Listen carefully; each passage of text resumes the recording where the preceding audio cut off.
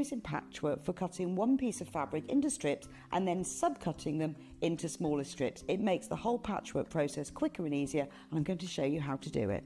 So if you want to cut a piece of fabric into strips and you want to use the whole width of fabric, fold it in half to start with, and then have the top fold level with one of the lines on your cutting mat. You can then trim it to start with because this is nice and level. So I'm just going to line up one of the lines on the ruler so I know that this is at right angles. Then using your rotary cutter, just cut all the way along the line. You can discard that piece, you don't need that. Now I'm going to cut it, say I want to cut it into 2-inch strips. If it says in your pattern, cut 2-inch times width of fabric, line the 2-inch mark up on your ruler and then cut it, and there's a nice 2-inch strip. Now with subcutting, you want to cut this strip into smaller pieces. So 2 ways of doing this: line up the strip on one of the straight lines, and say I want to cut it into 2-inch squares. Again, I'm going to trim the end off just so I've got a nice right angle, and then lining up the 2-inch mark, I'm going to subcut into 2-inch squares. So you can work 2 inches. If you then put the 4-inch mark, make sure you keep the lines on the top of your ruler parallel. So I've now subcut one strip into smaller pieces. If you want to subcut more than one strip, you can do this all together. 2 ways: you can either lay them on your cutting mat like this, one on top of the other, making sure they're nice and level, or if you've got more than 2, because I wouldn't cut through more than this number of layers together, put one below the other. Just make sure that they're all nice and straight and even. You can put them in a row like this. So I can now cut 1, 2, 3, 4 strips at the same time. Again, trim off the end, making sure it's nice and level. Discard those pieces. And if I wanted to cut them in maybe into 4-inch pieces, so I've got 2 by 4 inches, I can cut through all those 3 layers in one go and then carry on. And I've got now accurately subcut pieces from one larger piece of fabric.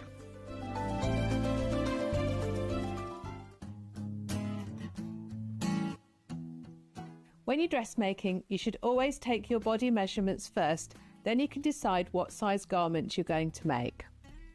It's really important to go by your body measurements, not the pattern sizes on the pattern, as everyone is different. It doesn't matter whether you measure in inches or centimetres. To take a bust measurement, you're going to go all the way around the fullest part of your bust. Pull it nice and tight. This is your actual body measurement. For your waist, you're going to measure at the highest, narrowest part of your waist. It isn't usually where your Thanks, Jake. Good morning. Good morning. Good morning, everybody. Good morning. 10, 9, 8, 7, 6, 5 seconds. 4, 3, 2, 1. Visualize live. Good morning. Welcome to Sewing Street. Me, Vicky Carroll. We have got a fabulous Monday morning for you. I've put on my bright colours. It's going to be a lovely sunny day today. In fact, we've got great weather all week, haven't we? Which I love. And speaking of sunshine, look who's back! Woo! Hi, everybody. Morning.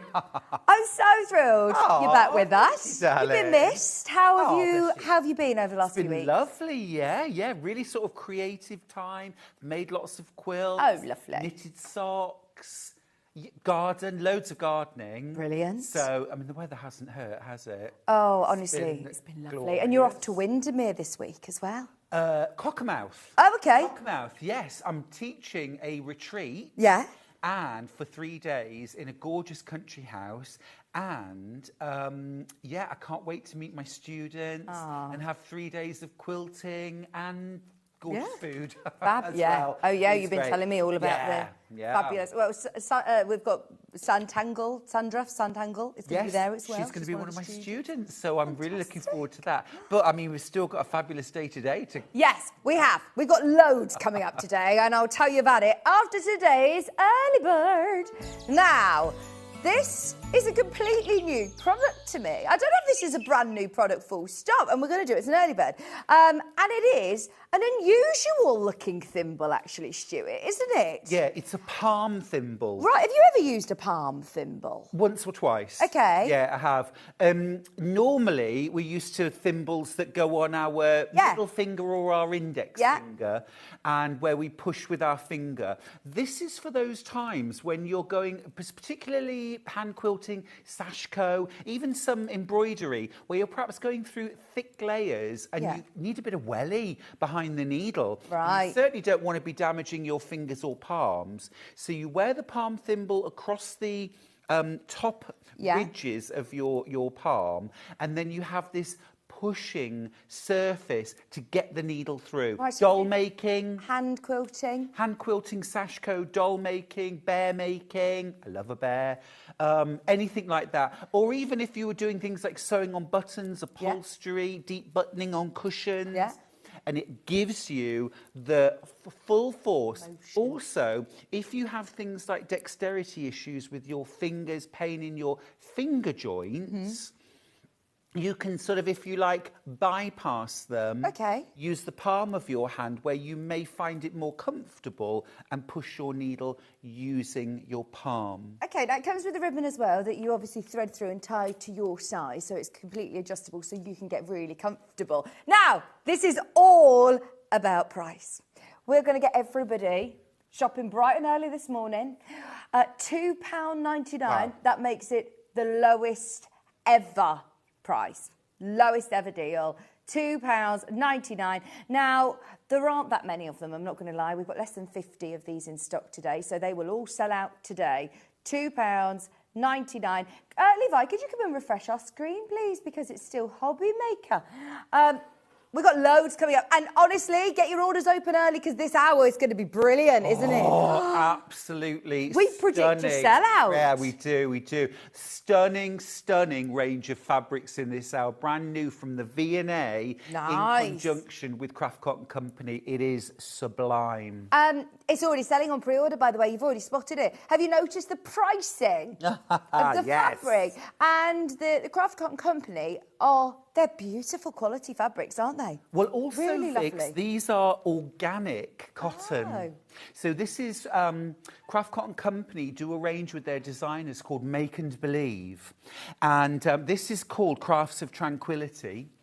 And it is absolutely gorgeous from their collection of porcelain, pottery, blue and white gorgeousness. I mean, it really rings my bells. I love it. Adorable. I love it. Right, that's going to be coming up in this first hour. Get the early bird whilst it's at the lowest ever price of £2.99. If you do lots of hand sewing, this is your chance. There's loads in baskets. Ollie's saying loads of you. Half the stock's already allocated in baskets, so do be quick if you want one of those. As I said, it's limited stock. We thought we'd do something wild to get everybody's orders open. And once you've paid your post and packaging, that's it for the whole day. It's covered. If you're buying from this first hour, if you're getting involved with any of Sunday, there's a lot going on today. Let me show you what's coming up because I've got guests galore as well. I haven't got an hour on my own, which is lovely for a Monday. It's not flashing, no. This first hour, as Stuart is explaining, we have got our Crafts of Tranquility collection, the V&A, teamed up with the V&A to be able to bring you this gorgeous blue and white, stunning fabric. Now, we've got pre-cuts. Get ahead on those if you want, as they are limited. We've got a mega bundle, we've got a complimentary solids bundle, and we have got the quilt pattern, the Galleria quilt that Stuart has got behind him, which is one of your patterns, one of your most popular, actually. I know how many people love this pattern. It is, and I designed this because I have had decades of feeling myself and hearing other people say, oh, this fabric's too gorgeous to cut up. Yeah. I want to show it off. And so I thought, oh, come on, Stuart, you can do it. So I did the Galleria pattern, which is like shop windows to display your wares. Favourite prints. Yeah, your favourite prints. Shall we start with this, by the way? So for anybody who is thinking, love the quilt, I've got fabrics in mind at home that I want to be, framing almost, and it is super simple. Come on over, Stuart. Okay, because cool. there's so much to talk about this hour. Yes. So This quilt pattern is Yeah. going to be completely brilliant for anyone who's a complete beginner as well. Yeah, Someone who's totally starting out beginner quilting. friendly. If you need a quilt in a hurry, Right. it's absolutely ideal because the block takes about 10 minutes to make each block. This one has 4 blocks. I mean, the one I've done has got a bit of a piece border, which I'll show you how to do. But also then within the quilt, there's a 12-block single bed quilt. There's obviously the 4-block wall hanging, and then there's also a 16-block. This is all from the same block. This. So what's the block look like then? What is the block? The block is, well, it's here, you can see, yes. So you have got, essentially a Galleria is like a small parade of shops. Yeah, yeah. And it's the kind of place where you'd go and have a really posh cup of tea or a glass of champagne. You'd have a glass of champagne, wouldn't you? Oh, yeah, yeah. Bit of gorgeous shopping, really gorgeous dress. Your dress, by the way, is Remembering absolutely stunning. I love your dress. Thank you. Gorgeous. Thank you. Go and get your beautiful bit of shopping. And in the Galleria, you've got big shop windows displaying things like the gorgeous new fashion. And then you've got smaller windows that are perhaps showing jewellery and gorgeous little things. So that's what you've got in the quilt. You've got the big windows and then you've got the small windows. But the purpose of all of the windows is to show off what's inside. So you've got these little neat kind of window frames that perfectly capture whether you're using a huge, large-scale K-facet print Or even a solid. It could be solids even. That would be, actually, Vix, that would be really cool to do this quilt in solids. I think it's solids with black sashing, Amazing. really bright colours, and then maybe if you've got, you know, you grace it, or if you just want to practice some love of your that. quilting. Love that idea. I'm going to do Go! that. Or things like, you know, it's got a stained glass look to Yeah. it, or a Mondrian look to it. Or if you know a new baby coming and you want to do, like, you know, kids 4 prints block. with, animal fabrics or a memory quilt. Yes. You know, some of the fabrics that you can print photographs onto. This would be lovely for someone's Yeah. special birthday. So it's just I've done great this to show with off. Tilda several times. Yeah. This it worked really, really well with, because it doesn't matter whether the print is really large or really small. Even for the big windows, you can put a small print in there and it still looks lovely. And it is literally for those fabrics where you say, I don't want to cut it up. Yeah. I don't want to spoil the design by Yeah. slicing through the middle. You don't have to. Wow, good scrap buster as well, isn't it? Yeah, you could absolutely, because, you know, you've got those small squares and even the big ones, you know, that could be, they could be pieced. You could sew 3 rectangles together to make the large piece. Yeah. You could switch it up. You could put thinner sashings in between. You could play with it. Yeah, it'd be nice to add some applique designs on top of machine it as well. embroidery. Yeah. A great pattern to have in your stash if you're a brand new quilter, if you're experienced, or like Stuart said, if there is fabric that you're looking at going, I don't know what to do with it, I don't want to cut it up into small pieces, the prints are too bold, you know, some of the big capes or some of your favourite prints.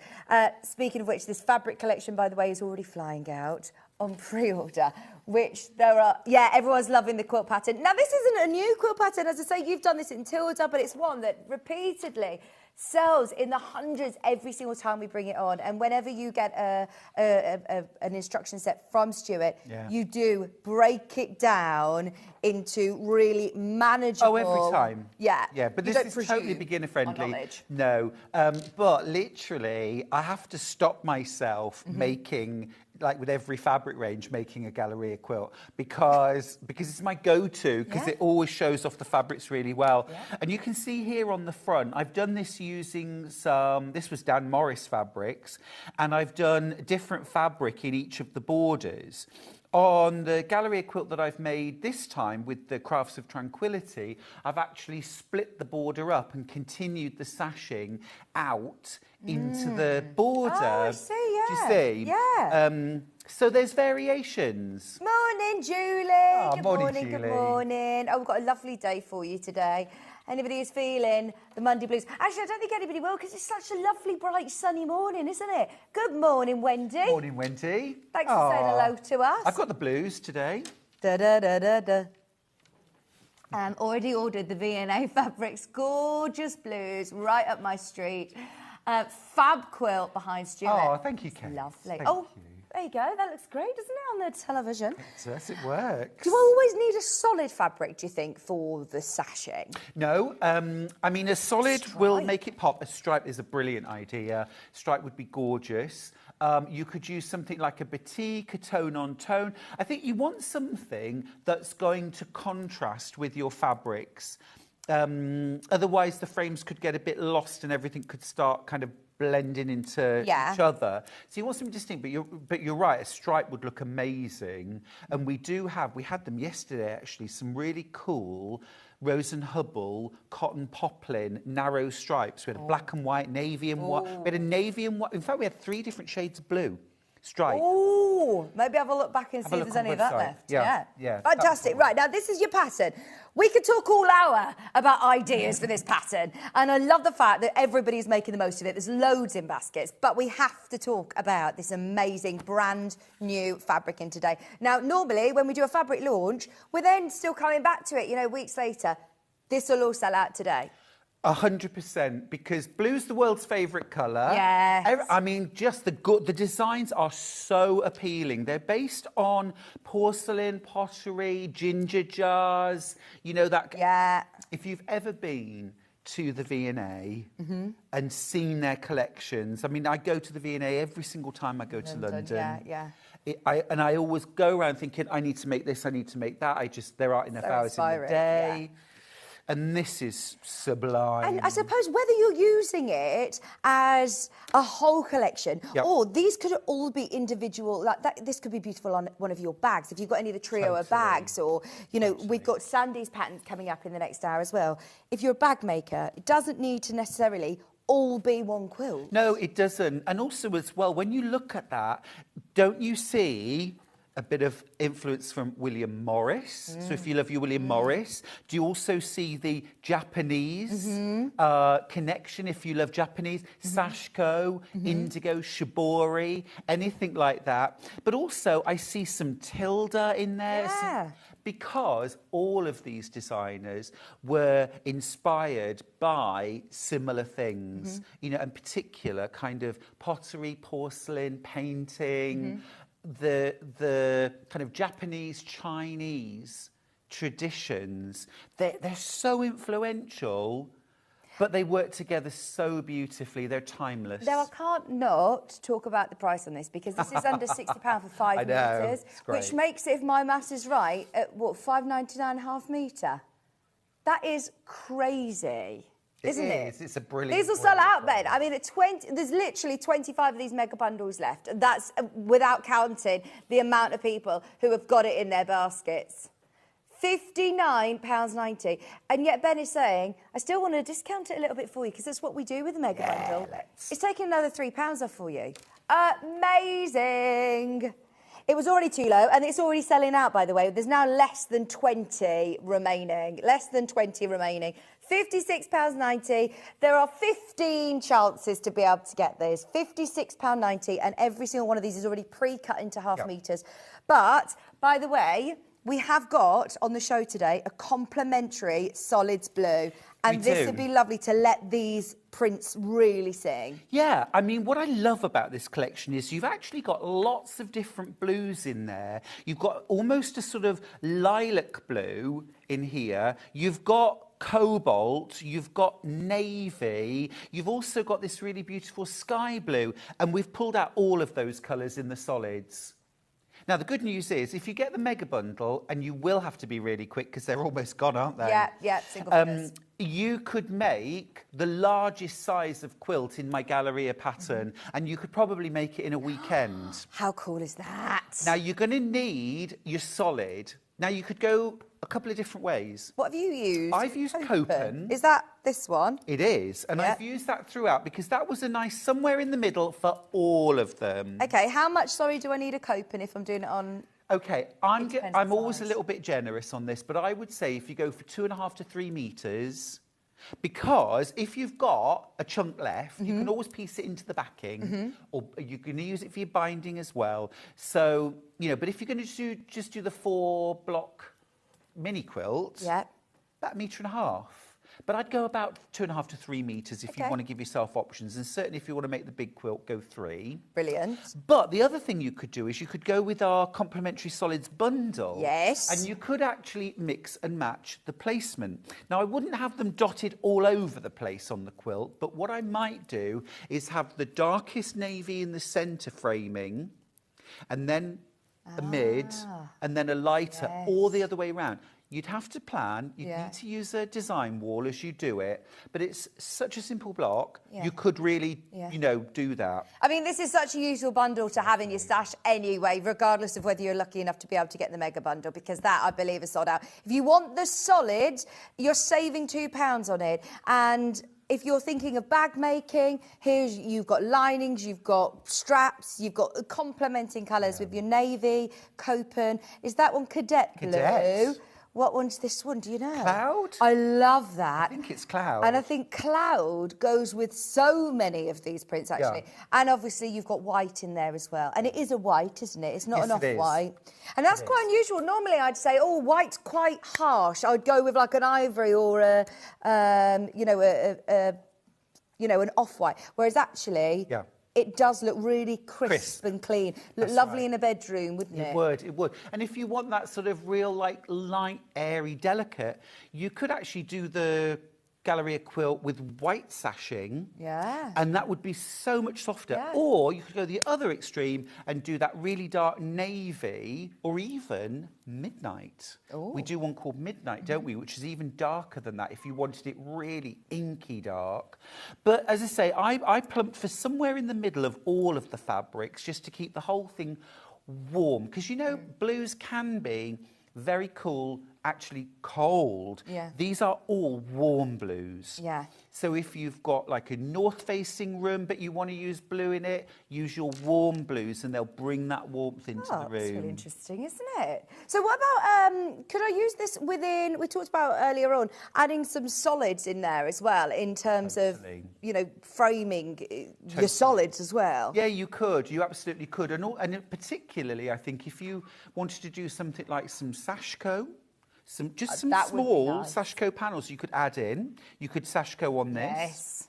Or you could do machine embroidery. There are lots and lots, Vix, of Japanese or Chinese-inspired embroidery designs, if you've got an embroidery machine.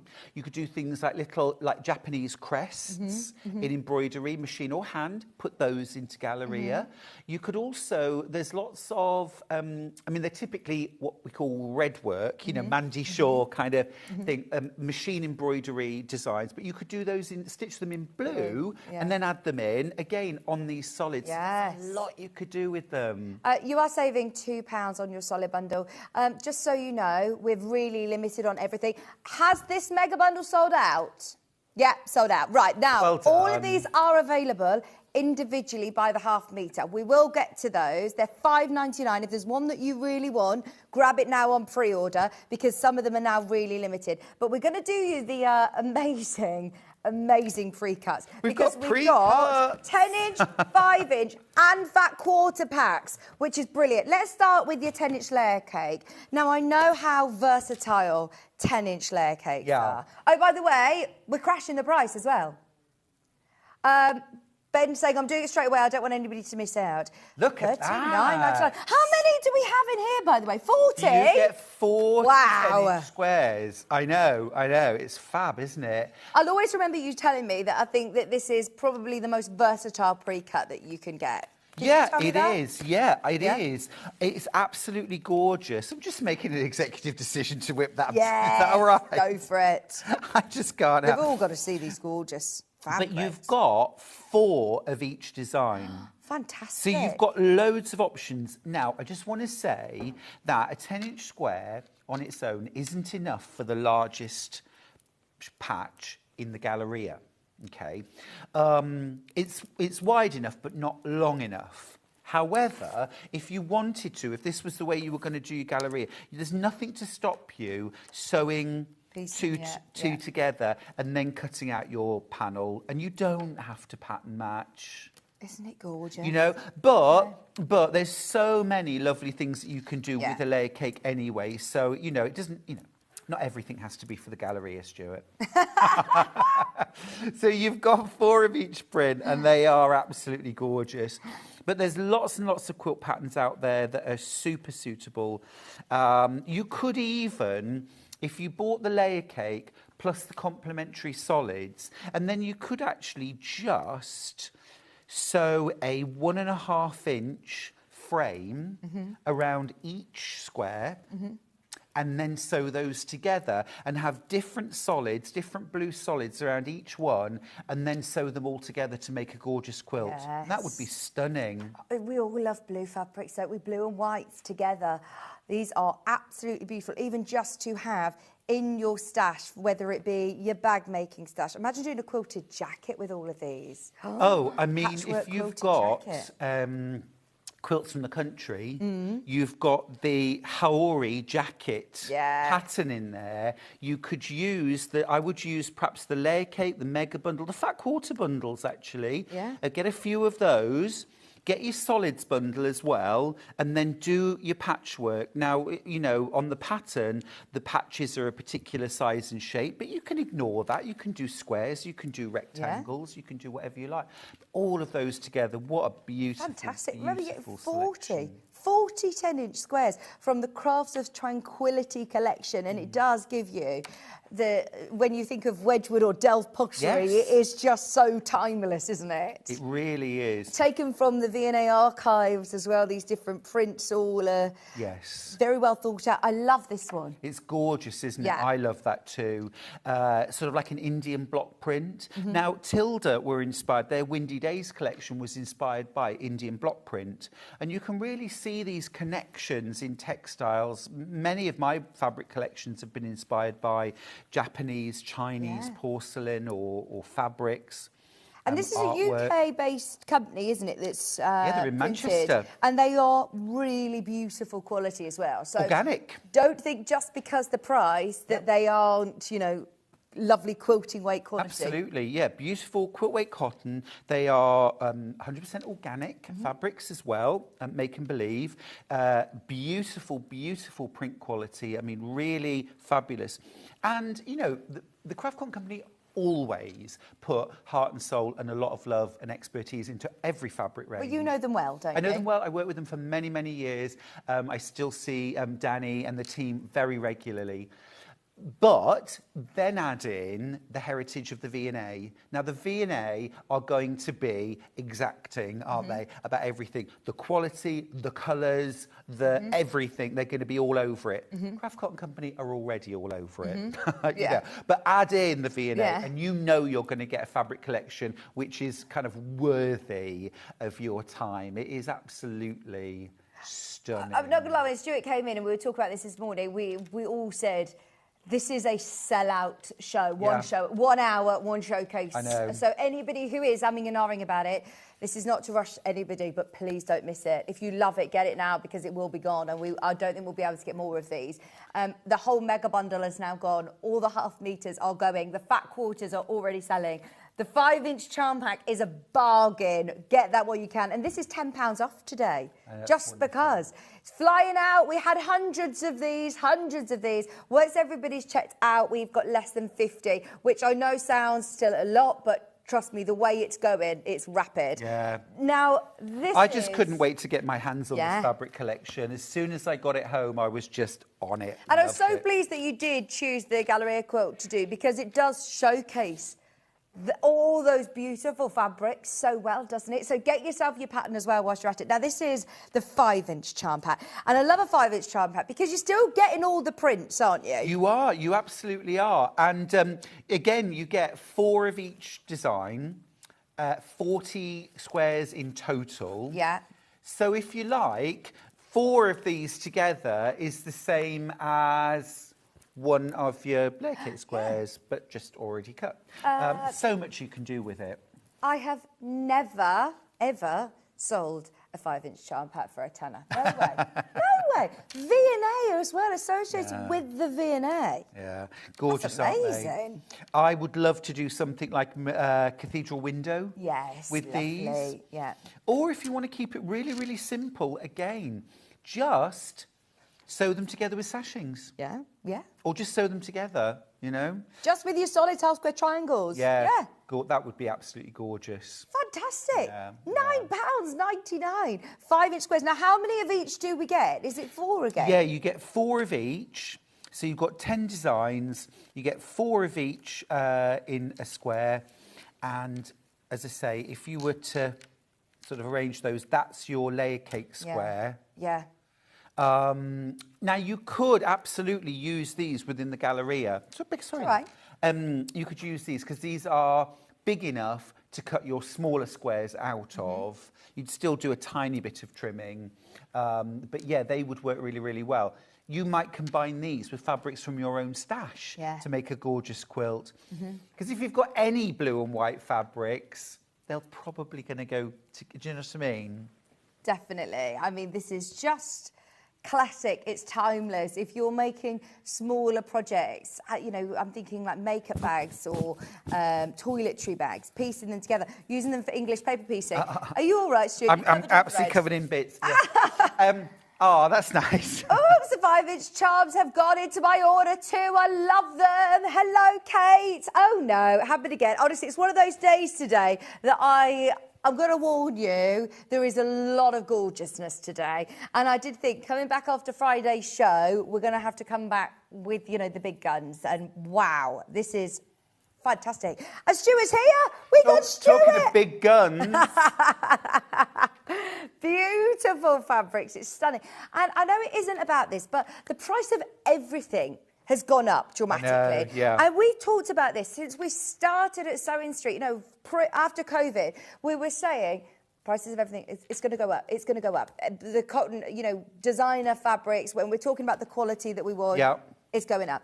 And we have seen it. You're normally looking at £9 a half metre now. So this is incredible that we can say, look, do something really creative. We've got the Improv book later. We've got so much inspiration today.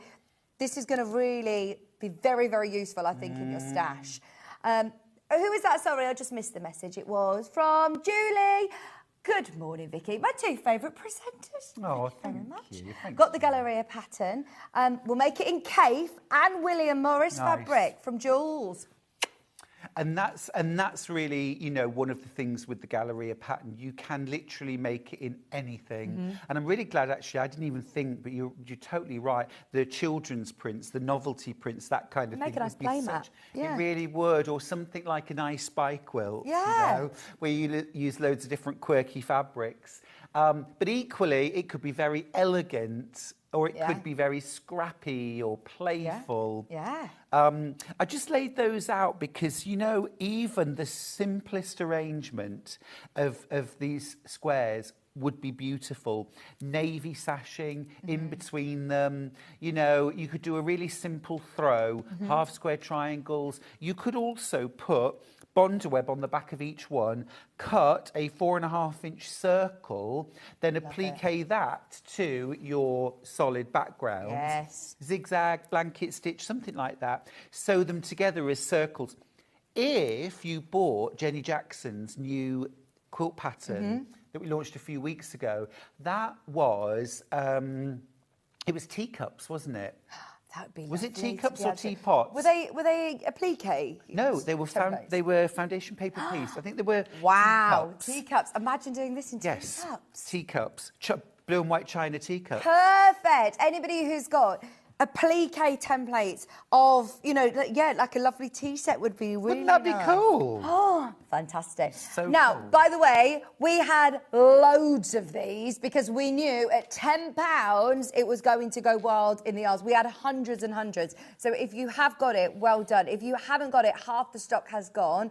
There's more than that in baskets. And please, please don't ever think, because it's, you know, £12 a metre, it's going to be less of a quality. That's it, exactly. You It's know, really I wish I could tell you which designer brands were printed literally on the same equipment and wrapped around. I wish I could, you know. So please don't think that this is a lesser quality, because it is not. It is not. Say no more. Yeah, and actually, as I say, they've gone 100% organic with their Make and Believe range. That's really good. So they're really investing in the future as well. Yeah. Love it. I love it. I'm so thrilled for you, everybody who's loved it. Now, loads of you have already got this. For anybody who is just tuning in, if you've just woken up with us, maybe had a little lie-in this morning lucky on a you. Monday morning. 6 yesterday, 4:30, after nearly 3 weeks off. Did you have a nap? No, when I woke up in the morning, I was... Oh, I half was 4 like, in the morning. Oh, I'm with you. It's like raising the dead. Yeah, but it's light, isn't it, now? It's like, yeah. well, not 4:30, but it's getting lighter again now. No. I absolutely love it. Now, for anybody who has got that first mega bundle, ideal. If you are looking at any of your fabrics, then in your stash that you're thinking, I don't want to cut them up, I don't want to cut them up, frame them. I've also got some photo sort of printer paper that you then print it onto fabric. Yes. Or iron it onto the fabric, don't you? That would be so cool. I've been thinking, what is it that I can make with it? I was thinking, I could put it onto a tote bag or something. Put it onto fabric and, frame They're like it. little picture frames. It'd be so lovely, That would wouldn't be it? gorgeous. And especially, you mentioned memory quilts. You could do a combination of the two, photographs and clothes. Yeah. Oh, what a nice idea. This is going wild in the aisles. Well done, everybody who's got it. Now, it's broken down into step-by-step instructions. We are going to do a bit of a demo as well, actually, aren't we, of how to put together a block. Yeah, absolutely. Fantastic. But it is really easy. This quilt you can do with fat quarters. Oh. So this is kind of like the single bed size quilt. You need 12 fat quarters for this. Our packs, I think, are 5 and 5. All I would say with that is, I mean, you do need fat quarters. However, I'm pretty sure you'll have something in your stash, a couple of fat quarters worth. I mean, you don't need fat quarters to add in, because if you've got a 4.5-inch square of something suitable, you can put that in. It's just minimum. Yeah, you know? or get some of your solids. Yeah. Get some of the solids as well. Yeah. Right, now, the fat quarter packs, we've got 2. Yes. These have already been flying out on pre-order. I've got QHVT97. I like the one with the moon. I do love this one. Lovely that, isn't it? Oh, there's literally 7 left. So I can't open it up because there's 7 remaining. But you're getting, if we flick through so you can see the prints, you're getting that really beautiful... Is this like bamboo or... Yeah. Oh, I'll tell you what I can do. I can grab the 0.5 meters of the fabric. Yeah, the moon, the leaf. The moon, the leaves...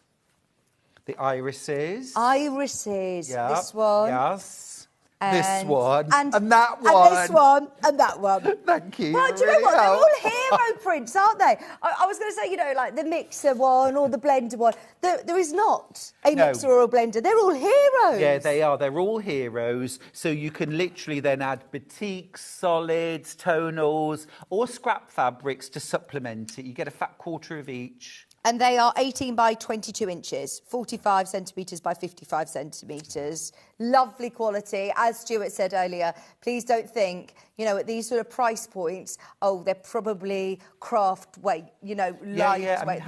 They're not. They're lovely. No, they're absolutely superb. You'll love them. And the print quality is fabulous. Right, we're calling that a sellout. That is about to go. There's more than enough of you there to see that sell out.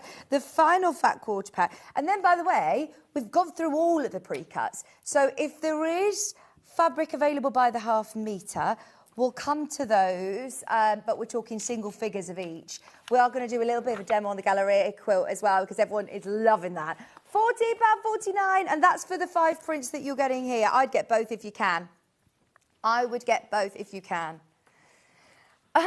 £14.49 for all 5 fat quarters. And as Stuart said, add a couple more from your stash. Make the quilt. Go for it. Bearing in mind that the 2 fat quarter sets are going to cost you less than £30. That's it. That's a lot of fabric there, isn't it? I was just thinking, Vix, Tilda Summer Blues.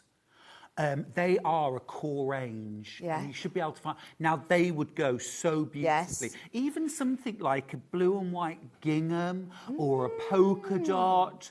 Or, do you know what I mean? Did you say you had the stripes yesterday? Yeah, we did. Rose and Hubble stripes. Yeah, Rose and Hubble. Now, they're a cotton poplin, Yeah. which is still 100% cotton. It's a very slightly lighter weight than quilt weight cotton. Can I still mix it in? with Totally, this? Yeah. 100%. Please don't think you've got to start interfacing or anything like that. Right. Just put them together. They're absolutely fine.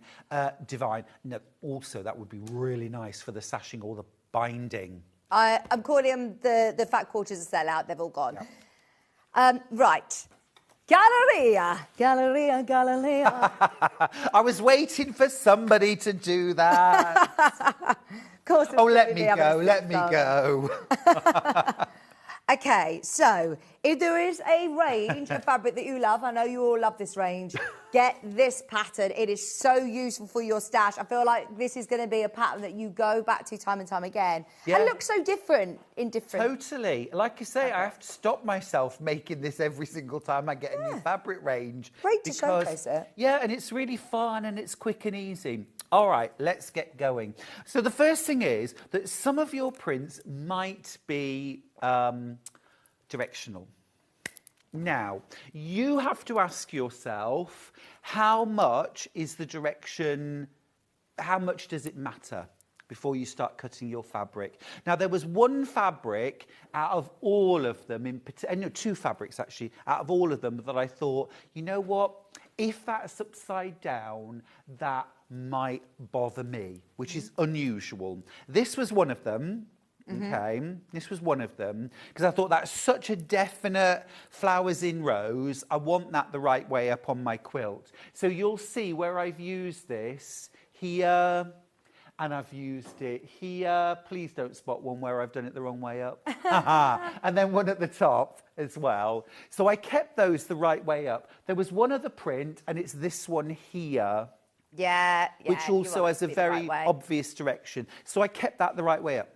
Obviously, bear in mind that you're going to make blocks, but the blocks twist and turn. This is the one time where you might want to crack out that design wall or lay them out on the floor or a bed or something like that, and just take your time and actually orient your patches the way they're going to go in the quilt before you sew them together. Okay. Because the actual block is this, and it's simplicity itself. You've got a big rectangle, you've got some small squares, and then you've got some sashing, and then you've got some sashing. Okay? So, sew them together. Now, if all the fabrics are non-directional, this is a directional print, but I'm actually not at all bothered if that twists and turns in my quilt. So that's not an issue. So, do you know, I thought I was being clever, Vix. Yeah. And I'd done my usual and not unlocked. Right. So, with this arrangement and these fabrics, it doesn't matter now, if you have a look, whether I keep it in this orientation. Oh, that worked well.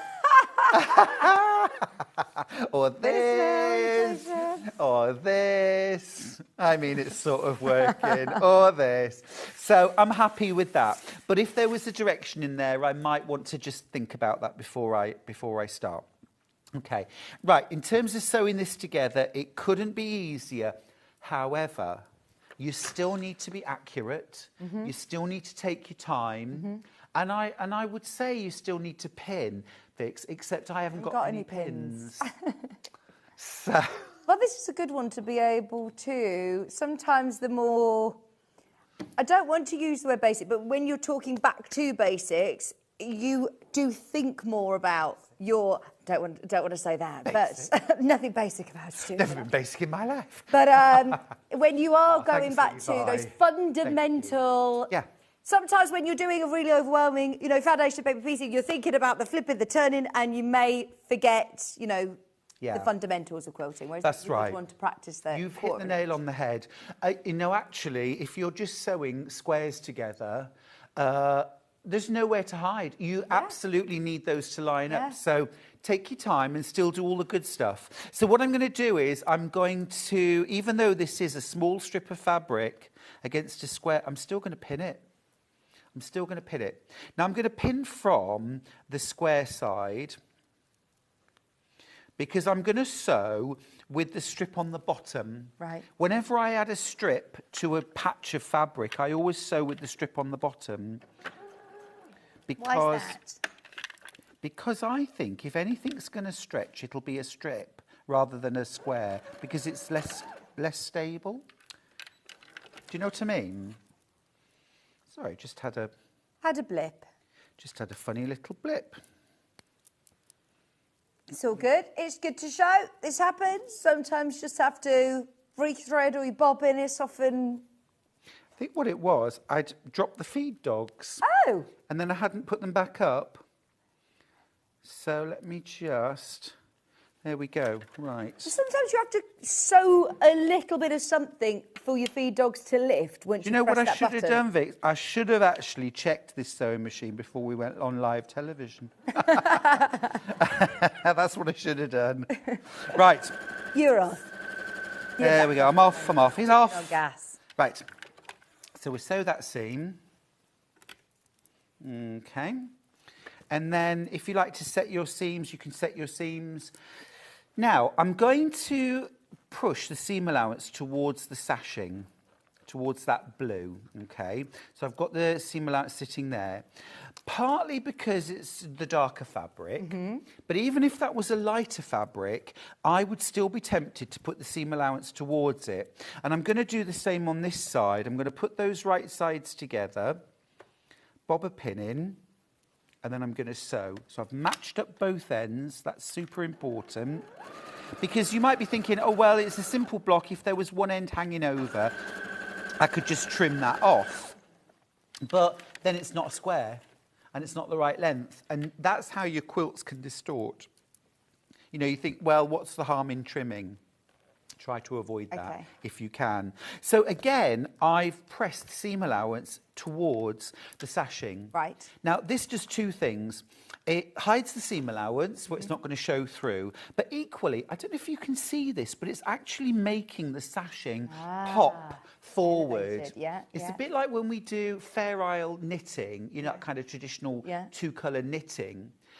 Where the non-working yarn, what we call the float, if it sits behind or in front of the working yarn, it can make the colour on the front pop or recede. And you use that in Fair Isle knitting to make some colours push forward and some colours retreat. We can do the same in our quilting. So I'm going to carry on. It's just crossover, isn't it? Am I doing that with all of my sashing? Yes. Yeah. All of your sashing, you're always going to press towards the sashing. And like I say, if you can do that, even if it's a lighter fabric, I mean, obviously, if it shows through horribly, then press them all towards the Galleria windows instead. But be consistent. And then that would make the windows pop forward, because they've almost got a little bit of padding behind them. The other thing, just going back to your suggestion about using solids in the Galleria pattern, is you could actually highlight quilting in each of the windows. Yeah. Could be hand quilting, it could be machine quilting. Yeah. If you've got Delphine's free motion quilting masterclass, this might be your showcase of all your hard work. Yeah, absolutely. And quite often you don't want to do lots of small patchwork when you're... Well, it's more so, I think, confidence when you think, right, I've just done so much patchwork and now I'm going to have a go at doing free motion. You think, oh my gosh, but I've just done all of that work. Whereas if you're doing solids and doing this great technique with your sash in between it, you then can say, right, like you say, these are my windows, these are my picture frames of my lovely artwork. Yeah. Great idea. Or Inktense pencils. Yes. Could be coloured. It could be panels that you've bought from Sewing Street. So I've done my first row, and I will give this a little press. You need to show Stuart your design, your fabric bundle, Ben.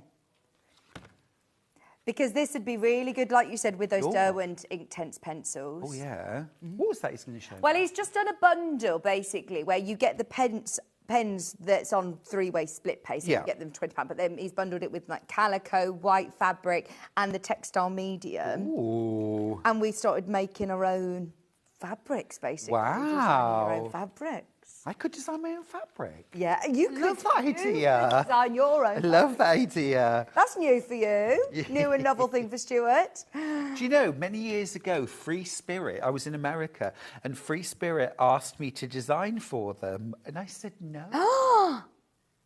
And then about a year later, they asked me again, and I said no again. Because I wasn't ready. Right. You know, sometimes you have to be ready for things. I mean, I do think life has a habit of throwing things at you when you're least ready. Yeah. And sometimes you have to just do it. Yes. But yeah, I wasn't ready. Anyway, listen, I'm sewing the long strip now to the big rectangle, but I'm flipping it over. Because do you know what I mean? If I sewed with that on top, this strip, I think, could stretch more easily than this big chunk of fabric. So I keep that on the bottom where it's controlled by the feed dogs. So I'm going to pin this together now. This is the bundle. Ben's managed to put it into the show. There it is. If you do love the idea of designing your own blocks within your Galleria quilt, then you've got calico, 1/2 metre, a whole metre of white. You get the 24 pack of the Derwent Intense pencils, which are fabulous quality. And you also get the textile medium. And you make a bit of a saving, and it's on split pay, so it's there just if you want it. Just wanted to show you here. So can you see I've matched the ends and I've pinned really carefully. And like I say, I know it's tempting sometimes to think, well, it's just a strip sewn to a rectangle. I'll just hold it. It'll be fine. But little thing, it's only a 10-minute block. So spend 10 minutes. Don't try and make this block in 8 minutes. Okay? And then you'll have a lovely flat quilt top. Ben, shout out to me which ones they are that you're running, because they're selling out. I mean, there's literally one unit of the one that Ben's just shown there on the screen. Oh, he's just going to run them all through. He's running them all through. Oh, yeah. Sorry. The filigree one's sold out, yeah. It's such a beautiful collection. I'm so glad that we've got it here on. So I'm so glad I got to bring it as well. Oh, Stuart, I'm so pleased you are here. It's gorgeous. Lush. That moon one, there's 5 units left. If you want it, it's there. 1/2 metre is £5.99. This one, oh, we got a slightly better quantity of... Oh, no, we haven't. No, we haven't.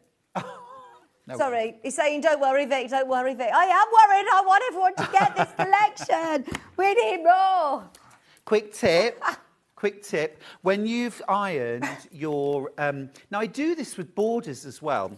When you iron the strip to the rectangle... Okay, when you iron your strip to your rectangle, this could be a border on a quilt. Now, if this was a border on a quilt...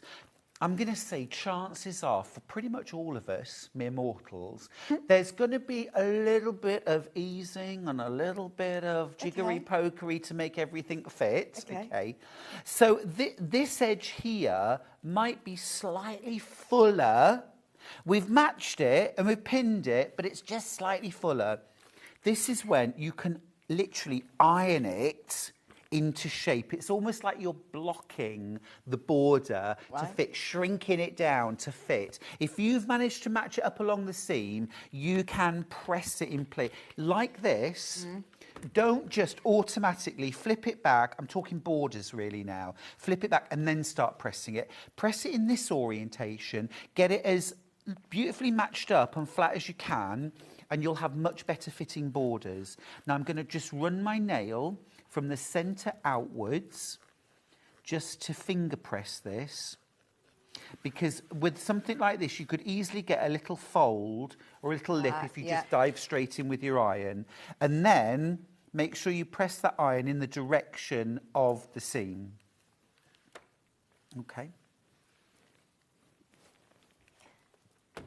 Okay, so that's that.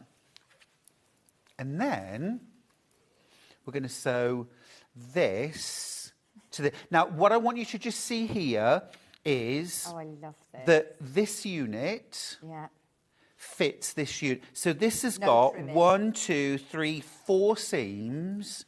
And is that because your accuracy and your seam allowance, Stuart? Yeah. Yeah. And your cutting? Yeah. if you get those fundamentals right, you don't need so much jiggery-pokery, and the whole ride is smoother, which we like. But yeah, so 4 seams, no seam, and they fit. So again, I'm going to put that on top, so my thin strip is on the bottom, and I'm going to pin. And again, I'm going to match up the ends.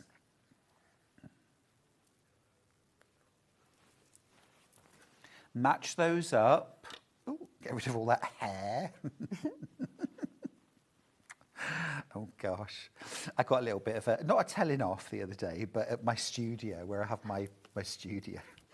Because it's like a business centre, you know, and it's all full of people that work on computers all day. And then I'm there with this sort of riotous, jumbly, colourful, fabric everywhere kind of thing.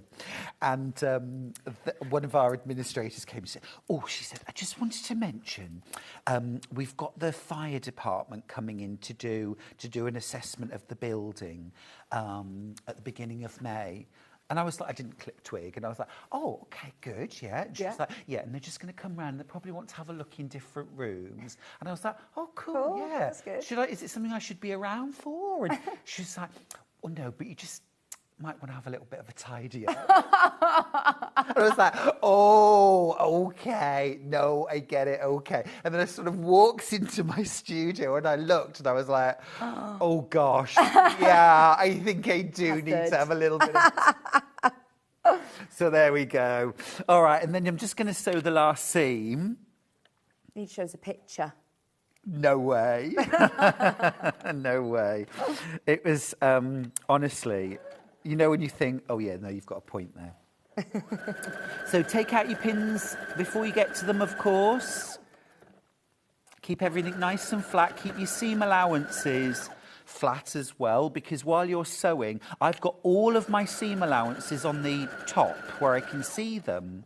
So there's no twisting or distorting of those seam allowances. I can keep them nice and flat. My block's going to be flat as a pancake as well. What are you going to be teaching on your retreat this week? So we are doing a pattern called Bloom Where You're Planted, which is from the summer chapter of Quilts from the Country.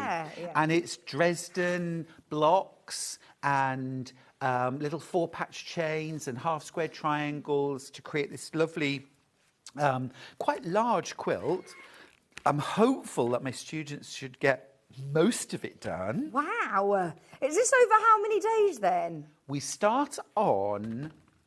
now, I need to get this right. Tomorrow's Tuesday. Tomorrow's Tuesday. You're here tomorrow. So Wednesday afternoon and evening. But, I mean, last year I had my students were still in the workroom at midnight sewing. Oh, my God. I know. They were like sort of gobbling down dinner and then straight back to the classroom to carry on. So that's fantastic. Cool. I know. And then we've got all day on Thursday, and then we've got Friday up until about 1:30. So now, if that was normal class times, then it wouldn't be long enough. But, of course, my students have burned the midnight oil. Wow. And we're up early. But there is quite a lot of time eating on the retreat. Yeah, you say you get... breakfast, then coffee and cake, then lunch, then afternoon tea, cake, then three-course dinner.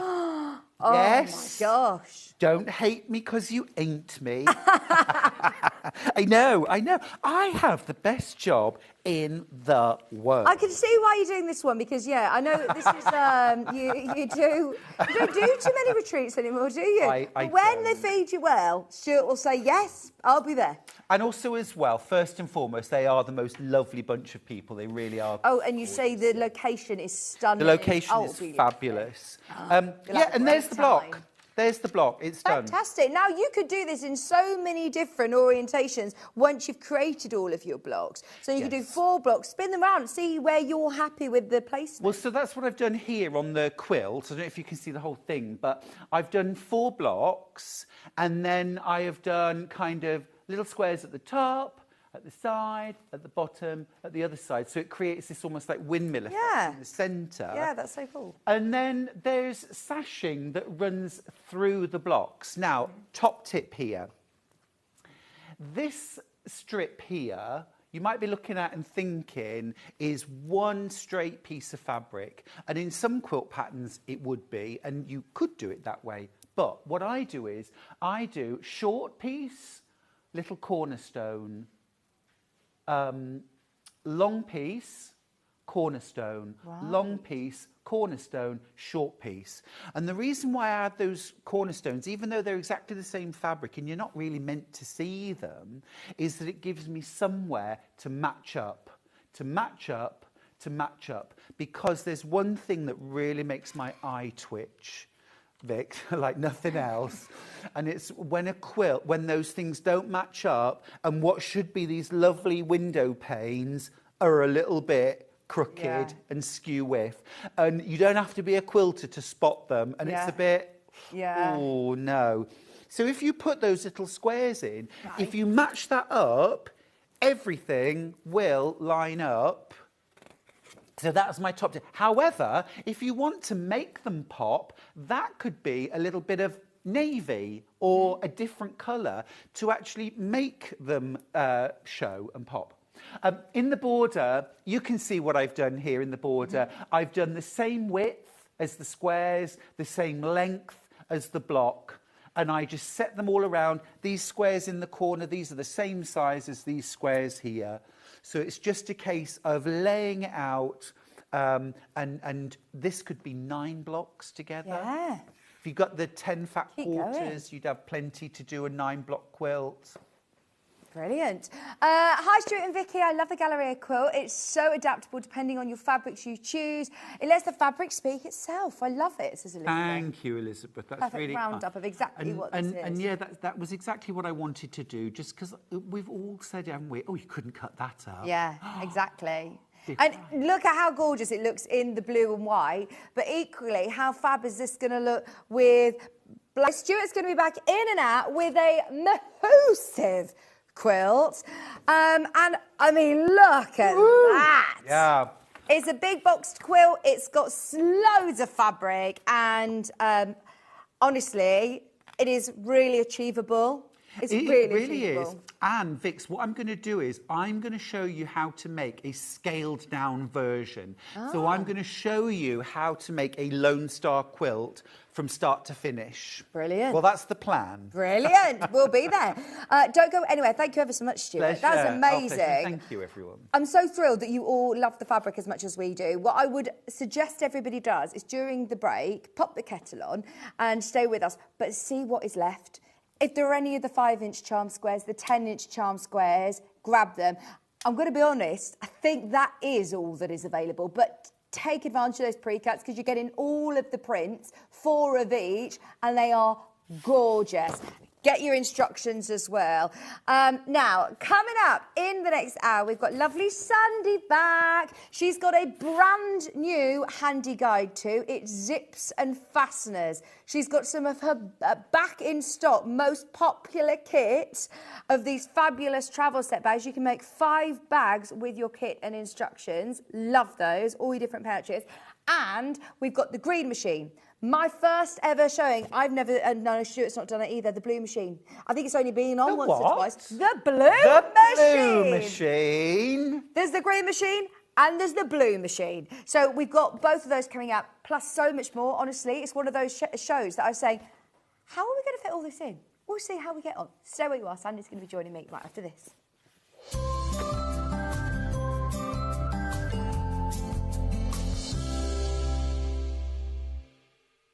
Hi everyone, Andy here, and I'm very excited to tell you about our next Craftopia event that's taking place from Friday, May the 23rd to Sunday, May the 25th at the lovely Abbey Hotel in Redditch. 4 workshops with some of the best tutors available in the crafting world today, bringing you a little bit from all 3 of our channels. That's Hobby Maker, Jewellery Maker and Sewing Street. And what's even better, the price includes all your accommodation, all your workshops, all your meals, all your snacks and a goodie bag worth over £200. And this year, for the first time, we're excited to bring you Friday night crafting with lots of surprises in store. So your talented tutors for the weekend are Julie Peplow, introducing you to the world of card making, Carla Bagshaw, who'll be inviting you to make your own memory albums. We also have Catherine Rice, who'll be introducing you to hand sewing, and Debbie Kershaw, introducing you to the wonderful world of jewellery making. And here's the best part, you won't need to bring anything at all because everything is included. So you can join us for the entire weekend, or just part of it, or if you just want to come to the workshops, we've got ticket options for everyone. All you need to do is to visit the website and search out Craftopia, or you can email me directly, andy.love@hobbymaker.co.uk. As always, places are limited, so make sure you don't miss out and book your tickets now. And join us for the best craft weekend ever, from Friday, May the 23rd to Sunday, May the 25th. I look forward to seeing you there. Looking for the perfect gift for the sewing enthusiast in your life? The Sewing Street gift card is just the thing. Choose between a physical card delivered to their door or a convenient e-gift sent straight to their inbox. It's easy. Just head to the Sewing Street website, scroll to the bottom of the page, click Gift Cards, or use your smartphone, scan the QR code and go straight there. Pick the amount you'd like to load onto the card, and that's it. The Sewing Street gift card, the gift of creativity made simple.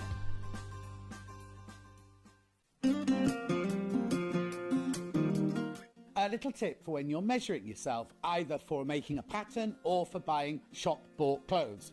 Take a piece of elastic, because it's really important to find where your natural waistline is. All you do is you just tie it around yourself. Doesn't matter how tight, because it's not going to be a waistband or anything like that. You just tie it around your waist, like that, and then leave it for a little while and move around, do a bit of exercise, do a bit of housework, do a bit of tidying up, and when you come back, right, this will be in your natural waistline. So if you're drawing a pattern, every single line emanates from your waistline, and if you're buying clothes, you will get your natural waist size. For example, this is my natural waist, and I measure 41 here, but I buy 36 jeans. So which one's right? Not the 36. My natural waist is a 41. Want to know what's coming up on Sewing Street? It's easy. Just visit www.sewingstreet.com and head to the TV Guide section for all the latest show details. Stay ahead and never miss a stitch with Sewing Street.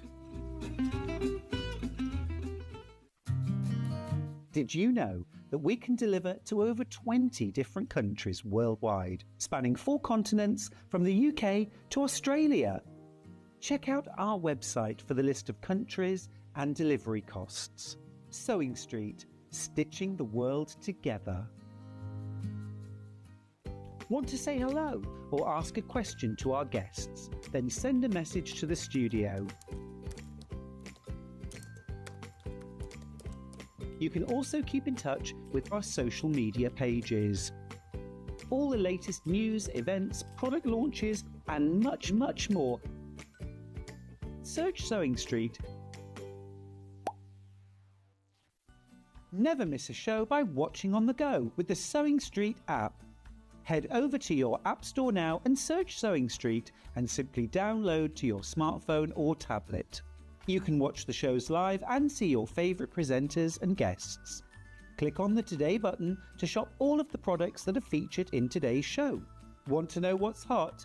Then click here to see today's bestsellers and highlights. Have you missed a show or want to watch one back? Then click the schedule button and you can go back 7 days to watch and shop, and you can also see what's coming up over the next 7 days. Want to say hello or ask a question to our guests? Then send a message to the studio. You can also keep in touch with all the latest news, events, product launches, and much more by clicking here for our social media pages. Never miss a show by watching on the go with Sewing Street. Not only is Sewing Street live from 8 AM till 1 PM on Sky 670, Freeview Channel 73, YouTube and the Sewing Street app, now Virgin subscribers can watch on Channel 754, which means there are more ways to watch your way with Sewing Street. Looking for some creative inspiration? Head over to the Sewing Street website and click on the SS Hub. It's packed with ideas, tips and projects to spark your creativity. Plus, you'll find the latest news and information on sewing machines and overlockers. Get inspired with Sewing Street. Did you know at Sewing Street that on various products we offer split pay? That means on certain items you can spread the cost over 2, 3, 4 or sometimes even 5 interest-free monthly payments. Just pay the first instalment when you purchase and you're away. So shop your way with split pay. Keep up to date with what's on Sewing Street, as well as all the latest news and special offers by signing up to our email newsletter. Go to sewingstreet.com and scroll down to the bottom of the homepage. Type in your email address and click the envelope. That's it. You'll never miss out on the latest news and special offers ever again.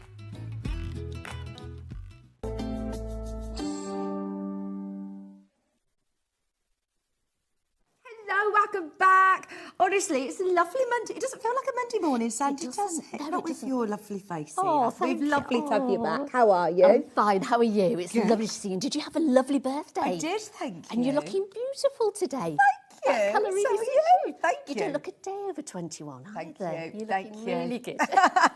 Now, this hour is so Packed. jam-packed. Yes. So jam-packed. We said we're following your lead, Sandy, because there is so much to talk about. We have to obviously start with your brand new handy guide. Yes. Now, I know that you've been talking to lots of, the viewers, working with a team of what it is that people tend to struggle with or need that little, literally, handy guide Yes, to know yeah, how to do it. absolutely. So this time we're going for zips and fasteners. Okay. Yeah. So what are we going to be able to learn within this? Right, well, I do lots of courses with people, and I think I find that the one thing people do, I don't put zips in. And I say, really, they're quite easy if you get to know them. And I think it's just getting to know the zip. This won't tell you how to put the zip in, but it will tell you what your zip is, the parts of your zip, which people sort of don't always know, because in a pattern it might say, measure your zip, and you don't know where you measure it from. Yeah. And it'll give a number for a zip as well, and people don't know what the numbers are for the zip as well. So that explains all that to you, and it gives you an idea of where you can use certain zips. So we have metal zips, we've got nylon zips, we've got open-ended zips, we've got zips on a roll, we've got all sorts of, and people sort of like go, oh, isn't it just a zip? And you go, no, it's not. So it sort of helps to unravel you with your zips, and then obviously in patterns you can tell you how to put those zips in. I mean, this is literally... Is this our physical version, by the way? Yes. Yes. Am I right in saying it's just only a physical version, or do we have a digital? Yeah, you've got a digital one as well. So we've got the physical and the digital. This is the physical copy. It's £4.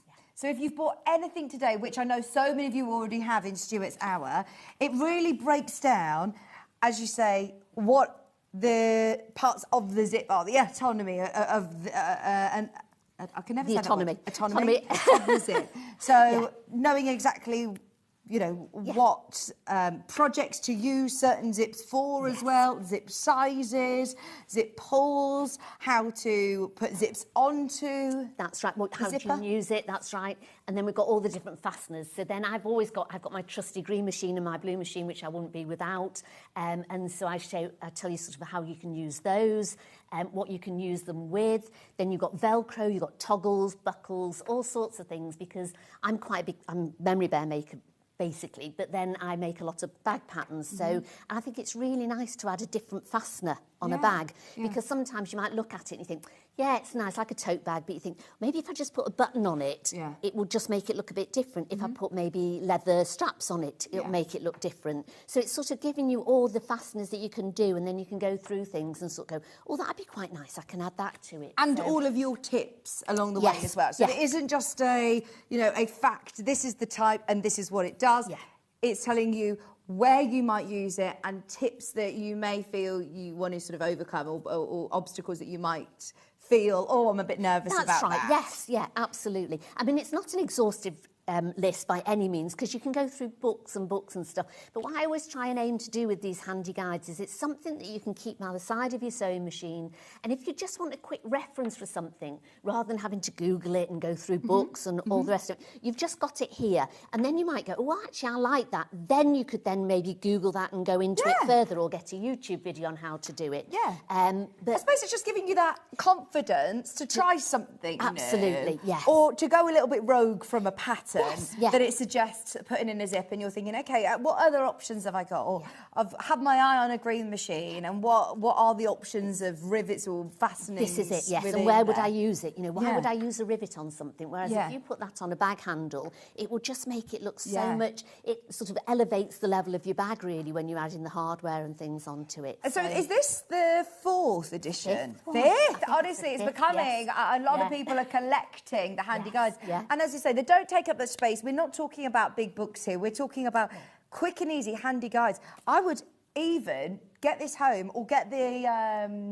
PDF version, have it then in a folder on your tablet or laminate this in your sewing room. That's right, yes. And have it there. I know people have got them in special little folders that they keep in their sewing room, and it's a lot easier than sort of like wading your way through your book, because you can think, right, I'm doing batting today. What can I, you know, which batting do I need? So you've got the handy guide to that one. You might sort of like think, oh, why isn't my sewing machine working? Maybe it's the wrong thread. Shall I have a look and see if I use a different thread? So you've got one for that. And then this one's just for your fasteners. So even on like cushions, I like to put buttons on the back of cushions. So I'll show you how you can sort of cover your buttons to really sort of personalise it as well with your blue machine.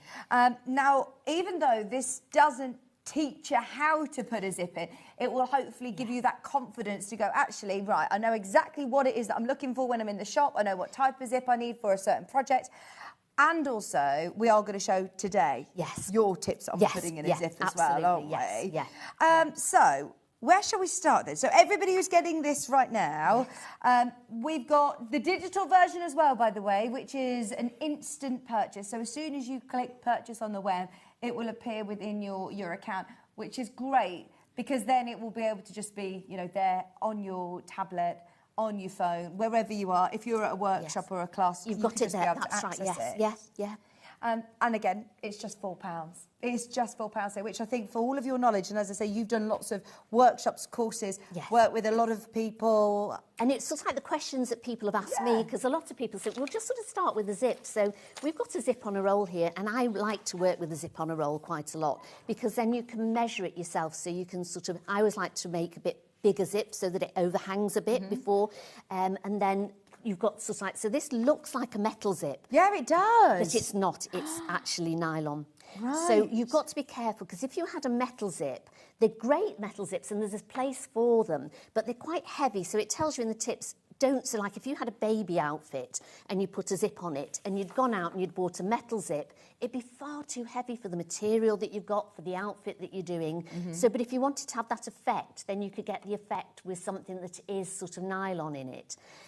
You can cut this with a metal zip. You would need to use pliers, so you'd have to take the teeth out where you wanted to finish it with like a plier, because if you tried to cut over a metal zip, you would ruin your scissors. Now, this is sold by the half metre today, so this is a 6mm zip. Right. It's the rainbow teeth, and it's sold by the half metre. It's only 99p a half metre, but I will warn you, it doesn't come with the zip pulls. Don't panic, because we've got so many options today for you. But where is it that I'm going to be using primarily a 6mm zip like I would use this on a bag, so I'm going to use it on my sponge bag today, because I think it'll sort of add a bit of decoration. So you want, especially with like the rainbow, you're going to see those teeth on it. So you want to sort of, something that you want a little bit of jazz to your project with it. So any sort of bag, I would use it. If you had a dress that you really wanted to make a feature of the back of it, you could do it so you had like a really nice rainbow zip down the back of your dress or something along those lines. So when you said it's a 6, so people might go, well, what's a 6? So it's the measurement of the teeth from side to side, and it's in millimetres. So that will be 6mm across there. Right, so does that make it a number 6? Yes. Right. So it's one of the chunkier zips. Okay. Okay, so it starts at round about a 3, which is like your small nylon zips around about a 3, which are quite tiny. And the larger the teeth, the larger the tape at the side as well. So it gives you more room to sew down as well. So do you find that that is a good place to start? Yes. If you want to do a zip, try it with a bigger zip, because it gives you more tape to it. It's not as fiddly. Yeah. You can also get invisible zips. So you'd need an invisible zip foot to put an invisible zip on. Okay, now this isn't a concealed zip. This isn't, because you're seeing it. So it's quite obvious, an invisible zip, you'd put it in. Normally dressmaking, we don't tend to use it in bag making. Maybe in a cushion, if you didn't want to see the zip in the back, you'd use an invisible zip. And you can use it without an invisible, I can't say that, an invisible zip foot, but it's really handy if you have one. And putting one of these in, though, a zipper foot, most of our machines have a zipper foot. They do. Most machines these days come with a zipper foot, and I'll just show you what that would look like. Because, again, people get all these foots with the feet, isn't it? Feet with your machine, and you don't know which one's which. So here we've got, if you can just see this one. Where is it? There we go. And you'll see it's got two little holes at either side. It sort of goes in at both sides. So it's a funny sort of looking foot, and that's your zipper foot. Now, this one's really good because it actually got a hole. Let's see if I can just use my little awl to point to it. This one's got like a little hole in the centre of it here. Yeah. Which means that when you use your zipper foot, you're going to have to change the way your needle is on your machine. So if you've got a zipper foot that's solid there, and you forget to move your needle across, when the needle goes down, it hits that metal there and it'll snap your needle straight away. So, but with this one, it has got a tiny hole there, which is really good. So it will go down, but then you'll be thinking, why isn't it sewing properly? So when you're putting it on, if you're sewing on this side of your zip, you'd want to put your needle right over to the right. So it'll go down this side. But then you could also sew it on the other side. It depends sort of where you got it on your project. And then you would take your needle over to the left and have the needle going in this little hoop here. Right. So that's then what you're getting really close to it. And then you'll get as close as you can. Now, it doesn't matter. Sometimes you want to leave some of the tape showing. So when you do it, just sort of move your foot out. And so with this one, you could actually use, if you had a slimmish foot for your sewing machine, and I know people that use like industrial sewing machines, they come with a really long sort of flat foot. They don't tend to bother with the sewing with a zipper foot. You can just use it down. But most domestic machines, the foot is normally sort of quite big, quite chunky. This one sort of comes with this one. So as you can see, if you're going along here, your needle will be coming through here. And so you're sort of only just going to get it onto the edge because you can't butt it up enough. So, I mean, a majority of these feet are literally click on, click off, depending on your machine. Put your zipper foot on is a really good tip to get it so easy and tidy. Absolutely. Now, do I need a certain size zip pull? You will. To go with the size that's corresponding? Yes. So, for example, that one is number 6, a 6 millimetre. I've got some really cool zip pulls. Will they fit onto these? Yeah, they should do. Okay. You're going to give it a try in a second. So then you tend to get these are sold out. with the zips on the roll. Yeah. They tend to come with little pulls. Do you want to pass just one of those over, if you can? One of these? Yeah, that's fine. So you can see this one is a lot smaller and wouldn't necessarily fit on the chunky one. So when you get a zip on a roll, it'll tend to come with some of the little size. Pulls. Yeah. And so they're gorgeous, aren't they? So I'll show you how we put them on in a second. So if you've got a chunky zip, you'll need a chunkier pull for it. And a little tip is if you've got a thinner zip and you've got sort of like a smaller pull on it, I tend to put like a ribbon through the end because if you've got, say, like a purse and you just want a small zip on it, sometimes they're really fiddly to get hold of and you get your purse out of the bag and you can't find that little zip pull. But if you get either a bit of the material that you've used or like a little corresponding bit of ribbon, you can just put it on and tie it on the end and make like a little feature of it or put a little zip charm on the end of it. These will go with because these are 5, 6 millimetres. So will these go with number 5 and number 6? Yes, that's right. Zip tapes then. Fantastic. Only $3.99. They have also now sold out. Well done. Now, if you missed out on the lightning bolts, can I just show you the gold ones before they go too? Harry Potter lovers. Yes. Or David Bowie lovers. Oh, yes, absolutely. Yes. Now we're talking. Look at those, These are so cool. I remember doing a makeup for my friend when we went out clubbing and I did the big Ziggy Stardust stripe on her, This is so cool. Right, now you're getting all 5 of them, £3.99. These are perfect for your 5 and 6 millimetre zips.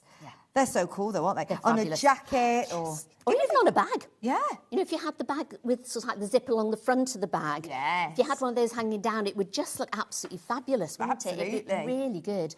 And if you wanted to, like on the the big sort of vanity bag Yeah. that I've got here, we've got a big chunky zip here and it goes all the way around. So I've got sort of, and again, it looks like a metal zip. Yeah, it does. But it's Is it not. It's not. It's a nylon one. Fantastic, which means you can cut through. Or, And yeah. again, it was a zip on a roll. Now, I've just got one zipper on here. But what I could have done is, because I was doing the zip on a roll, if you want, you can put a zip pull on each end, take it to the middle, so that then if you had the both here, you could then pull them both round. So that's the ideal thing. If you've got a zip on a roll, you can put the two zippers on it if you want to. The silver lightning bolts as well. I'll bring these in. They're all really limited now. They are limited. We don't often get the pulls, and I said, please, can we have some pulls on side? I am sorry, Jen, if I bullied you, because I said, please, can we have some really nice, funky pulls on today? So she said, yeah. We needed more. We absolutely needed more. So grab those whilst you can, because they're about to sell out as well. But they're your silver. You get all 5 of them. Once again, there to go with your 5 and 6 millimetre zips on a roll, that's right. or zips by the half metre. Yes. These will work really nicely with the rainbow one as well. Oh, yeah. Perfect. If you want to make a real statement of your zip. What's that? Oh, the eyes. They've already gone on pre-order. Have you seen those? Yes, they're lovely, aren't they? They are so cool. So those have all gone already, yeah? Yeah, they've all gone already. It's so busy today. Anything that you've spotted, grab them while you can. And then we've also got the silvers. These, they're gone. Yeah, they've gone. They've gone. Right, shall we show you how you put them on? Yeah. I have heard so much about this jig, and I have never physically seen it in the flesh. I hope I do you proud today. Emily, are you watching? I hope you're watching, Hi. I love it when, you know, somebody who's very creative obviously designs a product that's going to help us out. Yeah. So she's amazing. I mean, the stuff that she comes out with is absolutely brilliant. And I think she's got a brand new one now that you can actually clamp onto your desk as well. But I've got these. I've got 2. So she has the bigger one and she has the smaller one as well. Isn't that what? So what's this hold for? Can I clamp this to the You desk? probably could, maybe. Yeah. I don't know. Yeah. But now, you don't actually need to. Now, you can put it on. If you don't have this, you can get it on. People use forks, before I had this, I used to twiddle around, and I could spend hours just trying, because I always like using zip on a roll, because I think it's so handy. Yeah, get the right size zip. If you do a lot of dressmaking, if you do a lot of bag making, you always need a zip. So, I mean, we've got like basic colours there, which is just so handy. You can put the fancy zip pull on it and just really make it look different. So it's fabulous. Is this handy to have as well? If you're on one of my coats, I have lost like the end of my zip. Can I get any zips back onto? It depends what the end's like. Okay. If it's sort of like moulded on the end, you possibly won't be able to get it on.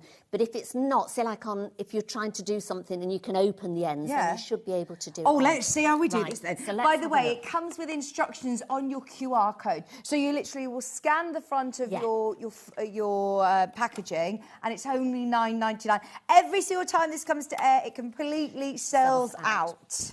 Yeah, because I saw her recently and I said, I've got to have those zip jigs on, I said, because they're just brilliant. So if I'm doing this, I want it just to hang over a little bit, and I'll tell you why. So I'm going to cut this off here.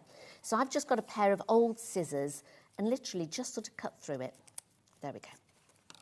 So you've got the length of the zip. Now, when it tells you what size zip you want... Can I just bring you over to me? Yes. Thank you. When it tells you in a pattern what size zip you want, it's normally a zip that you've bought from the shop, which is a set zip. Now, they have an opening and a closure, and you'll find a little bar at the end here, and you'll find that there's no teeth from about here, and that's what you need to measure. So that's the bit that you measure. You don't, so this one, you don't measure all that. You would measure from where the start and the finish. Yeah. And you can buy the little clasps to go over the bottom of them if you want. They're just like little metal bits, and they'll go over the bottom, and you just use your pliers to close them. I tend to use cotton, so when I've put my zip pull on, I will then just put a couple little stitches at either end if I want to make sure I'm not going to pull my pull off when I'm doing something. Okay. Right. So you can open all of it. And we're going, I know, it's scary, isn't it? Yeah. This is where I get really scared, because I do it at home all the time, and I do it so quickly. And I'll be on here, I think Em said when she comes on, so you think... Have you demonstrated this on air before? No, never. Oh, here we go. Well, I'm telling you this. I know, this is great, isn't it? Right, so you want the jig with the V-bit sort of pointing towards you and the little foot away from you. Now, when you get your pull, obviously, that's the front of it, where your little pull is. And then the flat bit is the back of it. So you want to have the back bit facing you. So you slot it down here. So if you can see, it just slots down and you've got your back there. So that will be facing you. Then you want your zip, again with the teeth, so that will be the right side away from you because it needs to go there. So you want to put, can you see here? So you want to put both of the pieces in at the same time. And you won't be able to do it. Because if you put one in and then try to get the other side in, it won't do it. Right. So you want to put them in at a little bit of an angle together. And it's on. And then pull down. And that's it. Oh my gosh. And then you pull that off. And you've got your zip pull on. And that is on. Now, do I need to sew across here at this point? I would then put a little zip, because if you pulled it off, you would actually pull it off. Okay. So I would then tend to put just a little stitch over the bottom there, just a little overstitch. I can show you. Can I pull it off so you could show that again? Oh, because go on if then. you blinked, you probably missed how it. quick that was. Yeah. For anybody who has not already got this zipper jig tool, this is brilliant. Anybody who's got a zip on a roll, and because what's your alternative? You say there's all sort of people sometimes will pop this in sort of like a fork, but then where do you hold the fork? So you've got the fork between your knees whilst you're trying to finish it. No. Or you can literally just sort of try and do it, but you're trying to hold this, you're trying to hold these at the same time, because literally you can get one in, you can always get one in, and one will go in quite easily, but then trying to get the other one in at the same time will be really hard. That is brilliant. Now, what size zips can I use in here? Most sizes. So can I use any of these? Yes, These ones as well? So if you try that and pass me that, I won't cut any off it because I know, but we can... So if you want to just open... So you need to open your zip up. Again, I've not opened all of that up. You want to put your zip backwards, down. okay. So it goes down. So you want the open bits at the top and like your little pull hanging down at the front. And do I push that as far as it's happy to go? It doesn't need to be wedged all the way? No, it's literally just holding it. So this tool really just holds that to make it a lot easier for you to put this that in. would be handy as well. If it's for clamped. it to be, you know, I mean, I've never had mine clamped, and and it never sort of wobbles around, so I'm fine with it. But it's great if you've... But then you can lose them, because I'm always thinking, where's my jig gone? So if you've got it clamped, you could leave it on your table at the end, because I use zips all the time. So, oh, Emily, this is brilliant. It's flying out, by the way, just so you know. We bought loads of these in, especially for Sandy's Zipper Show. So, yeah, definitely make the most of it. So you've got your zip, and literally put both of the edges in, pull it down. Oh my gosh, that is so good. And then you just open up the rest of it so you've got it to wherever you want it, and then you just cut it off. Oh, that is so good. And so if you were doing, sort of like on the vanity case that I've got, and you wanted two, you would cut off the other end and you put the other zip pull on the other side so that they would meet in the middle, and then you could open them up either side, you see.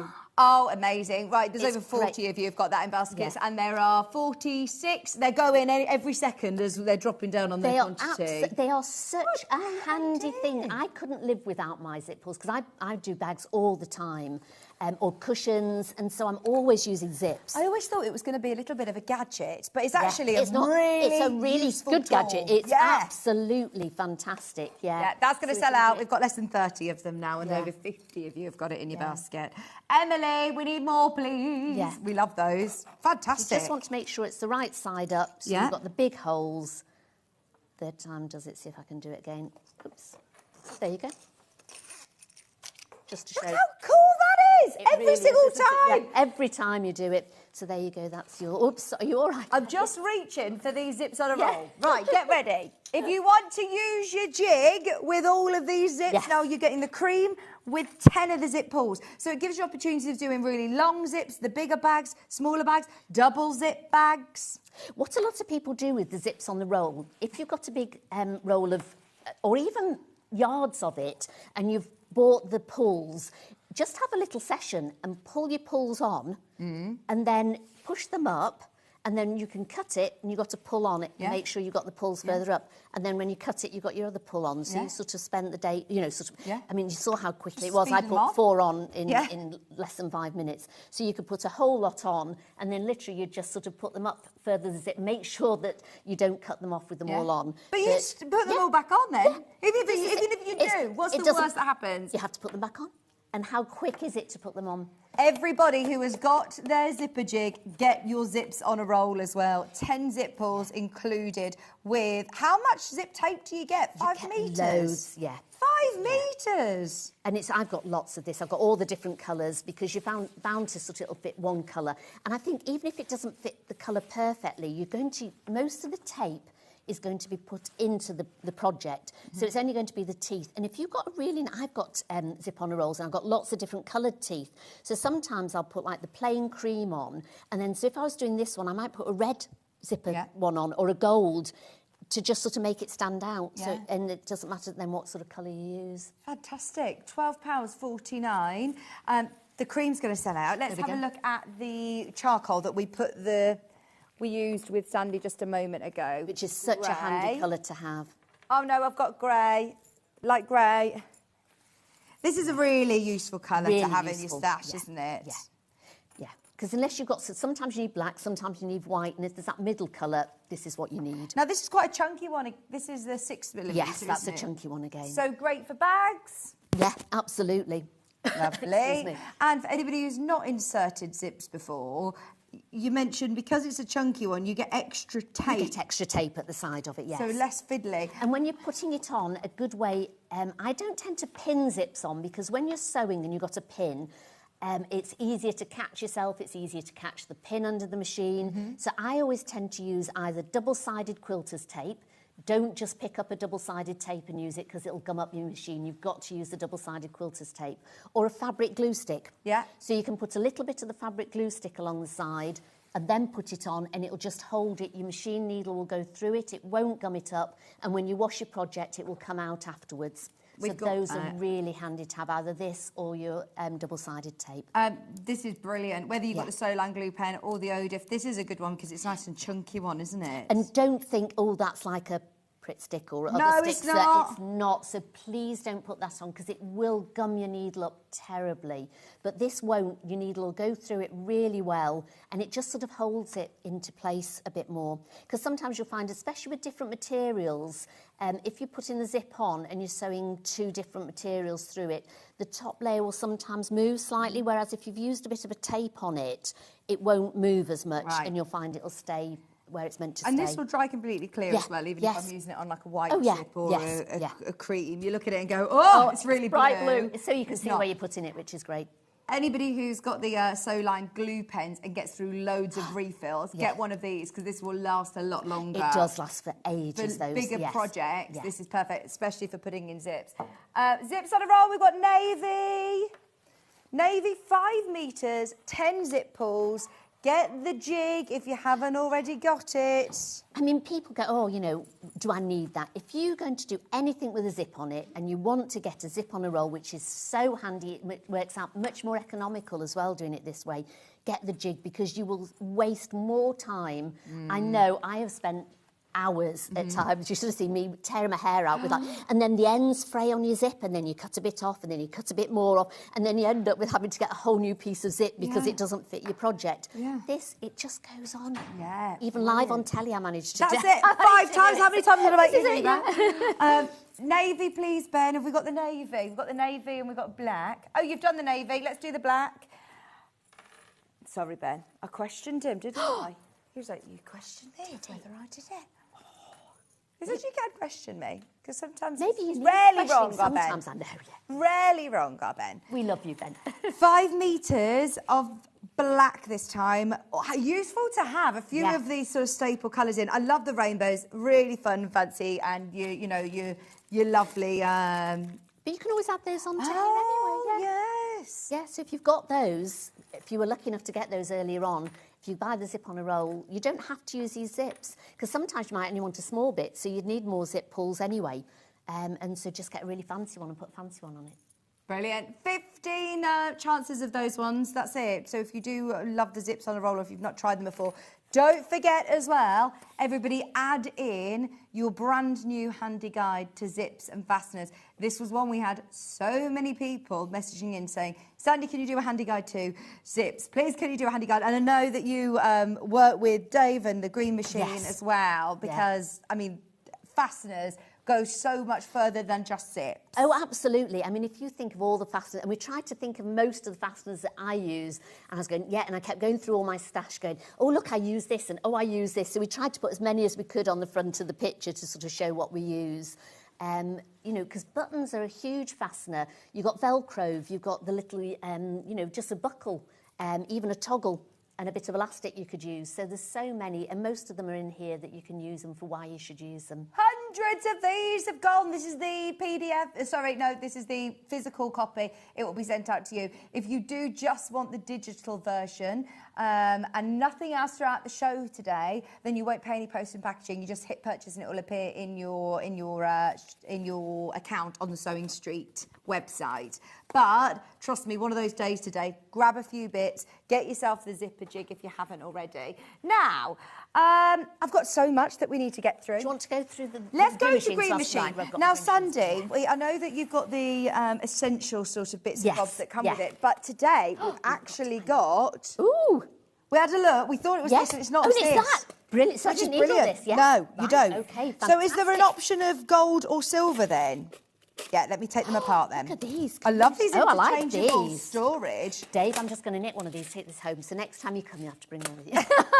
They're brilliant. Right, the green machine. Now, if you've already got the green machine, this is your gold finish additional selection box. So you get here 120 pieces. So obviously you need the green machine already to be able to put these in. £22.96. Now you get 120 pieces of these. What is it that I've got in here? Right, so you've got little rivets. So the rivets come in really handy. Is there a little lid for it, or I don't know how you get them. Do you know how we? Oh, it comes out this way. There we go. Ooh, I'm sorry. No. Oh my God, sorry. Oh no, That's all right. I think somebody else has done it upside down as well because they're all sort of over the place. Right, so That we'll was start Ben. off. That was Ben. Oh, sorry. Was that Ben again? He's rarely wrong, but I he's very know. wrong today. Oh. Don't apologise. Right, so it for Ben's comes mistake, with, Sandy. you've got rivets. Now, people often go, what would I use a rivet for? There's lots and lots of things to do a rivet for. So if you wanted a permanent fastening on something, you would use a rivet. If you had sort of like a jacket and you wanted to open it, you certainly wouldn't put a rivet on to fasten it because it doesn't open. Once you put a rivet on something, it will fasten it completely. So I tend to use a rivet if I'm doing, if I've got sort of like a tab, so for a handbag, and I might be putting a D-ring on there. People will then tend to sew across it, which is fine and it fastens it. But if you put a rivet on there, it will keep it closed and it gives it a little bit more... It looks so professional. It does, doesn't it? Do you know when you're sewing straps on and you see people that sew a square with a reinforced cross through it and trying to do that really neatly? It's really difficult. It is hard. To put in a rivet, it gives it the strength, the stability, but also real professionalism. And I mean, these are small rivets. You can get different size rivets because don't forget, once you've got your machine and you get this, there's so many things that Trimming Shop do and that we do on the website here as well. There's so many different things that you can get because people sometimes think that once that's gone, they've not got any, they can't use it, but you can just stock up with them each time. You get so your your rivets, you then get you magnetic get snaps. And which, they are and then S-spring these press are S-spring studs. press studs. Yeah. Amazing. Now you get 120 piece with the storage box as well. It's a lovely selection I love box. the storage box. That's brilliant, isn't it? It also And you've comes got in the everything, silver. Also comes in the silver. So open it these are a upside- bit of an extension of maybe what you've already got at home. Have these been on air before? Are these brand new? I've not seen it. I've not seen these before. They're fabulous, aren't they? So you've got your magnetic snaps, you've got your rivets, and you've got your S-spring press studs as well. They've literally only been on air once, though, so they've been very, very popular. So what I would do, this is a pocket that I've got to go in the lining. So I've just done the pocket, and then so you've got your lining material here. Whoops, I'll just take that off. So you've got your lining material this is for the sponge bag, and I've done the pocket. It's inside out, so turn it the right way out, and then once I've turned it the right way out. And what I like about the green machine is as well, it finishes off nicely at both ends. You can, because I've got just ordinary magnetic snaps in my fasteners, and there's a place and a time just for one that you can put in manually as well. But sometimes, say you've forgotten to put it on and you think, oh, I really wanted a snap, some sort of fastener on there. Because with the pocket, it's great. But when they're big, if you put something in, they will bag quite a bit. So it's really nice to have just like a little popper there. So you could sew one on, you can get a popper and you could sew that on. You could put a button on there as well, put a buttonhole and do button. But if you've got your magnetic snap, you can put it on here and then put it on the other side as well. But what I love is should we put one on? Should we put a magnetic snap on? Let's see if I've got my... Yeah, let's pop it on. The green machine is available today for anybody who is after the machine on its own and getting these lovely selection boxes to get started. The machine is available. So this is a cutter that it comes with. So this is for cutting the holes in it. £57.99. Is that because it might be one of the only times we've ever sold it without the whole accessory bundles? Gosh. So it's so really affordable. Yeah. So maybe you're thinking, right, today was the day that I wanted to just invest in the machine, and then next month maybe I'll come back and start getting some of my accessories, because I do know obviously you're going to need the different dies and accessories to get going with it, but we never normally just sell it individually on its own. It's £57.99. And it also comes with a free downloadable pattern, and I believe, is it one of yours? It is, yes. Yeah, fantastic. I know. It was lovely working with them. So you've got, with the magnetic snap, it comes with 4 dies. So you will get, I don't think you get dies with this. No. So if you've bought the machine previously, and you've got sort of like the kit that comes with it when you get the machine, it will come with the dies. So you do need dies to put these on. So today, if you just buy the machine and you buy this, you'll then need to get the dies that go with it, because you can't put it on without the right dies. But once you've got those dies, they're never going to go anywhere. They are so sturdy. They're industrial strength ones. They're not going to go anywhere. So I put a small hole in here. Now, I just did it with a punch, but you've got little dies that come with it as well. Hole punches that come with it. So with the magnetic ones, you'll find one's sort of like a male and one's a female. So you've got like one that sort of comes out, little one that comes out, and one that dips in. So you want the corresponding die. So this dips in. So we're going to pop this one in there, so it just goes in. And then you'll pop this one into the top. And that should just push in. Then pop the little prod over there. Now, you don't need to be Popeye, super strength, do you, to be able to do it? And it is so quick. And that is literally in. And look at how neat it looks both sides. On both sides. And this is what I like about this machine. If you're just putting a magnetic snap in manually, you'll find that you've got to use the pliers and put them off. And then you need to put, and you've got to have it in the lining. And sometimes you forget to put them on. Did you put any interfacing behind this? No, I haven't. No. But it does help if you do put a bit of it. If you've got thinner material, I would just put a little bit of interfacing inside it, and it really sort of bounds onto it. But it doesn't matter. And like people on the rivets as well. So if you're doing a rivet, and then you do exactly the same, but you put your different. So for the other side, you've got the little die, and they literally and you know which one it is. One slots down the bottom, and the other one just screws in at the top there. These are mine. I need to make sure I've got them. Yeah. And I tend to, in the bag, I always keep the 2 parts that go with that. So every time I pick one up out of here, you know which dies go with which that's a bit. Good tip. So I always keep in. So I would pop those in there. Yeah. In the bag. So one of them has 2. The rivets just have 1. These are great that they come with the little storage tubs as well. It's great. Yeah. I love that. So like with your rivets, you've just got the 1 die because it's just the 1. So again, you can just feel the screw. So you can just I just sort of hold the bottom of it and literally just screw it up. You don't need to do anything more than that. It's very easy to put in. When it comes, you've not got the handle on it, so all you need to do is add your handle. So you've got to screw through here, and you just screw the handle onto it. And then you've got the nice spongy bit, which is quite hard to get on. So they suggest rubbing like liquid, washing up liquid. Yeah, other fairy liquids are available. just to put it. Liquids are available. I'm useless, aren't I? Right. So, and this one, so you can see one has got the screw on which you put on the top, then the other one literally just drops down into the bottom. And then we've got the rivets. Let me just, I'm again, sorry, just going to put a quick screw through here. I would normally use the die. Do you have a rainbow one? Yes. Where's the rainbow one, Ben? What does that look like? You need to show me the picture. I don't have one of these. Is it in these lovely little tins again? Hang on, is it the original one then? Oh, I tell you what it is. It's what you've got here. Yeah, sorry. those are mine, yeah. It's this one. Just tell me then. Oh, right. That's fine.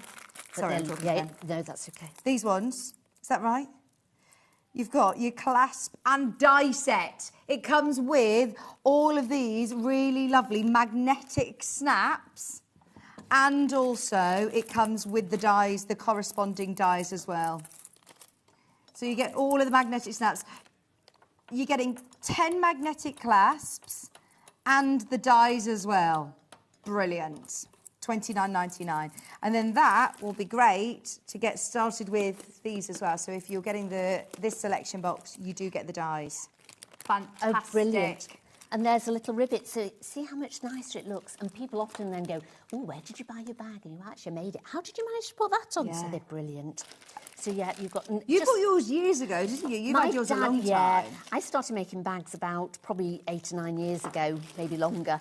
And my dad loved a gadget. And he said to me, right, what do you need for making your bag? Because I used to look after him, and I think he liked the fact that I was looking after him, and he sort of said, so he would sort of help me out and go, what do you need for your bag making? And I said, oh, I've seen this machine that puts these rivets on. He said, right, let's see if we can get one. And he bought me one probably about 8 or 9 years ago, so I've had mine such a long time, and it just lives on my desk at the side. Yeah, I mean, it is. And it's great. But it's something that, if I'm being really honest, if I saw that on a shelf in a shop, I'd be quite daunted by that and not have a clue of what it does and how it works. Whereas seeing it on air today and knowing that Sandy works with Dave Green and, you know, everyone at the trim at shop. So if you are coming in, we do loads of demos. We've got lots of people who also own this machine who come in and do demonstrations as well. There's the skulls, which I've not seen before. And they're fabulous. If you've got any problems, if you message them, they are so good. And so we're talking today about fasteners, but they also do all sorts of things that are really fancy to go on your bags if you're doing bag making. What about these? Just on, you know, like your leather jackets, denim jackets on a bag with loads of tassels, or on your shoes.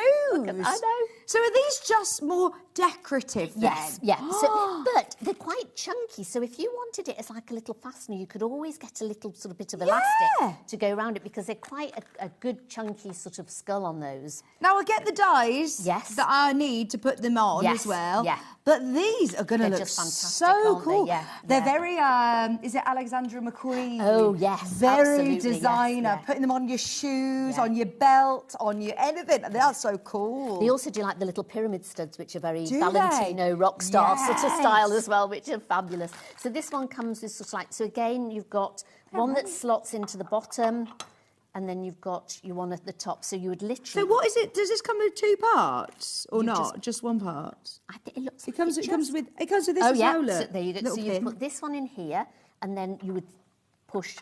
Now this is the first time I've done this, so sorry, Dave, if I make a mess of it. But this is how confident you feel with your machine once you've used it. So you would literally push that. It's moulded, so you'd push your little skull into there, and then we would screw this up onto here. It comes with the organiser, by the way, so you get your metal dies, all of the colours. You've got bronze, silver, rose gold, gunmetal grey. I've never seen these before. So let's have a look and for see. Loads. Right, so let's see if this works. How many do you get? Do Now, you know? again, you look like you're pressing down hard, but I've got to stand on my tiptoes here because it's a really high desk, so you want to give it a good process. So that looks like it should have. There we go. And look at that. Oh, that is so... I'm just going to bring it over to your side here. These are 100... You're getting 100 of the bronze, 100 of the gold, 100 gunmetal, 100 silver. They're fabulous, aren't they? Oh, my word. And then, look, even on the back, they look fantastic. So if you've already got a jacket that you want to upcycle or jazz up... And it doesn't scratch. So, like, if you were putting things on manually, they've always got, like, the little hooks at the back that you hold out, and then they scratch on things, so you've got to sort of put a backing on them. Brilliant. Whereas with these, you don't. Amazing. There you go. And so, aren't they? what was that, Ben, that we need to do? Do you want to put this one back in? Oh, of course. Wait a minute. Oh, my gosh. This goes We've got in 10 here. minutes. Oh, we've got the blue machine. And we've got all your patterns. Right. Whilst you're setting up the blue machine, right, can I go through these bundles? you Because go we through have those. got all of these amazing bags. Now, this is back, and it's a really good way of trying out these methods, Yes, whether there's it lots of be things for your it. zips, whether it be your rivets, whether it be all of the projects that we've been looking at. Now here, we've got brand new kits. This is the map one. You have got your full pattern for your on-the-go travel set. Now, this literally launched for John Scott's birthday last year. I have never seen it. So here you've got your pattern to be able to make how many bags, Sandy? 4. 4 bags. 4 bags. So you've got your sponge bag, which is the big one, this one. Is it a sponge bag? That one you call this I one? use it like a sponge bag makeup bag. It's quite handy as a makeup. I take a lot of makeup round like you I do didn't as say well. SpongeBob, I said sponge SpongeBob. bag. And it comes with like a little pop-on. So again, you see, I've used the poppers here to pop this on the front of it. And I use this all the time, this one. And I put my brushes in there and then I put all my makeup inside there. Then that's sort of like your vanity bag. So you've got here the Yeah. larger bag. Oh, that's a brilliant one. Put your That's sort shoes of- in for on your yeah. holidays or your crafting bits. And it's got a big sort of zip pocket inside it so you can put your shampoos and things in there. That's to bind it with. And then you've got a lovely little sort of wallet that you can do. So you can put your passport in, you can put your money in the front of there, you can pop your tickets in the front of it there. So that's so if you want to do a travel So it's for- wallet yes. selection, then get your pattern with this kit because look, you have got a brand new bundle today, 1.5 meters of this lovely, I think that's silver mink, it's one of my favourites. Look at And then that. you've also got a whole metre of this amazing world map, which is wide as well. Let me open it out for you so you can see that fabric. 'Cause it's the first time I've seen it. It's Isn't it lovely and wide. gorgeous? And it's a canvas, so it's quite a nice weight on it as well. Fabulous. I mean, I did a show on Friday with Bex Reed and we were chatting about different stabilisers and how they can work so differently from Deckervilles to Starvilles to Bosels to 8640s. This is another great one if you manage to get loads of interfacing on Friday or stabilisers to try them out. Yeah. This is gorgeous. So I've used Bosel on this one to make it just that little bit firmer, and then I've used like the H640 on that. I've used a bit of Bosel on the...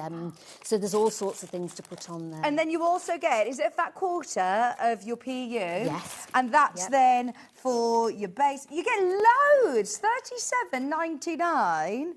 Your travel wallet, your makeup bag. And look, this has got poppers on as well, so you can detach that. We've got so many kits that we want to show you. These are all brand new from one of Sandy's most popular patterns. It's back in stock. Now, this is the one that Sandy's already started making up, which is that Mia Caro fabric, I believe, is it not? Carla. Oh, no, it's not. It's the... Carla... Frida? Frida Carla. Frida Carlos, yeah. So you've got here, you're on That's the the go one, yeah. pattern. You've got your fat quarter. And then you've also got your Frida. Oh, it's so cool. Just move those out of the way for you. I think that is absolutely gorgeous. This is cotton canvas as well, so it's going to add fabulous structure and 1.5 meters of yellow. Yes.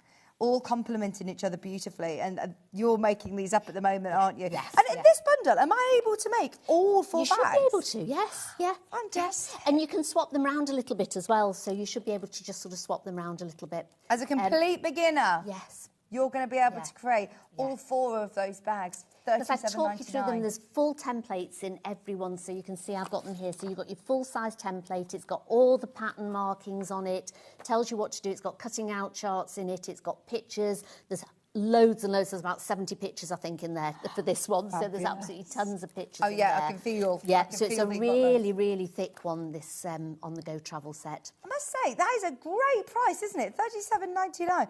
4 bags, and all really useful, all very different bags. And I suppose with each one, you're going to learn different skills as well. Yeah. And there's lots of different ways you can customise them. Again, you know, you don't have to put the poppers on things. You don't have to. You can use double zips on them. You can put different pockets on them. So yeah, there's lots of different ways to do it. Brilliant. Now, if you want to stick again with the travel theme, I know, that's lovely, isn't it? Yeah. Another new bundle that we've put together, all including your pattern. You don't need to get that separately. This time with 1.5 meters of that lovely green, your cotton canvas 1 meter, and then your fat quarters. And I've used the lovely rainbow one on there. Oh, look at this. That is gorgeous, isn't it? It's lovely, isn't it? Yes. Looks great with the gold as well. It does, doesn't it? $42.99 this time, a whole metre of this lovely cotton canvas, and you're getting your pattern. Yeah. And then finally, sorry that we're doing a pit stop through these. Yes. Please, please, please go back to, I'll tell you the date, in fact, of when Sandy demoed this, because was it John Scott's birthday? Yeah, if they buy the pattern, there's always the date inside it so that they can go on and just sort of click on there. So Brilliant, brilliant. I love that. Look at that. Using that gorgeous colour. So you've got that lovely blue, and how springy and summery is this? But then with that metallic blue, oh, I do like that one. $37.99, loads of fabric, 1.5 metre of your canvas, fat quarter of your PU, and once again, experimenting with different kinds of fabrics as well. Yeah, yeah. And there's a handy guide for different quilt fabrics, so if you do get stuck, go onto that, and it gives you some tips on how to put the materials together. It was demonstrated on the 17th of June for John Scott's birthday. Now, if you do want the instruction set on its own, if you've got fabrics in your stash, this is a really good stash buster, actually, isn't it? Yeah, absolutely. I need a bag just like this. This is a lovely bag. I'm thinking, you know, when you're going on holiday or you're travelling, you want to put your shoes in somewhere, or I was thinking like your hairdryer and your hot brush and your blow thing. Yeah, my blow thing. Your blow thing. Sure about my Dyson Airwrap, darling. Sorry, darling. I didn't know if I could say Dyson on there, so I was getting you blown. Very liquid, Dyson. That's right, all the other brands are available. We're not doing well, are we? Now, there's not as many of those in the printed instructions, so if you want to grab those, please do be quick. They will go. I didn't do these on a download because I always like the full pattern, and there's some quite big pattern pieces on there, so you'd have to sort of stick them together, and I always think it's a shame when you need to start sticking things together. Yeah, they are there. Yeah. They're all already at the right size. You don't need to worry about that. Yes. We've literally got a minute. Right, quickly, the button. So it will come again like your green machine. You add your handle onto it. There's a little screw under here that I didn't realise was there, and make sure it's on. I don't know if the machine comes with it on. Sometimes it's in the box, so just make sure, because that gives the lever into the button one. So again, you've got one that slots down, you've got a little hole in this side, so you've got this. So they come in different sizes, so I'm going to do the big one today. But look how professional those look. Oh, nice. So you could, I mean, I've done that one so that you can just get the circle. Wow. So yeah, fussy cutting. And oh my word, so if you are wanting to make your own designer buttons, that is so cool, isn't it? And again, you can do the ones where you sew around the outside of your material, which I've done before. You try pushing the back on, bits always stick out, and then it pops off. This is easy. Right, so in here you've got 2 bits of... We don't have many of the blue machine. There's only 10, and they're already in baskets. Right. So if you want, it's on 2-way split pay today, $124.99, and it comes with button blanks, it comes with the dies that you need. So not like with the green machine where it was just on its own today. You get all the bits and bobs you need to get going. Now, I've found that when I use the thinner material, I just put some thin interfacing on the back of it, because otherwise it tended to come out and fray a little bit. So I managed to get it, but it comes out beautifully if you just put a little bit of thin. You can use leather, so that's a leather one. You can use cork, you can use quilting weight cottons. That's the PU from the kit. That's one of the other kits, the canvas from the kits. So you put this in and you've got 2 pieces. You've got your button blank and then you've got the shaft bit on the back here. So you want to put that down with the little shank on the bit there inside the little hole. So here you want to get your material. So I've got a little bit of the PU again, the gold one. I cut it out from around the base of it. So if you put it down and just sort of draw around there, you can cut it out because then it'll just fit inside here. So you want it to fit inside here. It might be just a little bit big, but we'll see how it goes. Then you want to put your blank over the top. I'm going to get one that's... And then push it down. So you've got your little tool to push it down with. There we go, that should be okay. Then you want to slot that over the top. Have you got this one as well, Sandy? Yeah. There we go. And has that covered my button? Oh my gosh. In look seconds. At that, yeah. And look how smooth that is. That is amazing. Imagine just jazzing up an old cardigan with these. Right, these are going to sell out. There's 2 left. There are literally, once everybody is checked out, there are 2 remaining.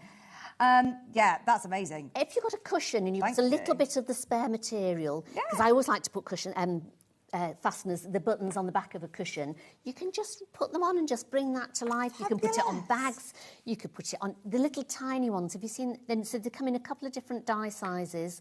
So you've got the little tiny ones here. I mean, how sweet would those be on like a blouse, on a, you know, sort of at the front of a shirt? Yeah, do you know what? We need to do a whole hour on this, don't we? Oh, it's we fabulous, could keep going and going and going. Yeah. We've run out of time, but well done everybody who's managed to get it, and thank you so much for showing it. That's quite all right, thank you. Do not go anywhere because Stuart's going to be back with that massive quilt. Isn't it incredible? And Sandy's going to be back in an hour, and we've got collabs with Dewey Jumbo. We've got all sorts coming up in that hour. Yeah, and a fabulous improv book. Oh, of course, our Nicholas Ball quilt book. Book's brilliant. Stay tuned. Sandy's going to be back with me in an hour. Stuart is coming up. He's eagerly awaiting hello, Stuart. in the wings. There he is. We'll see you in a minute, Stuart. He's getting himself ready. Thank you, Sandy. Thank you so much. We'll see you after this.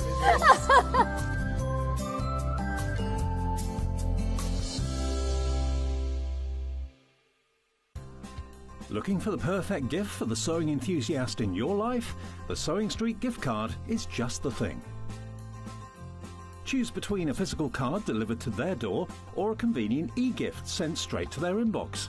It's easy. Just head to the Sewing Street website, scroll to the bottom of the page, click Gift Cards, or use your smartphone, scan the QR code and go straight there. Pick the amount you'd like to load onto the card, and that's it. The Sewing Street gift card, the gift of creativity made simple. Want to know what's coming up on Sewing Street? It's easy. Just visit www.sewingstreet.com and head to the TV Guide section for all the latest show details. Stay ahead and never miss a stitch with Sewing Street.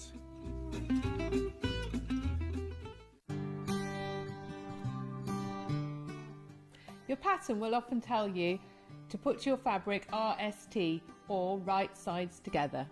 This means that you put the right side of the fabric with the pattern on the inside and sew on the wrong side of your fabric. Then when you turn it round, you can't see any stitching. Fold your fabric so that your pattern is on the inside, i.e. right sides together. Make sure your edges match carefully and pin them.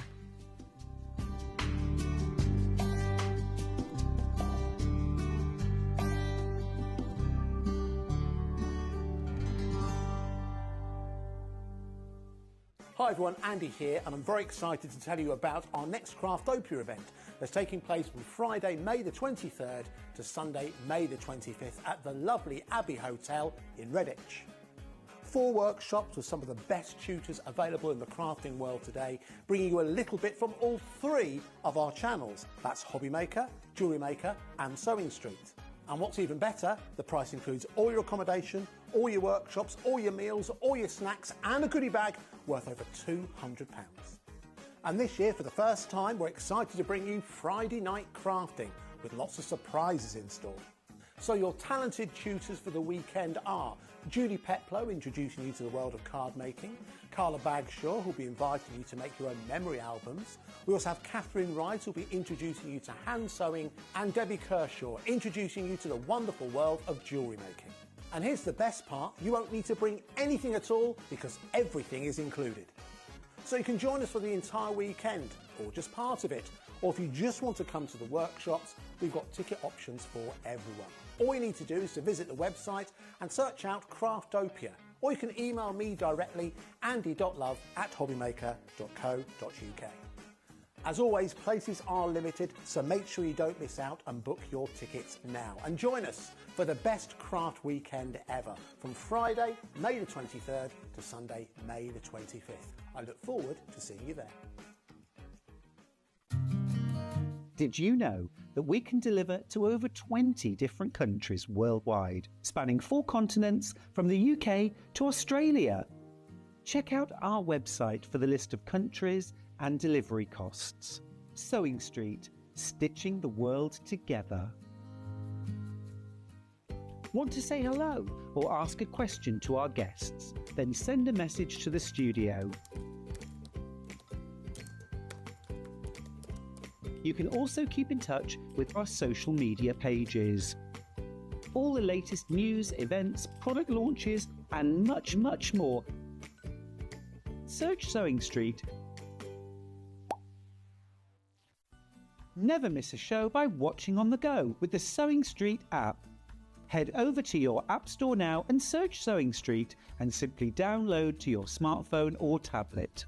You can watch the shows live and see your favourite presenters and guests. Click on the Today button to shop all of the products that are featured in today's show. Want to know what's hot? Then click here to see today's bestsellers and highlights. Have you missed a show or want to watch one back? Then click the schedule button and you can go back 7 days to watch and shop, and you can also see what's coming up over the next 7 days. Want to say hello or ask a question to our guests? Then send a message to the studio. You can also keep in touch with all the latest news, events, product launches and much more by clicking here for our social media pages.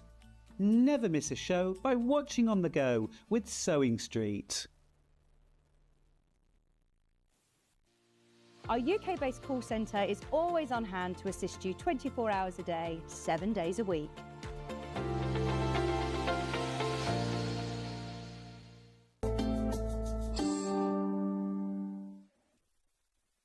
Hello, welcome back to a very exciting Monday.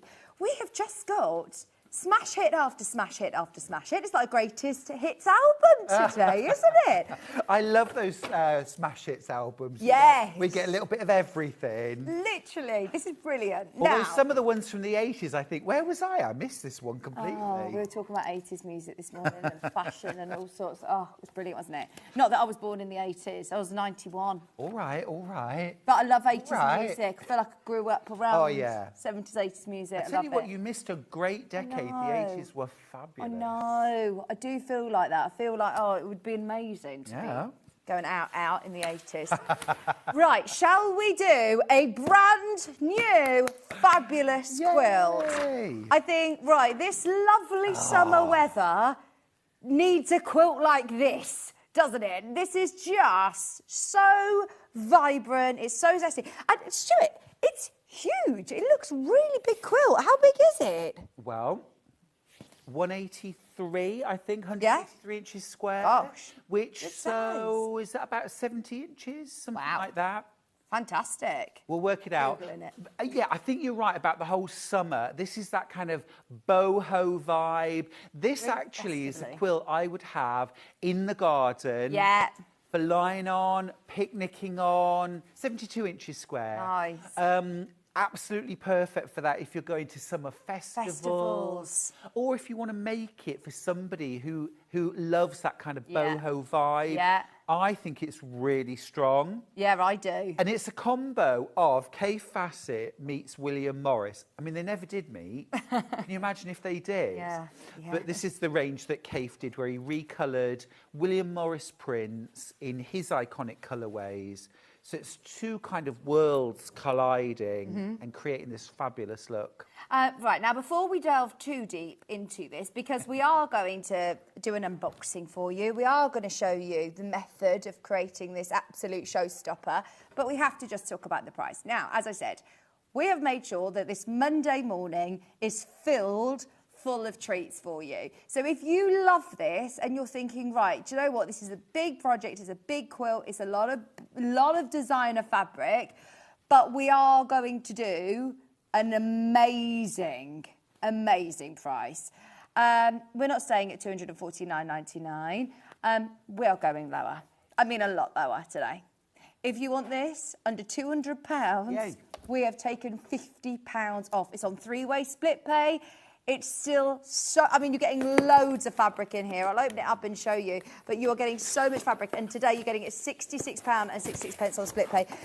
I had a look just during the break, how many people had clicked on this icon on the website. And if we had 3 times the amount, it still wouldn't be enough for the amount of interest we've had on this. There's been so many people clicking on it. There wasn't hundreds of these kits. There is literally a limited amount, and for everybody who gets it, you've got something really, really special. So as always, you've got full instructions. You've got your key here at the top. So you've got your full instructions of how to create your strip sets, and that's how this very, very clever design is put together, because it looks extremely sort of complicated and time-consuming in the fact that you have got Obviously, all the different colour patterns going on. Yeah. You've got lots of diamonds. You're working with unusual shapes, whereas actually it's all in strip sets. It is, it is. I mean, if you've watched a Lone Star demo before, you'll sort of know the method. I'm kind of condensed it all and shrunk it down so I can show you as much as possible, hopefully the whole thing. I think the thing that can sometimes make people think, oh gosh, that's a lot, is because it's a one and done quilt. You effectively make one block. Wow. Which is the whole quilt. Wow. You know what I mean? Yeah. So there's lots of sewing, really easy strip piecing. Yeah. Before you never make a block until you're ready to put the whole quilt together. But my goodness, it's actually really simple to make. It's really straightforward and it's a wow quilt. It is. Look at how much fabric you're getting. Just obviously your background squares, you are getting metres and metres of this incredible K fabric.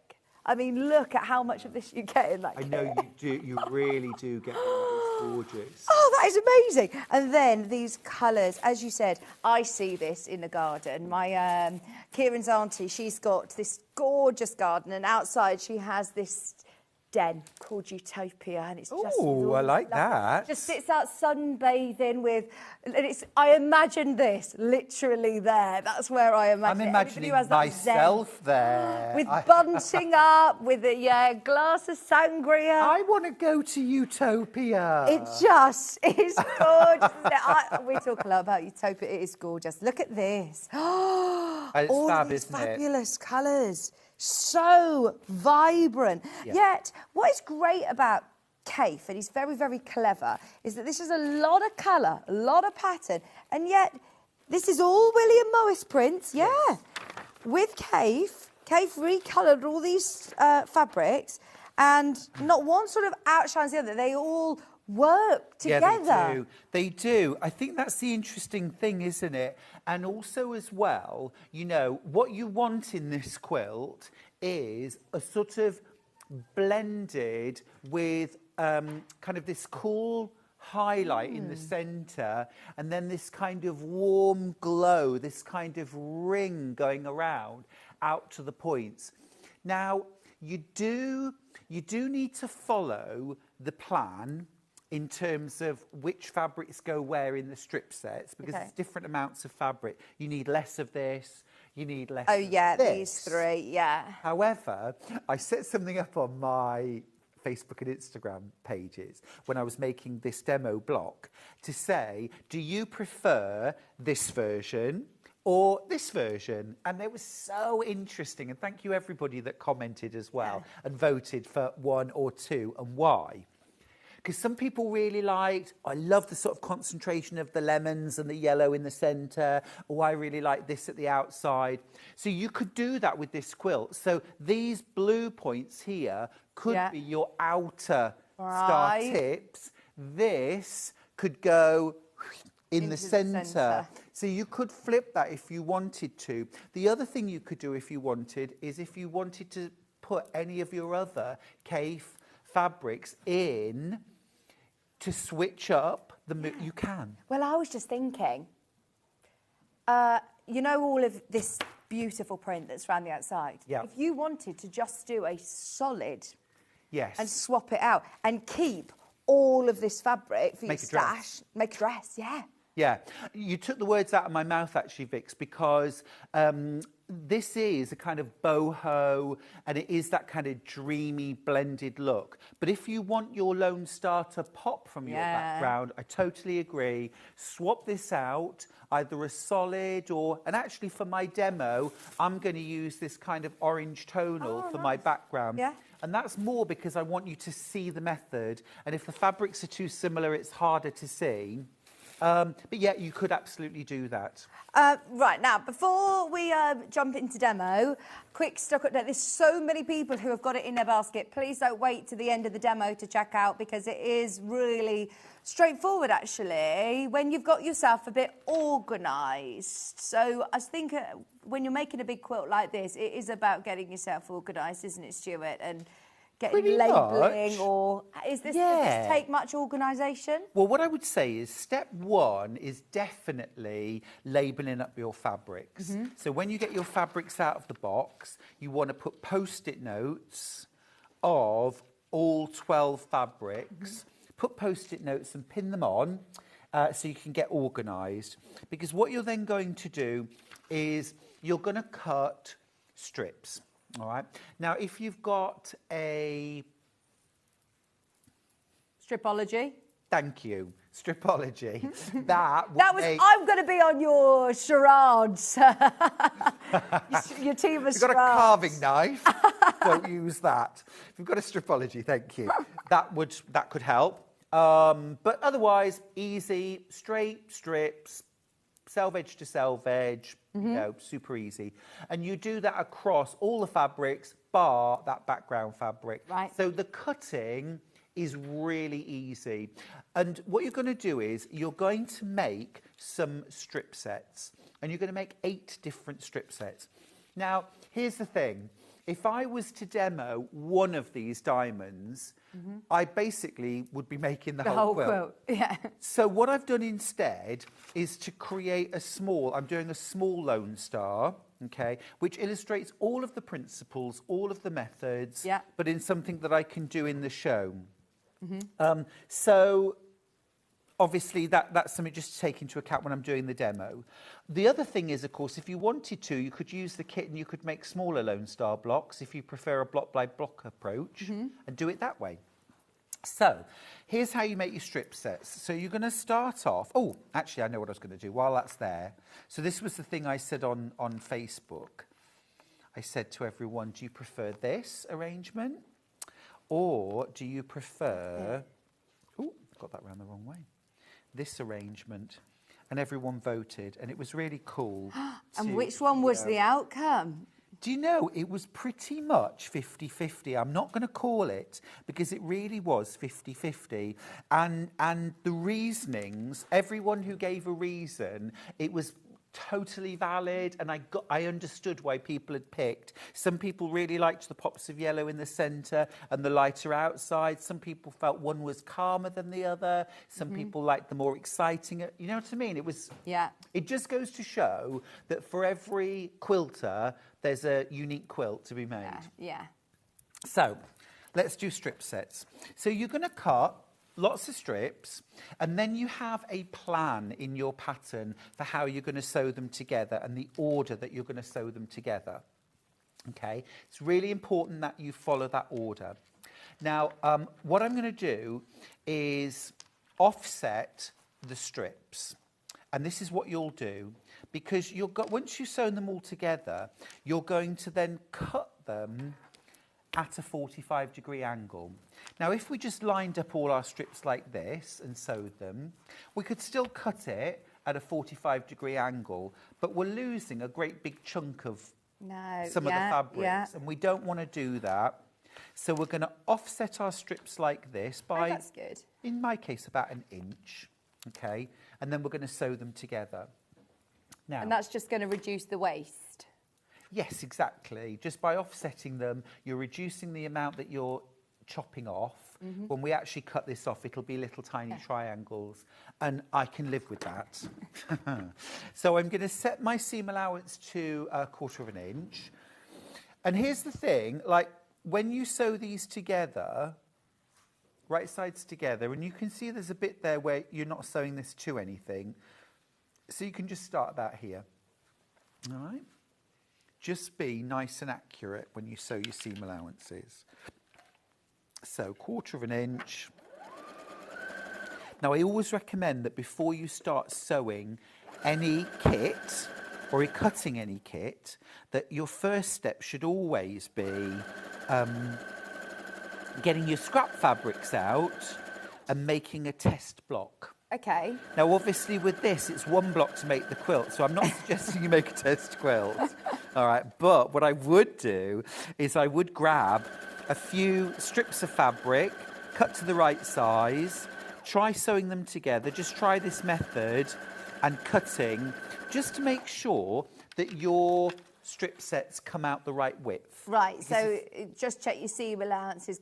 I say consistent, it is 1/4 of an inch. You need to be a 1/4 of an inch, Yeah. you do. So the best thing to do to test your seam allowance is to sew 3 2.5-inch strips of fabric together. Right. 1, 2, 3, and then measure the centre strip after you've pressed it.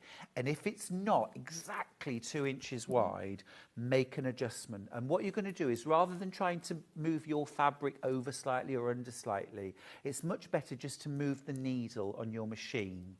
And you do that by using the stitch width adjustment. And if you press increase the stitch width, it'll move the needle to the right and make for a smaller seam allowance. And if you press minus, it'll move to the left and it will make your seam allowance bigger. And if you just try 1 or 2 increments just to make the difference, and it can totally transform your piecing. So I'll just sew one more strip on. Do you always sew them in the same direction, or do you go back and forth? I don't do that sort of start at the top and then start at the bottom. I know a lot of people recommend that, and I think there's good sense in that. But if you're sewing and pressing accurately, you shouldn't get a sort of banana or rainbow effect. I think the reason why we get a banana effect is not the direction that we're sewing in. It's because we sew accurately at the beginning and at the end of a long seam, because we're paying attention at the start and we pay attention when we get to the end, because we don't want to... In the middle, are we daydreaming a bit? Right. Is that the point where we pick up our coffee and have a little slurp or a little chat? Or do you know what I mean? Or our mind might wander. That's my theory about why we get bananas. What I'm noticing through this strip set that you're sewing, you're stopping, your needle's down, and you're just, again, repositioning, checking you're in the right place. So don't feel like this is... I remember when I first did a strip set like that, and I thought, oh, gosh, I'm off. Yeah, and I thought, I can't even breathe until I'm at the end. Right. Whereas actually, stop, your needle down, it's okay to stop halfway through. I think that's really insightful, actually. Yeah, I do. Are you on? I clicked the wrong plug on. Oh, dear. Yeah, I think that's really insightful. I think it is that, or we get a bit blasé. And it's like, oh, I'm just sewing strips together. I don't have to pay attention to this. So then I'm going to give a little tip, which I forgot to bring the flatter from the first hour.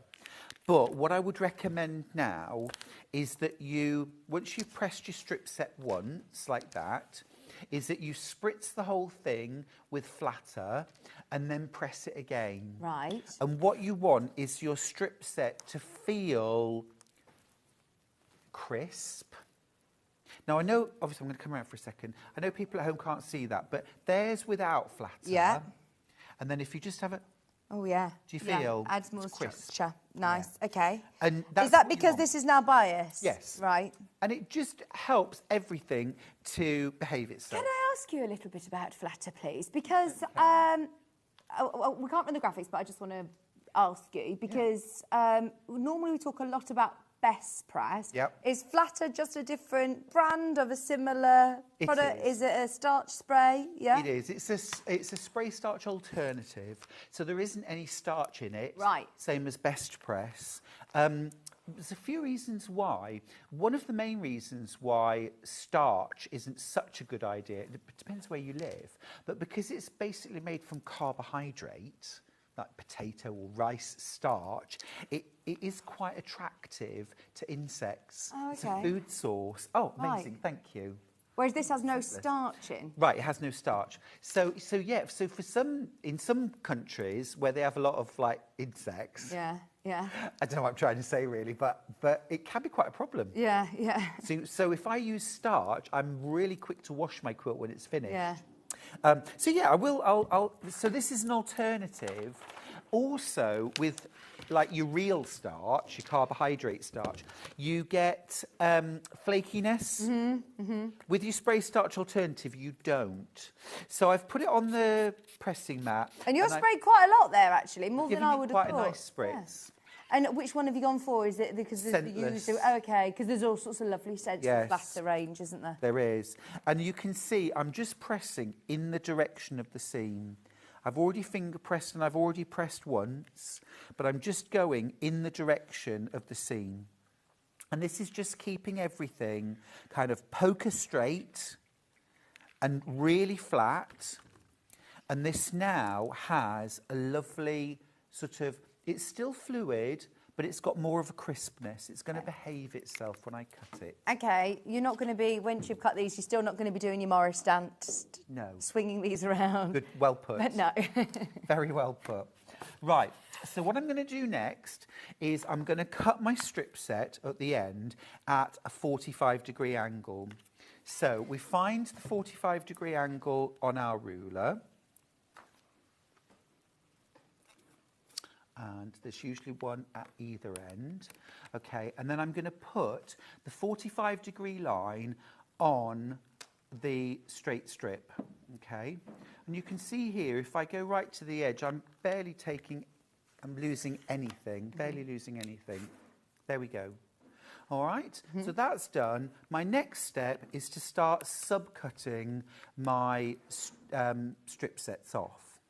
So now I'm just going to use the ruler like I normally would. I'm going to line up the measurement that I want. In this case, it's 1.5 inches, same size as my strips. And I'm just lining that up. So now my cutting edge is at a 45-degree angle. Now, on your large quilt, you'll have sewn 8 strips together. Yeah, I was going to say, you've done 3 here, you'll have 8 at home, won't you? Exactly, but okay. it's exactly the same principle. All right, and obviously these are all the same. You'll cut 8 because there are 8-piece diamonds in the whole quilt. Yeah. So you'll use 1 per diamond. So keep them in separate piles. Okay. Okay, so that's our first step. And to be fair, so far, this is straightforward. I'm following. This is totally the same as making a 9-patch, isn't it? Yeah. Because we do that every day. Exactly. So to just turn your ruler slightly onto that 45-degree line. And now we've got diamonds instead. Right. The thing I find bizarre Perfect. is that a strip set of this wide can make a strip piece that big. Yeah. I know why, but it still blows my mind slightly. Anyway, I never was brilliant at maths. My spatial awareness is awful. Right, I'm going to pop this all to one side so I've got plenty of space to show you the next bit. Right, so you'll end up with 8 different strip sets, and I've got 3 for my demo. So what I'm going to do now is arrange them together. So I've got, and what I like to do, Vix, is once I've made one, I'll keep that close by as my model, and then I can follow it, and then everyone's identical. Okay.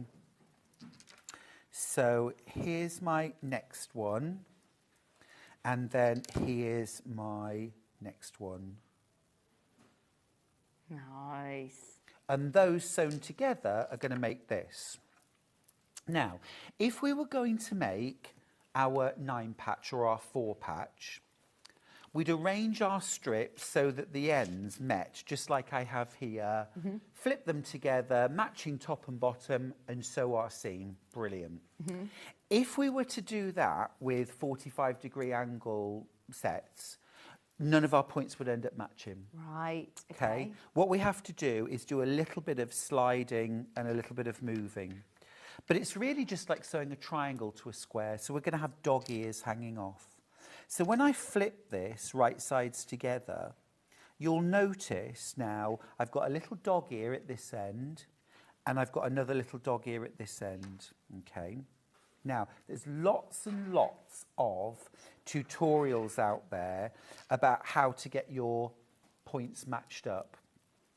I think if you sew your strip sets accurately and you make sure that you've starched them and you're not over handling them. If you've got a little bit overhanging at either end and you pin in the middle, you should be absolutely fine. When you say a little bit hanging over the end each side, does it need to be a quarter of an inch? Yeah. It just needs to be the same. Yeah, okay. Yeah, this little triangle hanging off. Now, if you do want to pin, here's what you would do.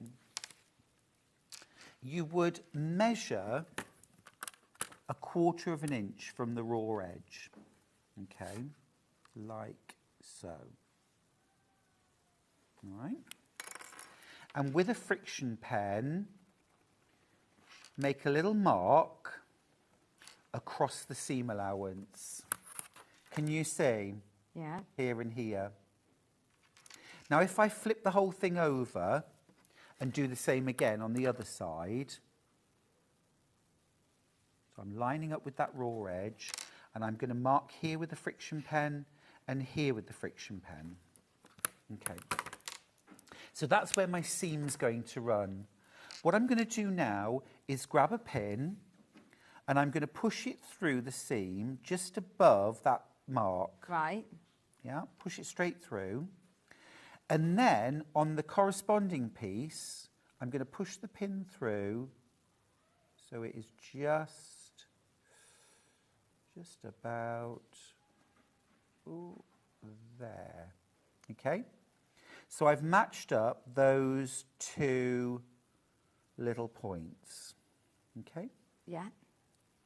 Then I'll do exactly the same. So I'll have another pin, and I'll do exactly the same.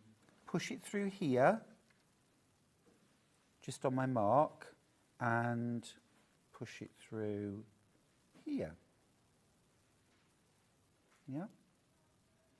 And hopefully everything should still be nice and flat and fitted together. Okay. Lovely. We've got our little gap, our little doggy rather, hanging Yeah. over either end. Yeah. And where are you now sewing? Is So it quarter of an between- inch Yeah. seam allowance. Okay. Now, if you wanted to be, like if you were doing your first test run with your scrap fabrics, then what you might like to do is on your sewing machine, set your sewing machine to its longest stitch, and then just at those points that you've matched up, go in. I'll just increase my stitch length. I'm going to put my glasses on. And am I going to do this within the seam allowance? Am I tacking those in place, or am I doing it on the quarter of an inch still? It's on the quarter of an inch because Yeah. you want to see whether you've matched up at the right place. So I'm doing a couple of stitches just at that match point. I'm going to move everything over to my next match point, and I'm going to do a couple of stitches there. And I would continue doing that all the way along that seam. Now, I'm not suggesting that you do this for every single block that you're going to make, but just the first time, you might like to do that. Yeah, that's a good idea. And then do I leave those stitches in? Yeah, you can do, or you can whip them out. I just want to show you here. Here, I've sewn really close to that line. Here, I'm about 1/8 of an inch away. So I'm just going to go back in because I didn't get that lined up very accurately. And I'm just going to sew that one again. That's better. And then I'm going to open it out. And what I want you to see here is, can you see here? There's my matched point. Yeah. Yeah? Yeah. And here, it's actually pulling apart a little bit. But here is my other matched point. Yeah. Here. Can you see that? Yeah. And so when you know you're happy with that, you can then... Do that once or twice with your test block. And then you know exactly where you're lining everything up. Then, regular stitch length. Now, you can do that method on any block that you make. It could be a simple 16 patch. You might be a beginner quilter and think, how do quilters get their seams so nicely matched? I just don't understand the magic. You could do that. Yeah. Because if you tested that, if you tried that out and it wasn't nicely matched up, you're only pulling out a few long threads. You're not unpicking the whole seam. And that now is... Okay, just pull that lovely. bit of thread out because that's where I originally basted it. But if I just But pull like you that say, back because now you've got and that show lengthened you, stitch, they're easy to take out. look, that Perfect. is spot on. Amazing. Yeah? Now, everybody who has got this in their basket, if you've already checked out, and there is a lot of you that have, you are about to get money back in your pocket.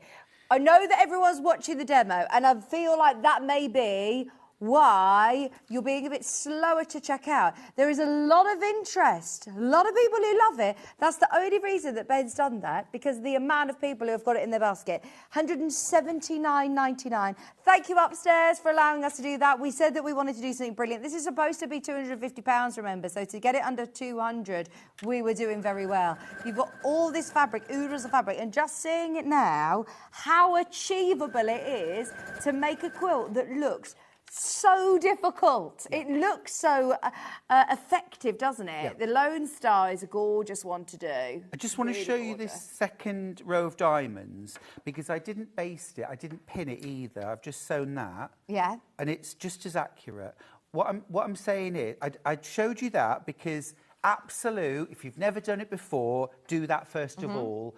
But within a few minutes, you should be all right just to, do you know what I mean? Go for it, yeah. Don't feel like you have to do that for every diamond point. No, but it's a really good way. Yeah, exactly. If you know that's the way you're going to get I mean, I wouldn't notice if I was looking at that, but it's... Well, neither would I. But also, it's the practice, isn't it? Yeah. We do quilting, or you love your hobby. Yeah.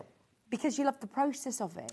Exactly. And also as well, when I'm on it, I do like to show best practice. Yeah. Because the thing is, I could say, oh, just slap them together and fingers crossed, and if they don't line up, hey, who cares? Well, lots of us do care, and it is important, but also, you know, like, what if you slap them together and sew it and it doesn't line up, but you want it better than that? How do you do it? I like to show that, but whatever happens behind closed doors is none of my business.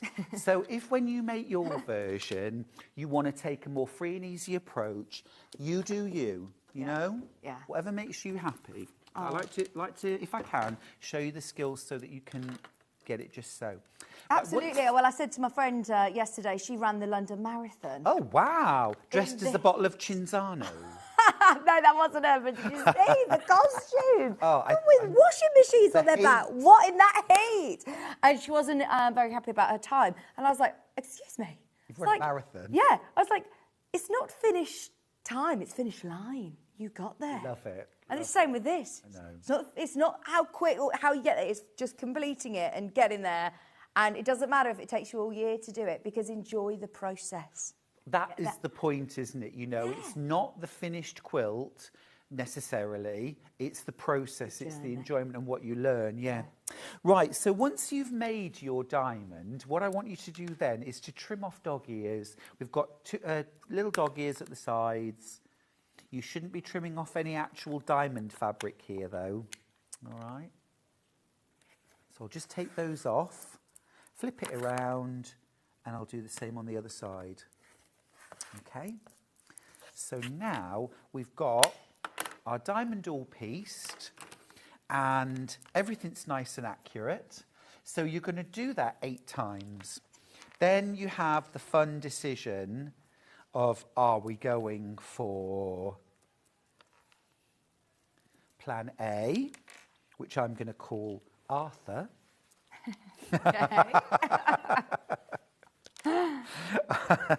Can you guess what plan B is going to be called? No. Or Martha. No, so look, there you go. So you decide which you prefer. Oh, see, I like the lemons in the middle. Do you? I do well, like then that. That's what we shall have. Good mantra. Finish is better than perfect. Totally.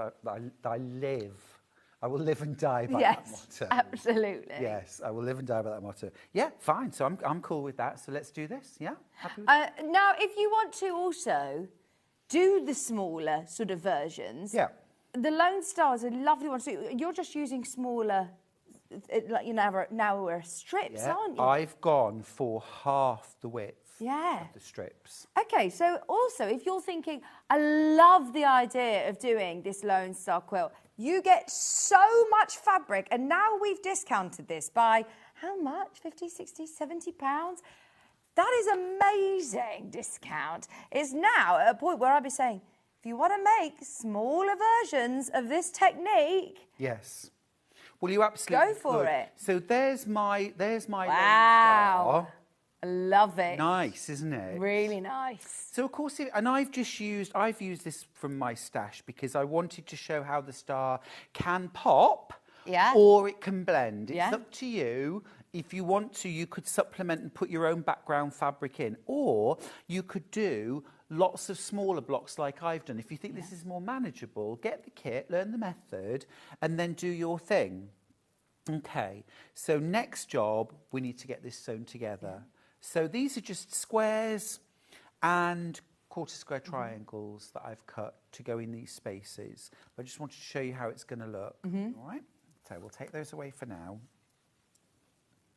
And we'll sew our block together. Right, so the first thing that we're going to do is we're going to sew our diamonds into pairs. Right, now when I'm doing the big quilt, any tips on managing because there's a lot of, they are big sizes now, aren't they? Big diamonds. They are. So your spray starch or your spray starch alternative, when you've done your strip piecing, is really going to help. If you wanted to, you could spritz the diamonds. However, I'm always wary of spray starching or steaming things on the bias that are cut. I prefer to do it while they're strips or while it's a strip set before I cut it, and then that will give you enough stability. Okay, so what we're going to do now is start pairing these up and sewing them together. Okay, and what I want to do is start and finish my seam 1/4 of an inch in from the edge. Now, you can do that by eye, or you can mark that with a friction pen. It's up to you. And do you find it's easier to go from that side there as opposed to the pointy triangle? Honestly, you can do either. Okay. You can do either, it's fine. So we're going to drop the needle down. We're going to stitch forward a stitch and then back a stitch, or you can use your locking function if you've got a locking function on your machine. So we don't normally do that as patchworkers, do we, going forward and back? No. The reason why we're doing it this time is because we're not actually sewing to the very end. We're leaving a little gap. Right. Okay. So I've left a little gap at either end, and I'm going to press my seams open. Oh my gosh, are we doing Y seams? We are doing Y seams. You haven't said it though, because I know that scares a lot of people, but we are doing Y seams. The thing is, if you've ever made any of my messenger bags from any of my books or patterns, you've already done Y seams and you didn't even know it. Yeah. Because when you sewed the front of the bag to the base, to the back of the bag, you left a little gap at either end, and then you sewed the sides in and you left a little gap at the bottom, and then you turned it and you sewed across the bottom, and that was your Y seam. Yeah. And you did it. Yeah. And you didn't even think about it, and that's all you need to do. Oh gosh, I'm so sorry that I've just told everybody that that's what you're doing. No. And don't worry, you can conquer it. It's easy. It's like all this nonsense. I mean, it's not nonsense, but it kind of is. It's over-egged about working with fabric that's on the bias. You know, your fabric's not trying to trip you up. You know, it's fine as long as you're aware. And like you said, you're not Morris dancing around your kitchen, waving your fabric. You know, you're fine. It's only fabric. Okay. You are in charge. Exactly. I always remember when we did Sewing Bee, and Anne Rowley, who won Sewing Bee. She was 81 when we filmed and 82 when it came out, and magnificent in every way. And I remember her saying, I think to one of the production crew who was filming her, she was like, oh, sometimes you've just got to grab your fabric and tell it who's boss. I love that. And you would never, ever have messed with Anne. Patrick Grant was terrified of her. It was so funny. Oh, I love well, not terrified, but she was like the grandma. He, you know what I mean? Yeah. He had this huge respect for her, but she was also sort of.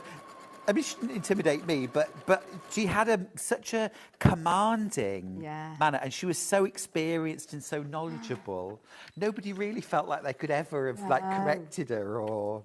I love that. Yeah, it was fun. Even though Patrick was the judge, you know, he was rightly in awe of her skill. It was so funny because the crew would go around and they were trying to film bits, you know, to make the programme interesting, or perhaps bits that would go wrong. And it was really through you, because if you were in the middle of doing something really technical, the crew would know, and they would come over just to film that one little bit. And so for the rest of us, sort of mere mortals, we would slightly go to pieces and be in a bit of a flap. They'd say, "Oh, do you mind if we just watch while you sew this, you know, final buttonhole in your finished garment?" And you're like, "Oh, okay then." Anne would just go, "No, go away, I'm busy, I can't talk to you now." And they would just scurry away. They didn't argue. Brilliant. It was hilarious. I wonder if we can still find your first series. Oh, you can, Is it yeah, it's on there? iPlayer. Oh, gosh, you need to watch it back. Now, no, you want to watch it back. Yeah, of course. Look.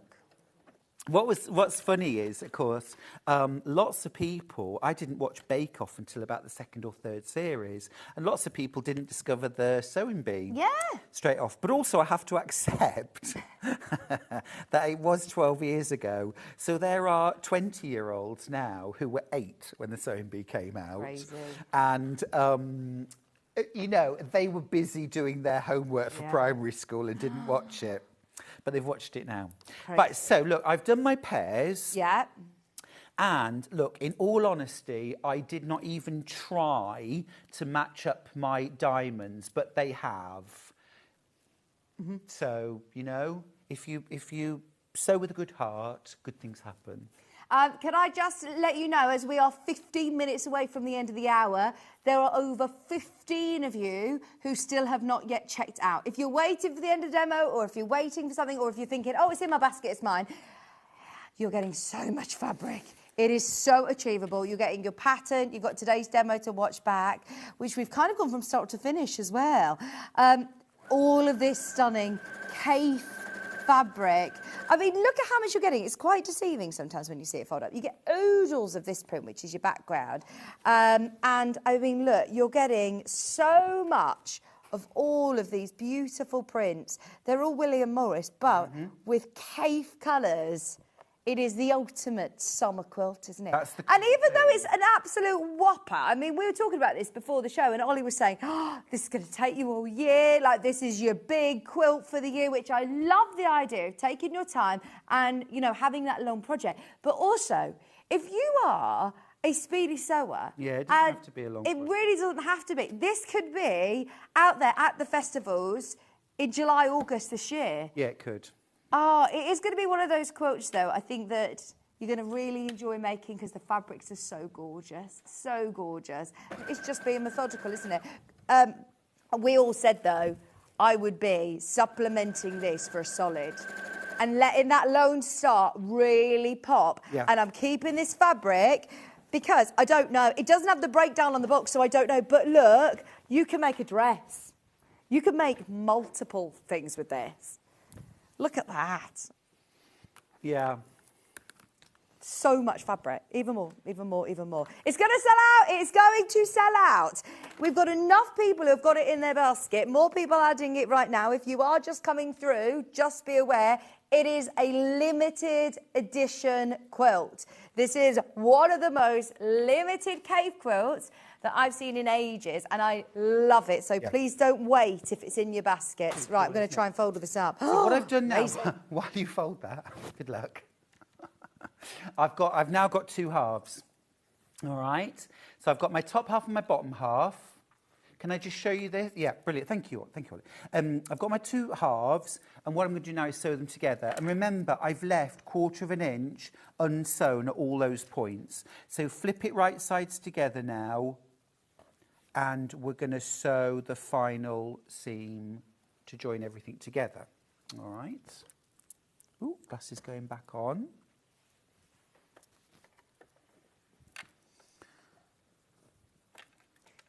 Oh my gosh, I can't believe how much background fabric you get. I know you do. It's a lot for what you've got there. Do you know what I mean? Yes, I know you've got those big squares, but just fold this up. There is so much of it. Yeah. Well, generous with the amount you get. yes, and also, you know, you're going to slightly sort of fussy cut the background fabric because you want all of those arcs going in the same direction. So I think you've got extra fabric to make sure that that's easy to do as well. Right, okay, right. Just give that a little press in the centre, and then I will show you how to put the setting triangles and squares in. Okay, right. Grab my pressing board. So definitely. Oh, look at all those seams. I know. Right, am I just getting this as flat as possible or open? Yep, open seams. And in that central point, obviously, is that where you've not sewn right to the point? Well, it's just one final seam that brings everything together, you see. Yeah. And then... Always a nice dry iron as well. Well, to be fair, Vix, I love a bit of steam. Do you? I do. Controversial yet brave. I know. I use a lot of steam when I'm pressing my... And I like a clapper as well.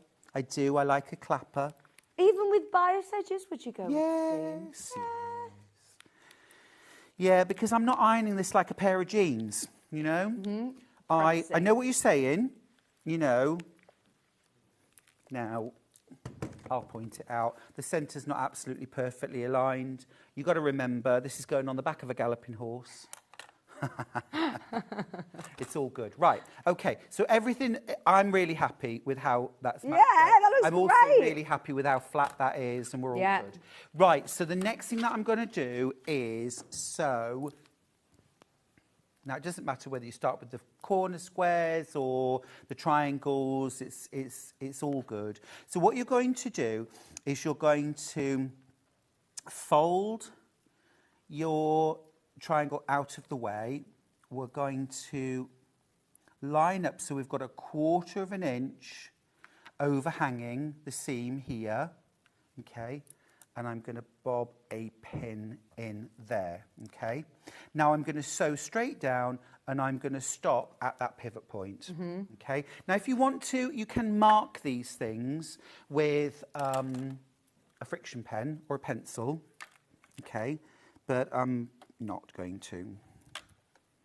So 1/4 inch seam. Now I've actually cut my background squares and my triangles slightly bigger than I need them to be, which is going to give me some room to trim later. Okay, so I've sewn to within 1/4 inch, all right. And now what I'm going to do is I'm going to fold the whole thing over, yeah, like this. And again, match up. I'm going to pin. And now I'm going to sew down to that seam. And you can see where I'm sewing because it's the last stitch. Right, yeah. Yeah. So I'm going to sew from the top all the way down. You take your pin out before you get to it. And you can do your locking stitch there, or you can sew back and forth. This is actually one time I really like the locking stitch on the machine because you get a really, really nice, firm, accurate point. Now I'm just checking here. If you haven't quite, this seam doesn't quite meet, so I'm just going to go a couple of stitches further down so that that meets up really nicely.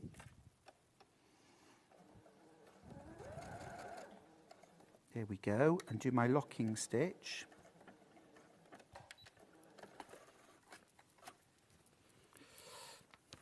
And there we go. Nice. Now you can see we've set that square in. It's really flat. I'm just going to push my seam allowances towards my setting block. And then as you go, you want to press. So grab your iron, and again, if you want to, you could get in there with your best press or your flatter, or you can wait until the whole thing's done. I'm looking at the quilting that they've done on here, and there's nothing that's super difficult. I don't even think that's been done on a long arm quilting machine, It's literally has it? in the ditch. Yeah. It's been stitched in the ditch. Yes. Right, so we've got that square in. Next up, I need to sew a triangle in. And we're going to do exactly the same principle. Would you do your corners first, do the squares first, or do you do it in this order, go round? Work round, Yeah, you could yeah. do your corners. It honestly doesn't matter. Okay. It doesn't matter. What's important is that you've left that 1/4 of an inch unsewn at the end, because that is how you manipulate and manoeuvre to make that Y seam. That is literally all you've got to do to make a Y seam. Stop sewing before the end. You know, I think we can all do that. Yeah. I honestly do. It's honestly not difficult. And the thing is, at the end, you know, whatever the standard of your sewing, it will be beautiful and you'll be proud of yourself. Oh, absolutely. To can achieve something of this size. Yeah, exactly. Wow. Can I just say as well, I wanted to say a special mention to one of our viewers, Rosalind, who I hope's watching. Rosalind sent the most gorgeous Easter gift for me that I received during the break. But I was also in a meeting during the break, so I've sent her a quick message, but I'll send you a proper message later. But oh my goodness, you've absolutely made my week, Rosalind. You really have. Oh, how so lovely. kind. It was really lovely. She'd heard, you know, when we say I like marzipan, and she bought me some marzipan fruits, which I absolutely adore. Come share them. I know, I know. I love won't. marzipan. I won't. Do you love it? Can you make marzipan? I bet My you can. mum made marzipan years ago. I never have, but I did make simnel cake for Easter, which lovely. of course marzipan features very heavily on.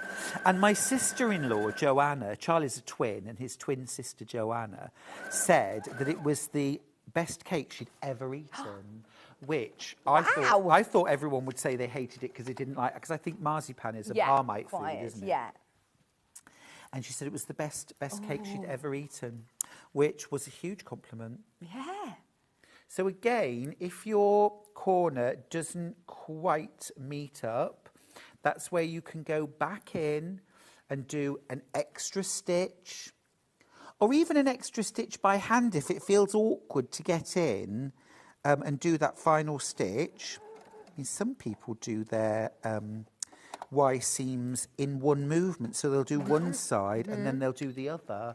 But I think, same with bag making, I think it's easier to do first one side and then the other. Right. And again, you can always go in with a little bit of flatter, because what we're trying to achieve here is a flat block and a flat seam, okay?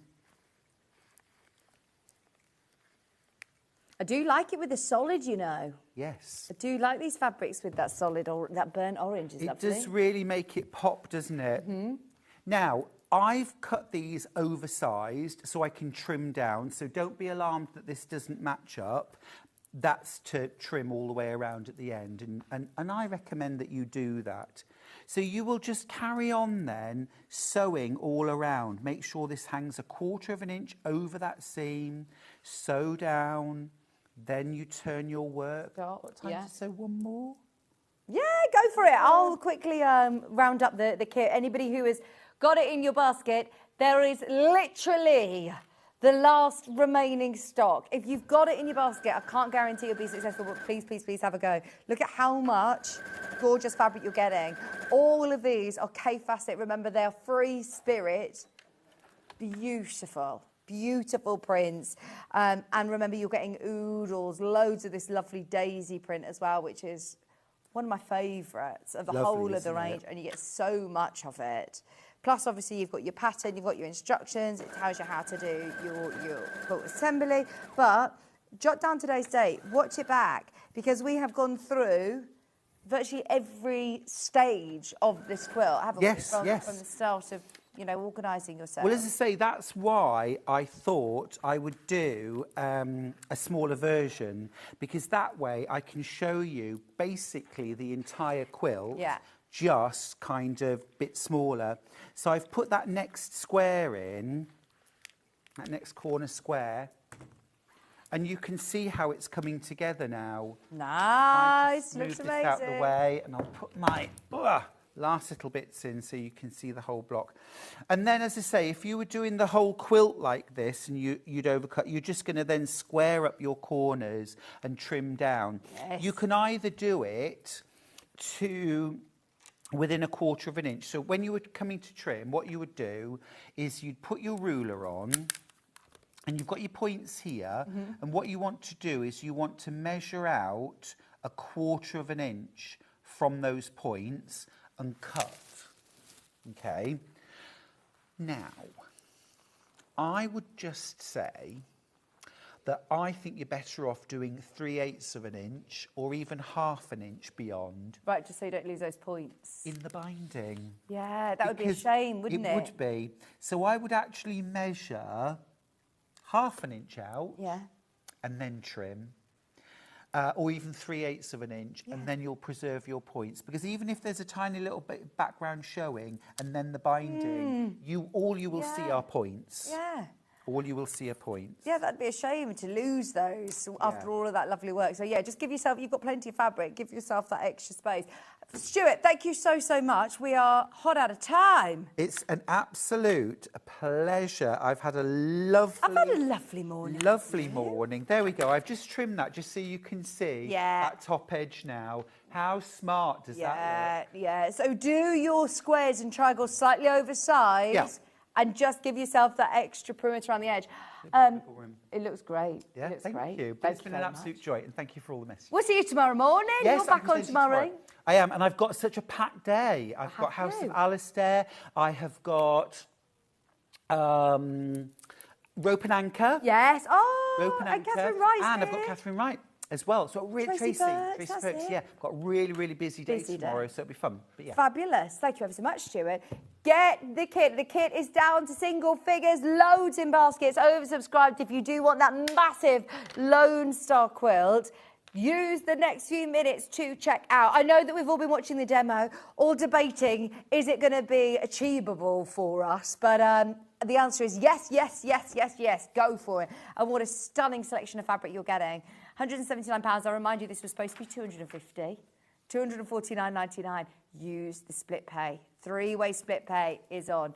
Now, I've got lovely Sandy joining me in just a couple of minutes with an improv book. Really? Oh, have you got it? Yes. Ben's been upstairs negotiating a deal on the book for us, which I have only ever done a pit stop with this book during a book show, or, you know, during another show. And I've never actually done a demonstration show with it. And we said, oh, look, how long do you want to be spending on this? And she said, I could do the whole hour. I've got so much to talk about. She says, I've read it cover to cover. She's super excited. So Sandy's going to be joining me in a couple of minutes. We're also going to get Julie Jumbo involved. Julie's going to be here as well. Sandy and Julie have been doing a collaboration. So stay tuned. We've got it all to come in the next show. Don't go anywhere. Well done on the quilt. Keep checking out. Check out on the last remaining few of them. And we will see you after this.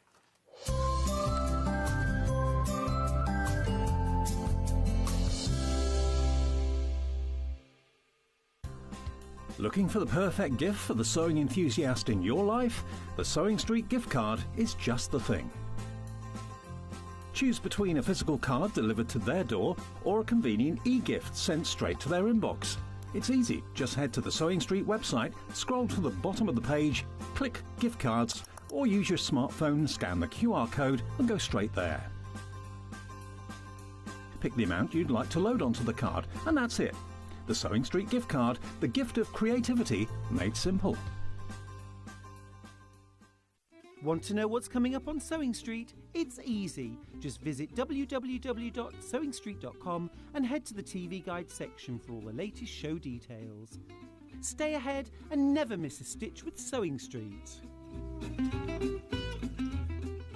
Hi everyone, Andy here, and I'm very excited to tell you about our next Craftopia event that's taking place from Friday, May the 23rd to Sunday, May the 25th at the lovely Abbey Hotel in Redditch. 4 workshops with some of the best tutors available in the crafting world today, bringing you a little bit from all 3 of our channels. That's Hobby Maker, Jewellery Maker and Sewing Street. And what's even better, the price includes all your accommodation, all your workshops, all your meals, all your snacks, and a goodie bag worth over £200. And this year, for the first time, we're excited to bring you Friday night crafting with lots of surprises in store.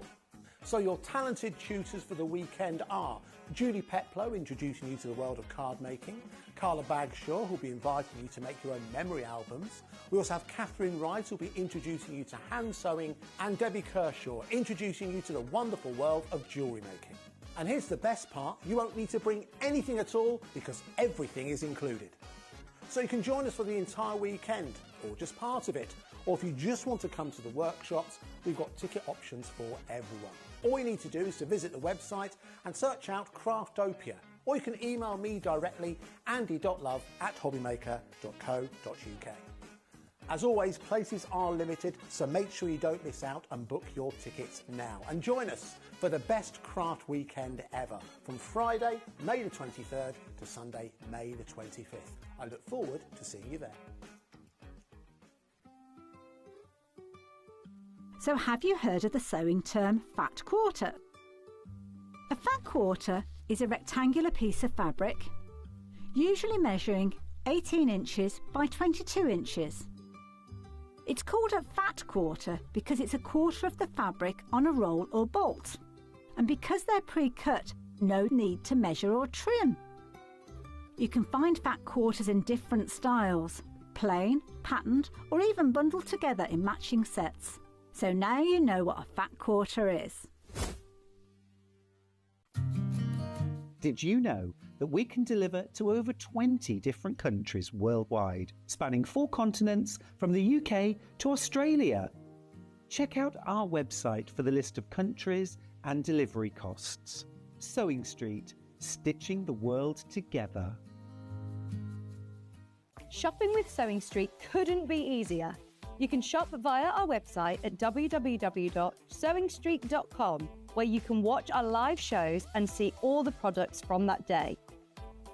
We also have a huge amount of products on our website, from your sewing room essentials to fabrics, sewing machines and much more.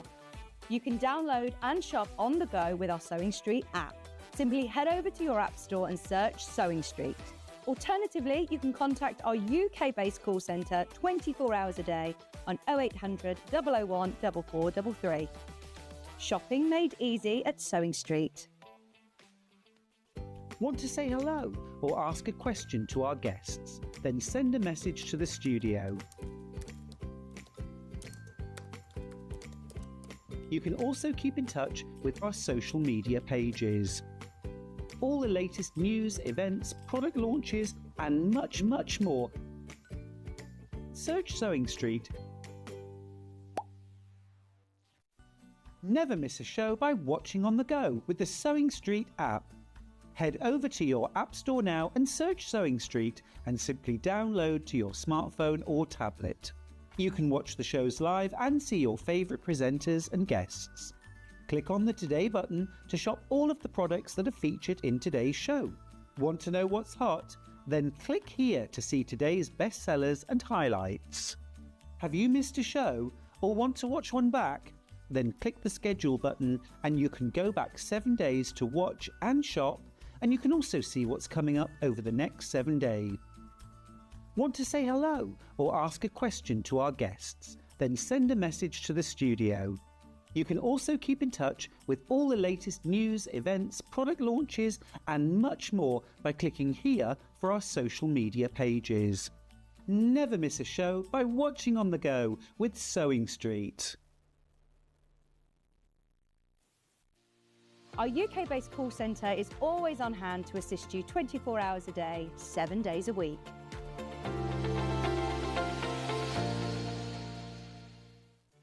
Did you know at Sewing Street that on various products we offer split pay? That means on certain items you can spread the cost over 2, 3, 4 or sometimes even 5 interest-free monthly payments. Just pay the first instalment when you purchase and you're away. So shop your way with split pay. Looking for some creative inspiration? head over to the Sewing Street website and click on the SS Hub. It's packed with ideas, tips and projects to spark your creativity. Plus you'll find the latest news and information on sewing machines and overlockers. Get inspired with Sewing Street. Every day, our experts will bring you a wealth of knowledge. They'll take you through the steps of making projects, and we feature fabulous tips along the way. Whether you're new to sewing or a seasoned pro, you're sure to learn something new. We're live every day from 8 AM till 1 PM, and you can also watch back all of the demonstrations featured on the show on our YouTube channel.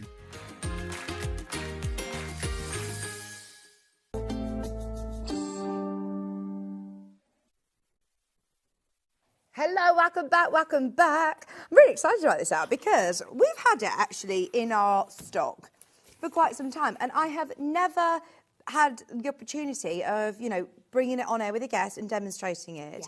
And you're the perfect person to talk to about this book because it is a really creative book, isn't it? Yes. This is talking about improv quilting. Now, I know as a quilter, some people get a little bit scared of being able to be free. Bit twitchy, and they've not got a pattern to follow. That's it. Yeah. But you said you've read through this book. Yes, it fascinated me. I was given this book and they said, demo the books. I said, OK, so I looked at it. Normally the first thing I do when I get a book is look for patterns in it. And I thought, oh, there's no patterns as such in it. So it sort of threw me off a little bit as well. Yeah. And then I thought, all right, sit down and read it. And I started reading it. And I must admit, I've not read 100%, but I've probably read 95% of the book. Wow. Because I couldn't put it down. It was absolutely fascinating. And he also talks quite a bit about Welsh quilting and things like that. And because we live in Wales, it all sort of resounded with me. And it's all very much recycle things, use things, have things that are beautiful that you like. Don't be too perfect with everything. And because I'm like a memory quilt maker as well, it's all resounded with me so much. And it just absolutely fascinated me. And I think some people get very twitchy about it's got to be a straight line, your corners have got to meet, the quilting's got to be straight, and it's all done in quilting weight cotton. Yeah. Whereas with this book, it shows you that there's lots of different materials that you can use to go on with it, and you can add anything with it. So not only is this a scrap buster, it's a great way of upcycling, reusing. In this world that we're living in at the moment, this is such a good chance of being able to... Brilliant. I mean, they start off with, it sort of goes through the history of improv quilting, because I think a lot of people think that it's a very modern thing. Right. You know, you see these sort of modern quilts and you think, oh, it's all very modern. And signed as well. I know. Yes, signed as well. Signed as well. And it's all very modern, but it actually started hundreds of years ago. And I think it was the G. Ben's ladies in Alabama that started the improv quilting. It was sort of like they were they weren't all slaves, but they were sort of very hard up, very poor. They used a lot of their work clothes that had been sort of, you know, they were tatty, but they didn't want to throw them away. They used flour bags. And they put them in their homes to make their homes beautiful, to make them warm, to keep them warm as well. So it was used for practicality. It was used for sustainability. Sorry.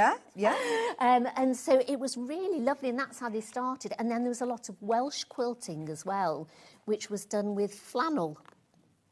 Okay. Because we always think of quilting in cotton. But obviously there's a lot of sheep in Wales, and they're very well known for all the flannel that they used to make, beautiful flannel cloth, and they used to make an awful lot of quilts. So like some of the very old quilts from Wales are made in sort of like the flannel. This was 19th century. Yes. Yeah. That's so cool. And improv quilting, I mean, it is something that can be, like you said, very modern and lovely, striking colours, but also it has a huge amount of history. He's a tailor, Welsh. He was a tailor. He was a Welsh tailor, yes. Fabulous. And this is what, isn't this Nicholas's family? No, no, it's just going through sort of like the history of improv quilting, really, and where it all came from and how it sort of started. And it was all really to do with sustainability. And groups of women would get together and just sort of make up what they had. So they didn't have rotary cutters, they didn't have the rotary mats and the rulers that we have today. So it was all very much done with scissors and bits of material that you had to make a pattern out of. So it's a great coffee table book, a really good It's a read to lovely- hear more yeah, about a different, quilting. So you see, like with this Quilting one, history. there's lots of different blocks, all made out of different styles.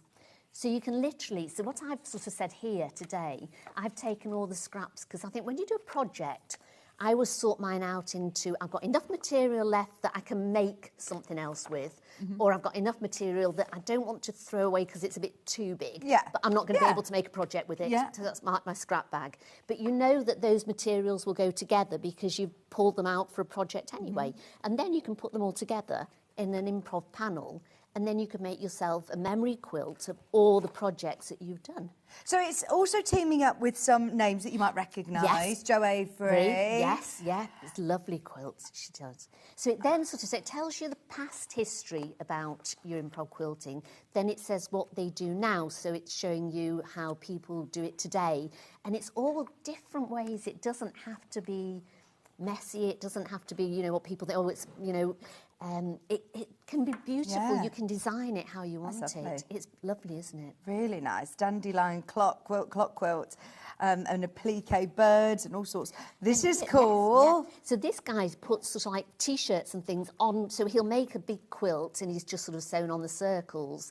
And it might be sort of bits of material that he's found. People often go to sort of like thrift shops and charity shops and find things, and then maybe just sew old T-shirts on things. Yeah. Which is great for memory quilts. If you've got little baby grows, you could just sew those on. He's sewn like an old dress onto here from a pattern that he had.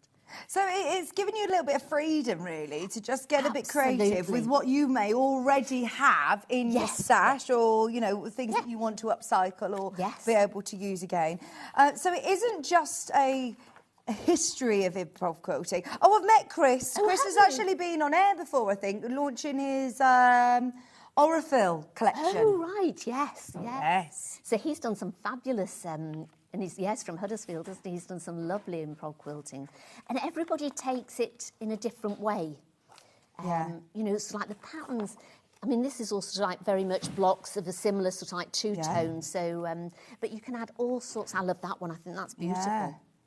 Incredible. So these aren't necessarily projects for you to do. No, they're not. They're not patterns, because I think with an improv quilt, you don't have a pattern to it, but they give you different styles. So they're saying there's a lot of quilts that have been used as banners for things, for peace marches and things. And they also in there, they were saying that during World War II, I think it was, when people were sent to the prison in Japan, the families were all separated. So the mother and women and children were in one camp and the husbands were in another camp, and they didn't know if they were alive.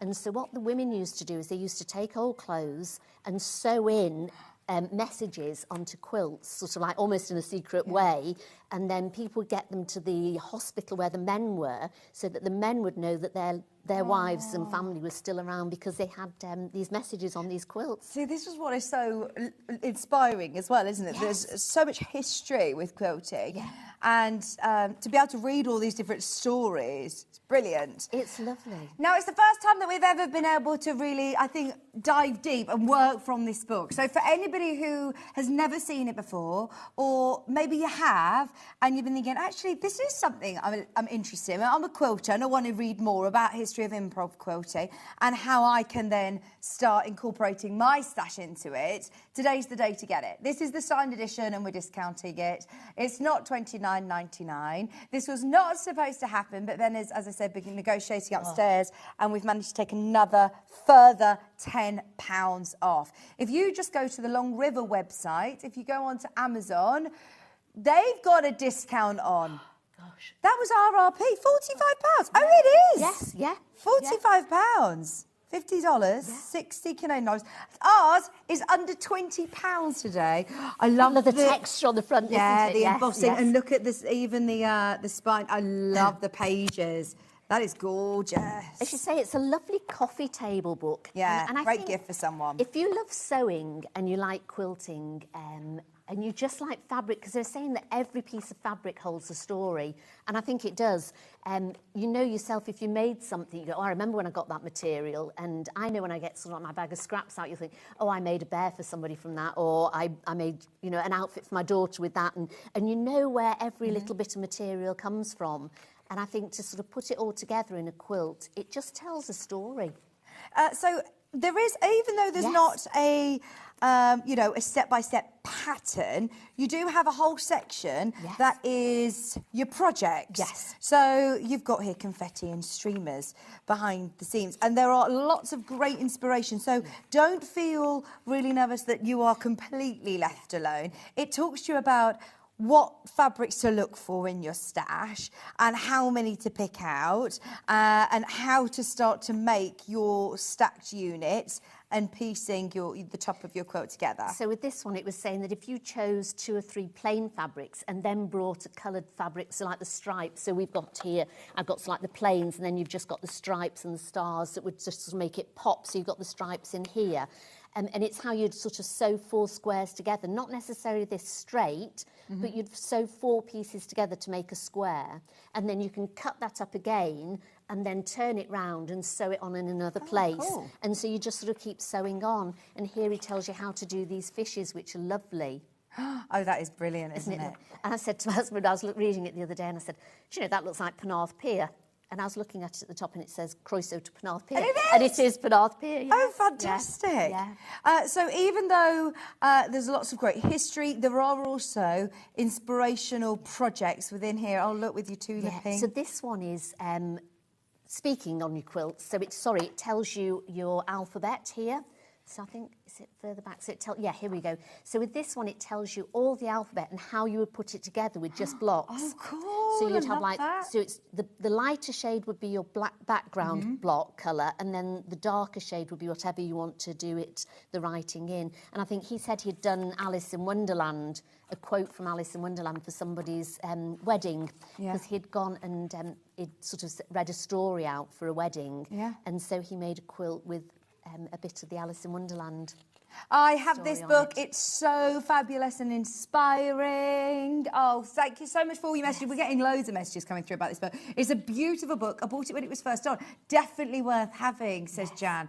Now, remember, we've taken another £10 off today at $19.99. We also have some fabrics. Now, even though a lot of people I know are going to be delving into their stash, it's good to add some solids into there as well, isn't it? It's a good place to start a solid. If you've got a solid for the background, then you can add all your colours into it. So I think it's always good to start off with a bundle of solids. These are fat 8s. We never normally get the chance to sell fat 8s either, so just a great one for your stash at £3.99. You've got our Rose and Hubble, lovely solids in yellow, pink, green and blue for £3.99, 100% quilting weight cotton. But start with this, then start looking through your bag of scraps and seeing, right, which ones am I going to be working with? A stripe or a, you know... Absolutely, a pattern fabric. There's also another colour palette. This is a lovely colour palette. That's nice. So it's £3.99 as well. Fat 8s, 4 fat 8s. For £3.99, great price for a bit of a basis, because it is sometimes quite difficult to look at your stash. A lot of people can tend to get overwhelmed. I mean, we've got all sorts, but this one I would be picking out with the ones that you've had left over from the bag you were making and saying, right, actually, I've got some metallic PUs that's going to look lovely with this colour palette. The leaves goes really well. You've got this green that was the same green that was in there, so we know all these fabrics are going to work really well. That's a lovely palette. It's beautiful. £3.99. And I think you're right. Amazing. A lot of people are scared when you say improv is quilting to people, they think if I've got a pattern and I've got the materials there, I can do my quilt. And you're thinking completely outside the box, so you've then got to pull from your own stash that you have. And I think by just choosing 3 or 4 planes to begin with, then you can really sort of think, OK, and take that with you to your stash and go, well, actually, this one looks quite nice with it, and then this one looks quite nice with it, and then lay it all out, you know, sort of cut a little square of each one, and I tend to lay it all out and see if they all go with each other. And even it doesn't matter if they don't all go with each other. No, absolutely. You know, nature's lovely, isn't it? Love Trapunto. There's a section in Trapunto as well in here. Some really beautiful... Which is the Welsh. Yeah, I love the photography. I love this little poem here. I don't know. It's and this is about the importance of the fabric to Wales, and it's the flannel that it's made. It says, man owes a double debt to flannel white, his vest by day, his blanket warm by night, the prop of life in each succeeding stage, the nurse of youth and comforter of age, his first best garb when hurried from the womb, and his last robe to shroud him in the tomb. And that's the flannel, and that's people making the quilts. So they said they make quilts for the babies when they're born, and then some people are actually making memory quilts for when they pass away. Yeah. So they've got something to wrap themselves in when they pass away as well. This is it. We talk about making, you know, newborn babies quilts, and then we talk about making memory quilts. That's right, yes. You know, it's something that's with us forever, isn't it? Absolutely, yes. And they're saying that so many people now are making it for their last journey as well, you know, sort of thing to comfort. Why shouldn't you have it in, you know, comfort? Really inspiring book. We really like it. Yeah. And for anybody who hasn't already got it, get it. $19.99, because it's completely different to anything else that we've ever bought you on Sewing Street, actually. I think this is the only improv quilting book that we've seen, and it is a great one with lots of knowledge and lots of inspiration in there from lots of quilt designers that you recognise as well. Okay, now, everybody who's got it in their basket, keep checking out. We're going to do a bit of a demo as well, aren't we? Yes, yep. So you've got your scraps from the bag. From the bags. So I put the two of them together, and I sort of started here and put two strips together. So when I pick my scraps out, I'll sort of like neaten them up. So any sort of like odd bits at the end I'll cut off. But I don't sort of make them really neat. So the ends are still a bit sort of tatty. And then you can just put the two pieces together. And you can, because you can use any fabric. And if you're making a memory quilt, they could be out of T-shirts, it could be out of jumpers. And the only time I'd say stabilise it is if you've got, say, a big, thick, woolly jumper and you've got a piece of a chiffon blouse or something, then maybe sort of stabilise the one to make it a little bit more even. But with these, I've got PU, I've got cotton, I've got canvas. And I didn't stabilise any of them. So I just sewed them all together. So the little squares that I'd cut out from the side of the bag, I just stitched together. And then I sort of kept sewing out. And then you've got sort of like a slanted line here. So it went off a little bit and then brought it back up. And then it said, don't always use your rotary cutter. Maybe use just scissors, because then you can get sort of like different, sort of slightly off lines, I suppose. And then literally just carry on. And then I've just backed this with a little bit of H640. And then just done some matchstick quilting on it. And it said even that doesn't have to be perfect. Yeah. You know, you could do a bit of free motion quilting on it. So I've just done this, and then if I do another project, I'll do another size, and then I just cut it to the size that I wanted, and I can keep that, and then do another project one, and sew it on, and then you could sort of sash it together if you wanted, and then you could sort of back them all. So it's really nice to just sort of keep going with it. And I love the idea that you aren't just using quilting weight cottons, PUs in here. Canvases. Yeah. So there's lots, because it's saying you can use people used lots of different materials. They would use denims from their work clothes. They would use flour sacks. You know, all sorts of things that people use. T-shirts, you know, they'd sew a T-shirt on it and things. And then there's a lot of sort of the matchstick quilting, but you can do lots of different sort of widths of it to vary it. You could do hand quilting on it afterwards as well. So it's almost like Sashiko sort of hand quilting on it to really, you could sew it all by hand, because that's what people would have done when they first started doing it. It would all be sewn by hand, so they would all get together as a group and sew it together. But now it also talks about you know, the things that we do have now. So bond webs and fusible webs and your wool pressing mats, and how all the things that you might already have in your stash are also going to be able to help you do it. Yes, I mean, at one time, all they would have literally would have been a needle and thread and their old material and some scissors, and that's how they'd have put it together. But now, with all the things we do have, you can build up so many more different patterns. And are you stitching still with 1/4 of an inch seam allowance? Or yeah, but you don't have to. Yeah, it doesn't need to be matching any points. Nothing has to be matching. You can literally do what you want with it. So if you did one seam that was 1 inch thick, it doesn't matter, because you're not matching that up to anything. So your next seam could be 1/4 of an inch, So it's not a pattern that you're matching. And is this So- going to be a quilt, or could this be a bag, a cushion front, or wall it could hanging? be absolutely anything. So this, you could bind it and have it as a little mat, table mat would be quite nice. You could have it as a front panel on a bag. So you could put a nice border around it and make a lovely tote bag out of it. You could have made it bigger and made it into a tote bag. You could make it into a cushion, or you could just keep that and keep making different panels and then sew it all together as a lovely quilt, or a wall hanging, whatever. What have you got fray check here for? Right. So this one is for the Trapunto. Okay. Yes. Right. So with the Trapunto, you do need a few little bits and pieces. So you need a frame. So I've got a little frame there. That's my little bit of stuffing. You can use offcuts of wadding, bits of toy stuffing. They suggest Bonder web and a tearaway stabiliser. Okay. So we've got couple of pieces of material. So you want your backing material and what you want to do your applique out of. So this is what I've done earlier. So you can see you just got a little square and you've got a little heart on it that's padded. Oh, that's so lovely. It gives it that three-dimensional lovely texture as well. And you can incorporate this again into anything. Yeah. And you've just put... So, show you how to do it. Right. Toy stuffing inside it. Oh, have we got an iron? We can get you an iron. Okay. What was it, Ben, that you wanted to show? Oh, we've got the toy stuffing on screen. It's a full big bag of toy stuffing, so you're going to be able to do Trapunto. Oh, loads and loads, And it's always, worth stocking up whilst it's on screen. Especially this lovely... This is the recycle one as well, isn't it? Yes. Compostable, £5.99. So you're just cutting out a shape. A shape, so you can have any shape you want. Onto Bonder web. Onto Bonder web. Yeah. Now I've already put, so you want to get your backing material first. So whatever you're going to be having as the background of your quilt, you want quite a good size square that you're able to put it into a little hoop. So it's a really nice stable. Oh, sorry, thank you, my love. Should we put that under here? This is the book we're talking about today, by the way. It's another £10 off, which, if I'm being honest, is a little bit ridiculously low, £19.99. But if you've always been umming and ahhing about it, it's the first time that I've been able to see it to its full potential as well, without just seeing it as part of, a pit stop show.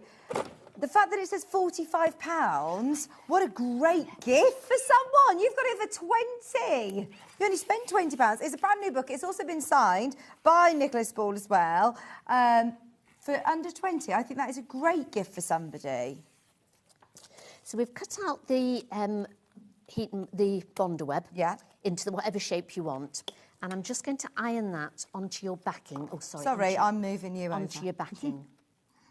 And I've already put some stabiliser on the back. Now, this stabiliser is great because it's actually an iron-on fray off. So you can tear it off, even though you've ironed it on, which is brilliant. So if you can't just have an iron-on one because you've got to be able to take it off afterwards. All right, so you put that on the front. Then you get your heart or whatever you want. So you cut that one out, which is the same size. Just going to, it's slightly bigger than the Bonder web one that I've done. I never think of using dies as templates. Great idea. Yeah. I always use that as a little template. So you want some sort... And you can do anything. You can do little stars. You could do just blobs. Because all these on the front here are all the Trapunto ones that he's done on a quilt. And they're sort of quite raised on the front of the pattern, which is lovely on the book. So we're going to cut that out. And we're going to put this just over the top of it. Like that. So I'm just going to iron it on. And put a little pin on it. That's probably all the iron I need, actually. Just going to pin that on. So you can see we put the stabiliser on. Then can I just sit that down? Yeah, let me take it away from you. Or have I... Sorry, I'd forgotten I needed... That's absolutely fine. Let me take this. Shall I just pop it there for a minute? Okay. I might need it again in a minute. Right, and then we're going to just do a satin stitch around it. So just bear with me a second. So I'm going to take that off and add a little foot on it again. So you just want to change your foot if you've got your zipper foot on. And the satin stitch on here is... I should have checked this first, I'm sorry. You're 70? Yeah. Is the one in particular 75? I just want a really tight sort of little satin stitch. I wonder if that would do it, and then I can do it smaller. Let's have a look at that. But then I wonder if that will go. No. Should we just? We'll go with the little one here. Let's try that one. So 76. And We'll have a go. 76. Should we try that? 76. Yeah, there we go. Let's. So we want to sew this all the way round. Okay. Okay. So if it doesn't work, I can talk us through the rest of it. Oops. You lost a foot. I've lost a foot as well. We're not very organised. Well, I'm not. You are. I'm not very organised today. Sorry.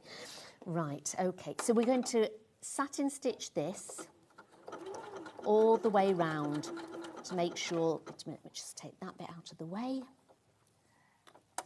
This is what improv quilting is all about. It's all Sandy. about. Absolutely. Just it gives you time to play, which is what I think is so nice. Because sometimes we're all so hung up about what has to be right, the points that have to be right, and everything that. Oh, we've got a patterned one, which is I quite know, nice yeah, and I know, spontaneous. yes, yeah. So you can do anything. There you go. Just so long as you've got it.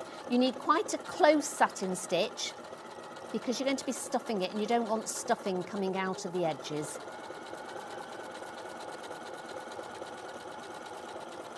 Oh, this is a nice one. It takes us in and out.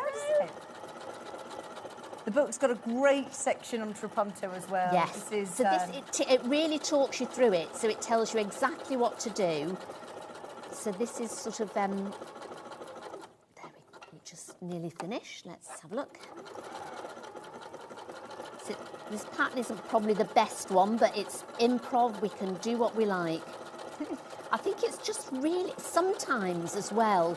I think when you get a block in sewing and you sort of think, I don't know what I'm going to do, I don't know what I want to do, just sometimes free yourself up and just have a play with, because as sewers, I think I would defy anyone to say they haven't got a stash of material, so just go through and have a real play with the stash that you have. There we go. That should be okay. Then you would go over it again with the iron just to sort of like loosen it a little bit, and then you're going to take a pin at the back. Come over to me again, thank you. And you want to put your pin through and just wiggle it round inside, so you're sort of separating between the two layers. And if you've heated it up again, it will sort of make it that little bit easier. So you just want to make sure, and that's why you've got that the Bondo web in there as well. And this is all for stabilising. Then we're going to try and put a little tiny cut in there. So you want to put a little slash in the back of it. So you just literally just no, the material as well. Oh, okay. Let me just see if I can find my scissors that have got a sharper bit on the end. So this is where you have to be very careful, just to sort of make sure that you're just cutting the back of the material. You're back in this green one, okay. Yeah. There you go. So you're putting little, and then we can take the tear off stabiliser off. So we're going to just tear all this off. There we go. So you want to take it off around the outside and on the inside as well. So again, I'm doing it fairly quickly for people so that they can see what's happening, but you would do it a little bit slower at home. There we go.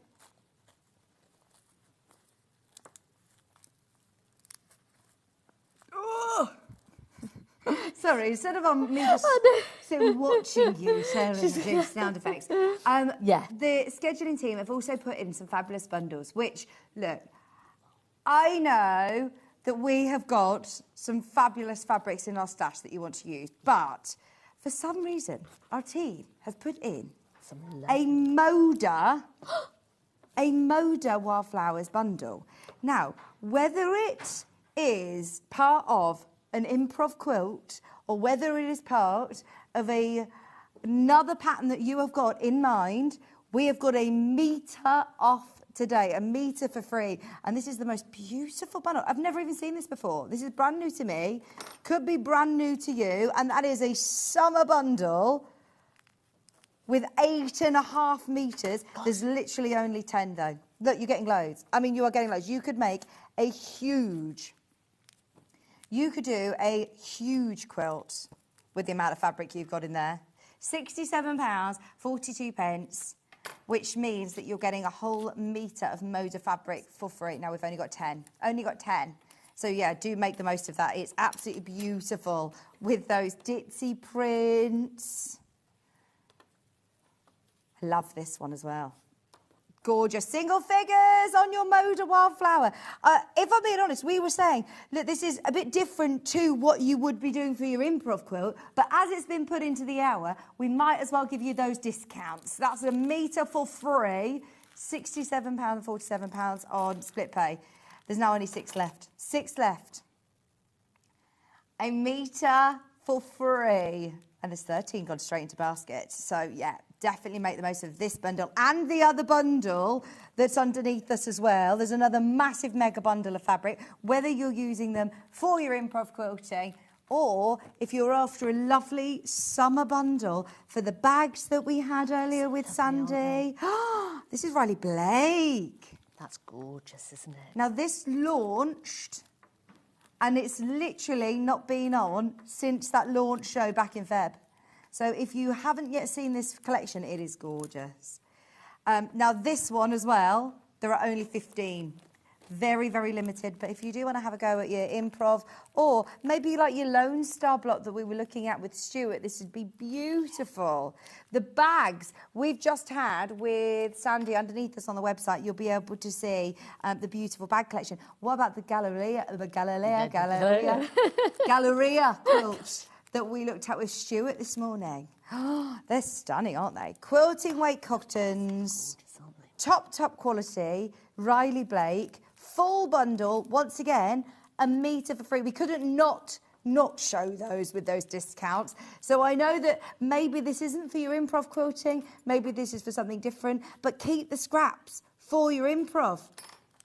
£79, 90 pence. We're approaching single figures on the Riley Blake Melody collection, which is gorgeous. It's the newest springtime. Now also, as we're speaking of fabrics that I know you're going to love and use, and if you have any left over, keep it for your improv quilting because this will sell out today. That's beautiful. It's your V&A Crafts of Tranquility 10-inch layer cake.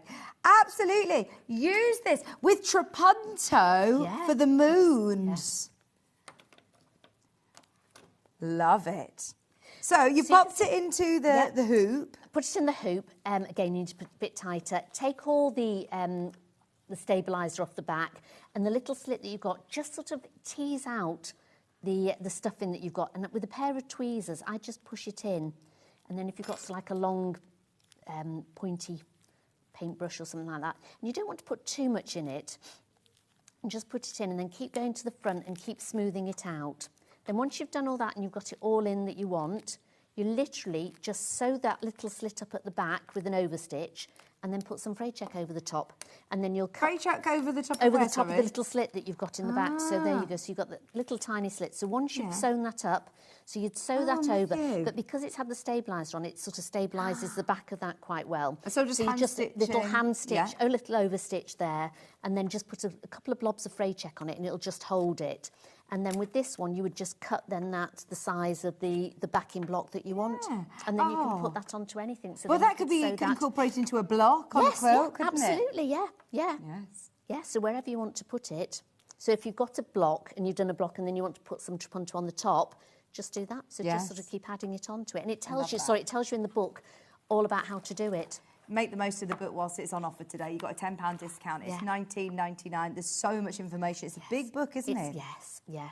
Lots of fabulous ideas. There's projects in here.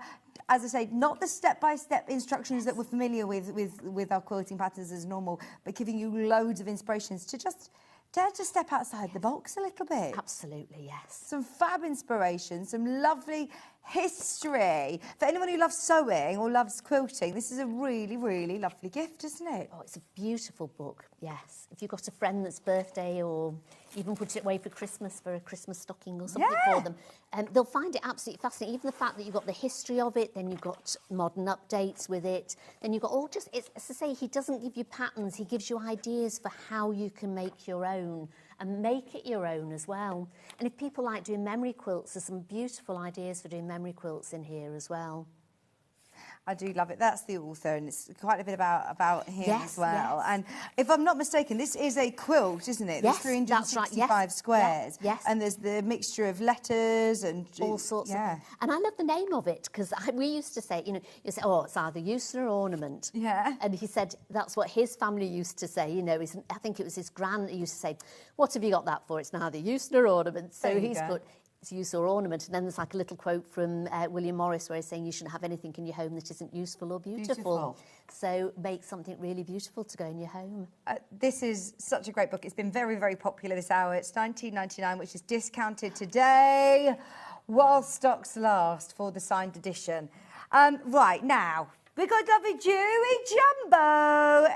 Eagerly waiting in the wings. Come on in. Come and join us. Come and join the mayhem. Because I love it when this happens. Now, I've not seen you for ages and ages, Julia. I know, yeah, you've jumped up on your block.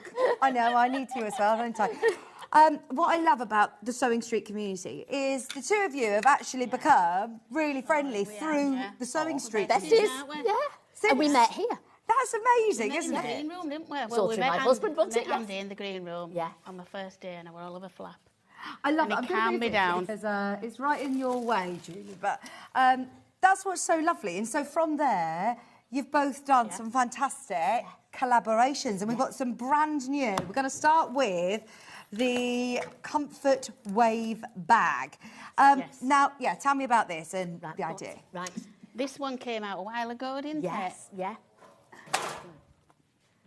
There we are. So Julie's got her lovely jumbo needles and I do the bag making. So we got together and said, wouldn't it be lovely if we did a knitted bag and I could do the lining for it? So we got together and designed this bag. Oh, it's gorgeous. Yeah. So I do. What we said, didn't we, one day, was like, nobody puts the two together. No. Because I like knitting and sewing. Yeah. Dewey likes knitting and sewing. And so people are either, oh, I knit, I sew. Yeah. And a lot of people do both, but they don't put those two things together. together.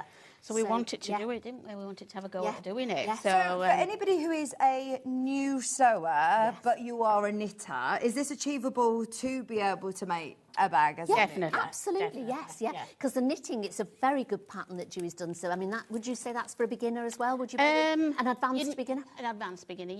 You basically just need to know how to knit and purl. Yeah, okay. And the making sort of the wave pattern is just a combination of that.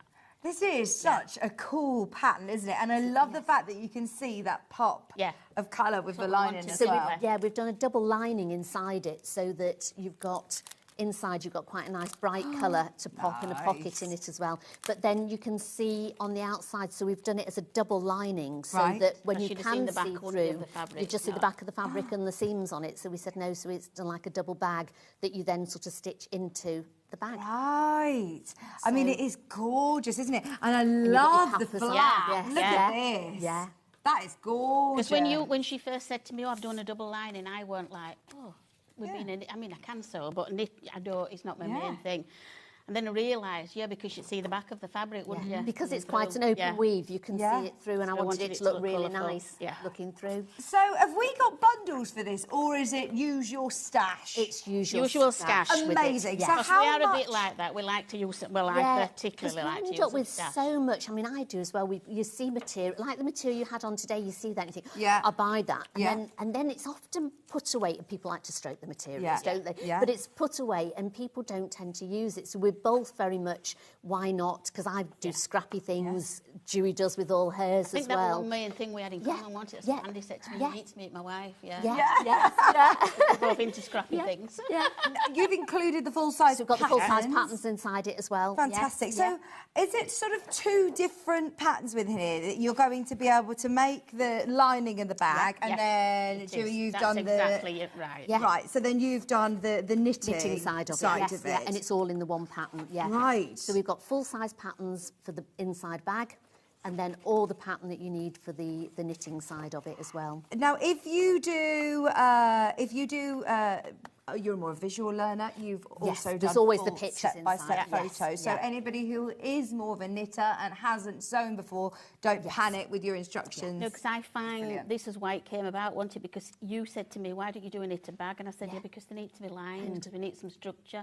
It's just, you know, They're too it's floppy otherwise, floppy, aren't not. they? Yes, yeah. And she goes, well, that's it. Well, we'll do it together. Yeah, then. Because I have actually seen a knitted bag, but it's been then now line it however you choose. That's what so you've then always it's got, difficult. exactly. Yeah. And especially Yeah. if you're more of the Daunting. knitter than the sewer, it's nice. But then if you're a sewer, you know how to do the bag lining, but you wouldn't necessarily know how to make the nice knitted bit to go around the outside. So we thought we'll get together and do a bit of all of it. Now, is there any particular yarn that you would This is suggest? well, 'Cause what this you need. is Well, this is a beautiful. merino yarn Which we both love.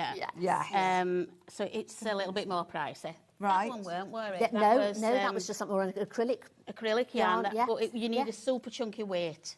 Right, That's okay. what you need. Super chunky weight. Okay. Not chunky, super chunky. Super chunky weight. Yeah. And this is, do I do any sewing up with the bag or is it made in one? It's like one long strip. Yeah. I'm trying to recall how it Yeah. were now. It's And one then just long sewn down the strip, side. Yeah. And you sew down the side. And you add the... And you add this separately, don't you? Yeah. Right, and I love the fact that you could do it with a button or with the blue machine or pom-pom. Yes. And is that a little Anything. magnetic It is, snap yeah. as well? Yeah. Oh, yes. Yeah. Brilliant. So if you've got your Yeah. blue machine or your green machine, you're going to have fun being able to finish it off. Sew on handles as well, straightforward. Sorry, Bex, but what we can do is, as we're bringing that the new winding one on later on, I can show you how to make your stash of yarn into super chunky yarn. Oh, brilliant. I love this tool. I think this is brilliant because we do all have a huge stash of yarn. All different And types, don't sometimes we? you've got lots of, and you think, I want to make that bag. And then you look at your stash and you don't always have it, do you? And it's the same with the lining. I mean, we've done the lining with two. So we've done the outer bit is like the pale, that's like a nice turquoise. And then inside we've got that real nice pop of flowers in it. And then I think we did it the other way around with that. So you got the way flowers around, yeah. and then you just got the plain. So if you've got a good sort of like half a metre of a material that you think, you can put the two together so you can have the pop on the outside or on the inside, or, you know, so you can use all your... And then you could put something completely different on the centre bit as well. Just you use could up what you've got, You could use different ones for the pockets And there's inside. a pocket inside. There's a pocket inside. And again, you could put two pockets in, you could put a popper on there, you could put a button on there. You could, if you've got Shows you inside, doesn't it? How to do a pocket. yeah. And if you've got the blue machine from earlier on, you can make a lovely big button and colour it to the material that you got inside and use it on the outside as well. Toggle. Yeah, a lovely toggle on it. Or Or sometimes, I mean, I've got one button that I've got a thing about buttons that you fall in love with. And you think, oh, I just want that piece to put that one button on, and that'd be ideal, wouldn't that it? button was the one that I had because I one you bought it had, from a wasn't show and it was a handmade one from somebody, and I thought that will go on as something sometime. And when Judy did that, I said, I know just the button to go on that one. So yeah, you can do buttons on it, you could do toggles, you could do the little clasps, you know, so you could sew on the little leather buckle on it if you wanted to. I've never seen this lovely wave design on Beautiful, a isn't bag it? as well. Yeah, It does. It's called wave is the actual pattern. yeah. So that's why we said wave. Yeah. It's absolutely gorgeous, isn't it? And achievable to do. Yes. If you've got a bit of knitting experience, as long as you can knit and purl, then you can do it. And also, coming up in a bit, if you're thinking, oh, I don't really have super chunky yarn in my stash, got a lot of double knit, don't have super chunky yarn, doesn't matter. And imagine A lot of mixing foreplay. loads of colours together. Yeah. That would look incredible as And multicoloured. it's this type of thing, isn't it? Yes. This is your jumbo. Yeah. This is it all mixed together. Fantastic. But where the winding one was to make jumbo, if you remember, now it can also make super chunky as well. Which So is you have what a we've used double-ended it. winding one. It's Mark coming. two winding ones. It's coming up in the next hour, but we had to talk about the collab because how many collaboration patterns have you done now? We've done almost, well, I did three really, isn't it? Yes, because I made the tulle one, which is just off there. Oh, yes, the tulle. Yes, let me Which get we've it. done, because if people buy Dewey's handmade, beautiful knitting needles... She makes all these things then for me. they're you see. gorgeous, but they're massive, so you can't just put them in this a for me. bag. So I Did made you? this for Dewey, Fantastic! And then when And I we come came up- down, all my tools are in here. Yeah. How handy is this? Now, we've got a pattern Yes, for this as that's well, right, haven't we? yeah. Which is the knitting needle case. And it is designed to fit those incredible but very big knitting needles. Yes. So Yes. anybody, and I know She you've was got them sick, in the I was hundreds. struggling, weren't I? That's right, Said, yes, "Look, she's I'm had all the... making And this." she was spilling them when she came out, so I designed this so that we got it all. Wow! now. Oh my word. I mean, it's not. We can fill it up with even more. Yeah, there's lots of things that you can put in it. Yeah. Amazing. So Even a you're little going to be able to pocket, look. fit. I've got all those You can put all your little bits and bobs. Fantastic, fantastic. It's all your Just thought of everything, and now I can just sling it over my shoulder and off I come. Yeah, it's got the strap on there. Yeah. I suppose It's you can amazing. adjust it as well To whatever sizes you want, yeah, you need, or how many absolutely, yes, pockets yeah, you need. yes, yeah. Yes. Brilliant. So if you do have anything, so they come in the most beautiful box as They well. do, yes. But I suppose if you are taking them on the move, they're not the most portable ones. So They're you not, come in here. yeah. This is brilliant, Yeah, isn't it? It's really, really been worth it for me. Because you want to collect them because she's always bringing new ones out Yeah. and they're lovely. So Yeah. and they're so nicely made. I mean, the finish on them is just perfect, and you don't want to looks after spoil them, that. doesn't it, as And well? it does because it's all done with bosal inside Okay. as well, so it's got quite a nice padding in it. Yeah. So it'll really look after your Yeah, needles. you don't and want to give- get them dinted, do you? and That. no. Or your box made a mess, really. Yes, That box yeah. that keepsake Yeah, box. you can isn't keep it? those with- Yeah. Is it done from measurements or templates? It's measurements, I Measurements? think, in this Brilliant. one. Yes. So, and then you can sort of alter it to whatever measurements you want inside it. And then show me how this all folds down. So it's got So that this lovely goes protective over the cover top over the to top. sort of go there. Then we just literally Roll it. in. Then that bit goes over and fastens on There, here. doesn't it? Pressed Yeah. it there. And then we've just put a bit of tape round it just to make sure that if you are on the move, you can Keep it nice and snug, can't you? and nice secure. together. And then you've got the strap that you can add on. So you can just pop it over.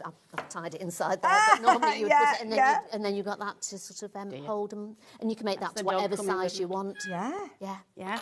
See, that is Brilliant. brilliant, isn't it? Yeah. And then you can take Absolutely it to your brilliant, classes or it's wherever amazing. you want to go with it. You can tell it's well I done. love that you've It's made well this loved. for it. Look It's at it, brilliant. yeah, And thank yeah. you for I take designing it this everywhere. for everybody who has also got And thank the, you for Sandy, yeah, because she did, honestly, didn't you see me struggling? Things yeah. have happened But for I a know, reason, that's don't right. they? Yeah, we saw her coming in with all these needles going everywhere, and I said, I'm going to make you a case of those. Made me So, cry when she gave it. Oh, I can tell, you know, the friendship. Oh. Between me going like, oh, yeah, I first remember you giving me this. Yeah. Yeah. Oh, I love it. Yeah, Sewing Street's brought some great friends, Oh, hasn't yeah. it? And So we it's just really amazing. We lovely, talk yeah. to each other every day, We don't do, we? yeah.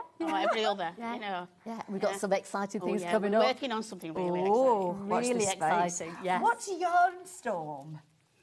Yarnstorm is like, to me, I made it up that, really. It was like, you've just sat in a storm of yarn, isn't it, really? It's a pattern that we've got, It's isn't a it? pattern. Oh, yeah. Yeah. Sorry, it's a pattern that we've got. It's the footstool. Oh, brilliant, that's There's it. next one. I'll move I these out am of your in way. love with this. This is brilliant. Again, teamed up together. Teamed up together, yes. So, what was the idea behind this one then? You wanted a fabulous footstool. Again, we wanted to use yarns up that we had.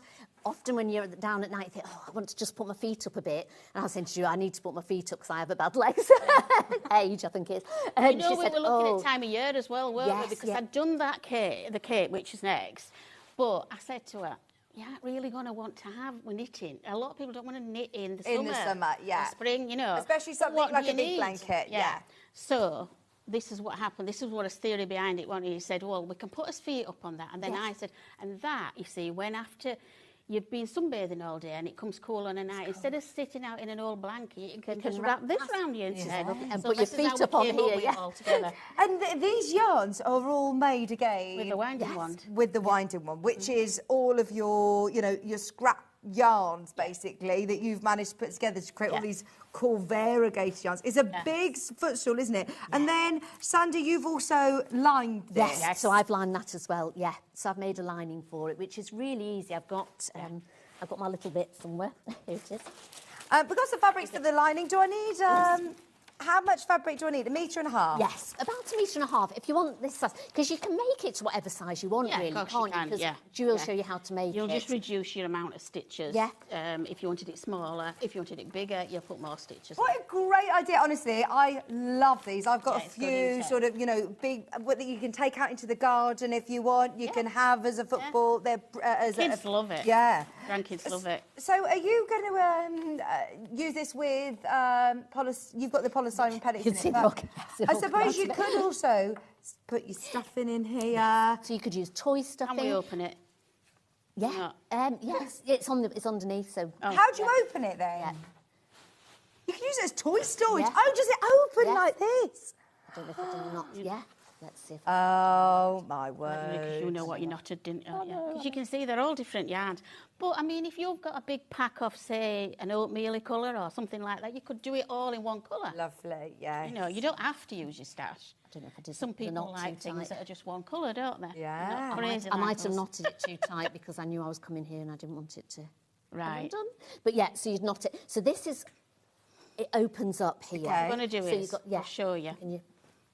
Let's get that And one. then you've got sort of like the lining inside. So you make the lining, put it into here. Right. Then stuff it. Yeah. Then pull this tight together to close Okay, it and you up. put the template in No, with we the haven't, lining. because, Okay. because you can make it whatever size you want. Yeah. We sort of told you that the size, if you go with this one, Yeah. the size of the radius is 20 and a half. Okay. Right. So literally all I did, I brought this in because this is exactly how I did it.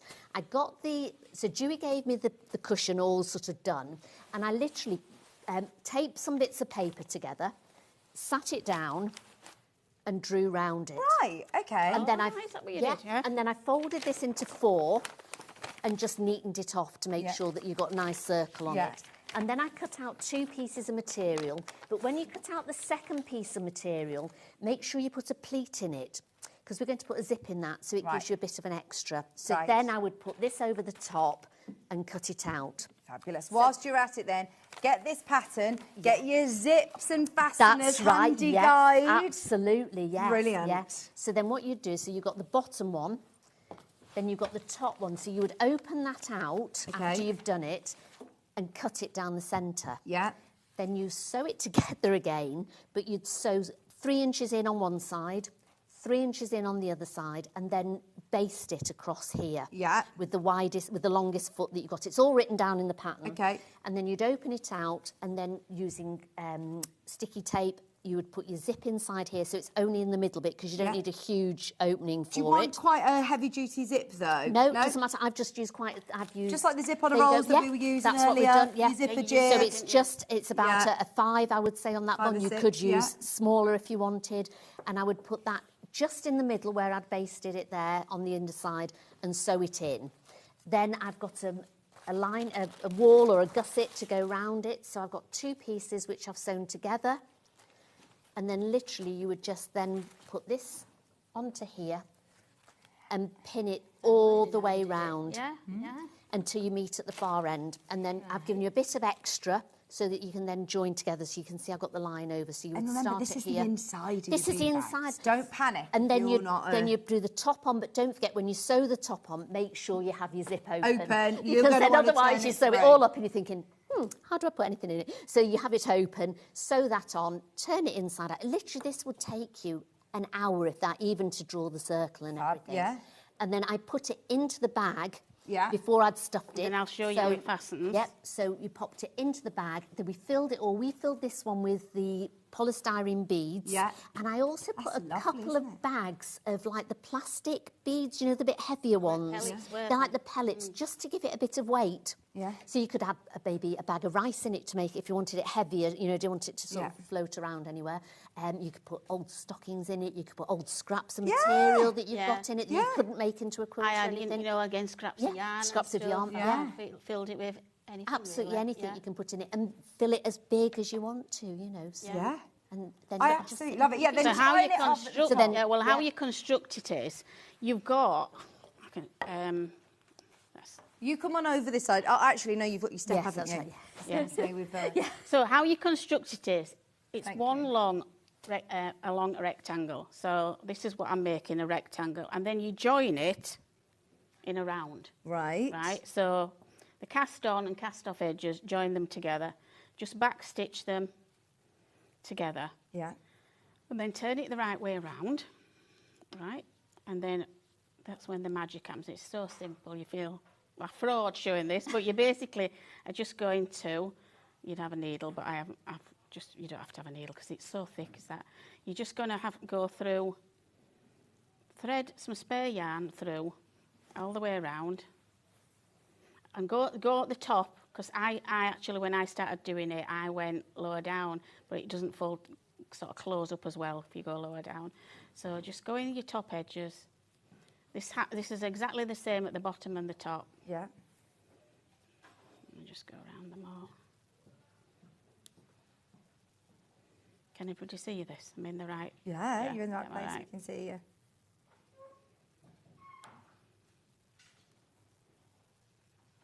Nearly there now. But you can get your gist. This is what's going to happen.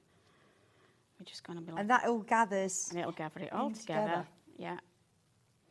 No shaping or anything, Do you want to keep it that you can open it, or was this for telly purposes? Yes. Normally you would put just a bow on it. Yeah. But I mean, I did it quite tight because I thought we were carrying it Yeah. around. Yeah, and we stuff, didn't want it and to I come didn't out, know, we did didn't we? want anything to come out. So, but normally, yeah, if you did that, so that then if you wanted to wash this, you could just undo the bow, open this bit out, take your bag out with all your beads in, so they're not going to go anywhere. You can pop this in your wash, give it a good wash, and then put it back Well, you over could the be making top. a few Wash it on the in wool. different colours. Wash it on the wool wash because you don't know what all your mix of your yarns that's right, are. yes. So You can have all that's different what colours. Yeah, And then you interchange them, you know, different seasons. You could have like green and red for Christmas, or you know, a nice bright yellow one for You're not having spring to one make with another line in. Yeah, so we've gone all the way around like that, just looping it around, and then you just basically pull it together like that. This is how simple it is.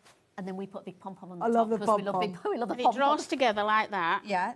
Like a little And doing that hat. on the top You do and this, the bottom, same then again. put your thing bag in. Obviously, you've got it inside like now. that. Yeah. Put your bag in now that you've made of your pellets. Do exactly the same thing again. Draw it all together, and that'll be your poof.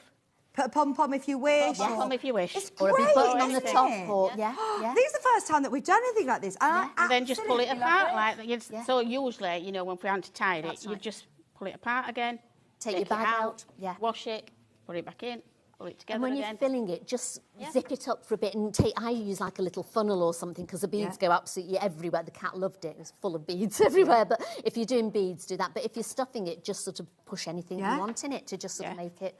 So Now this stuff is it up. Tunisian crochets, this one.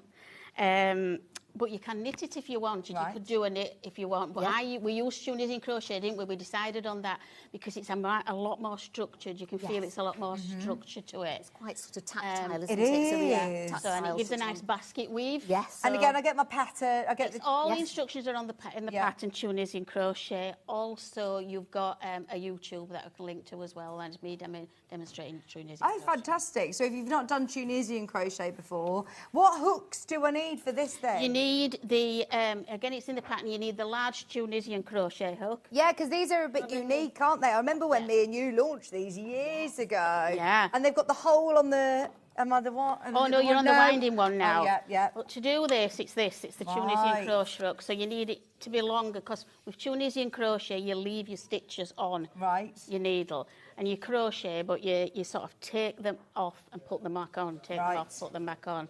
Do we have any of these, Yeah, do you know? Yes, we do. Ben? These should be on the show. Yep. Are they not?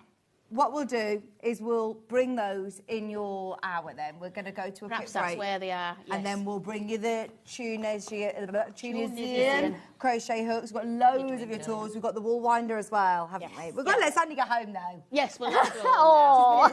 She's just fantastic. Thank you ever so much. Mwah. It's so lovely to see you. And thank you for your collabs together. Oh, we love it. And look out for our new one, Yeah. We will. This is totally different. It is completely different for us. Exciting, exciting. Right, do not go anywhere because Julie's going to stay with us for the last hour of the show. We've got loads more to still bring to you. We've got the wool winder, we've got all the tools, we've got the Tunisian crochet hooks as well. All coming up right after this.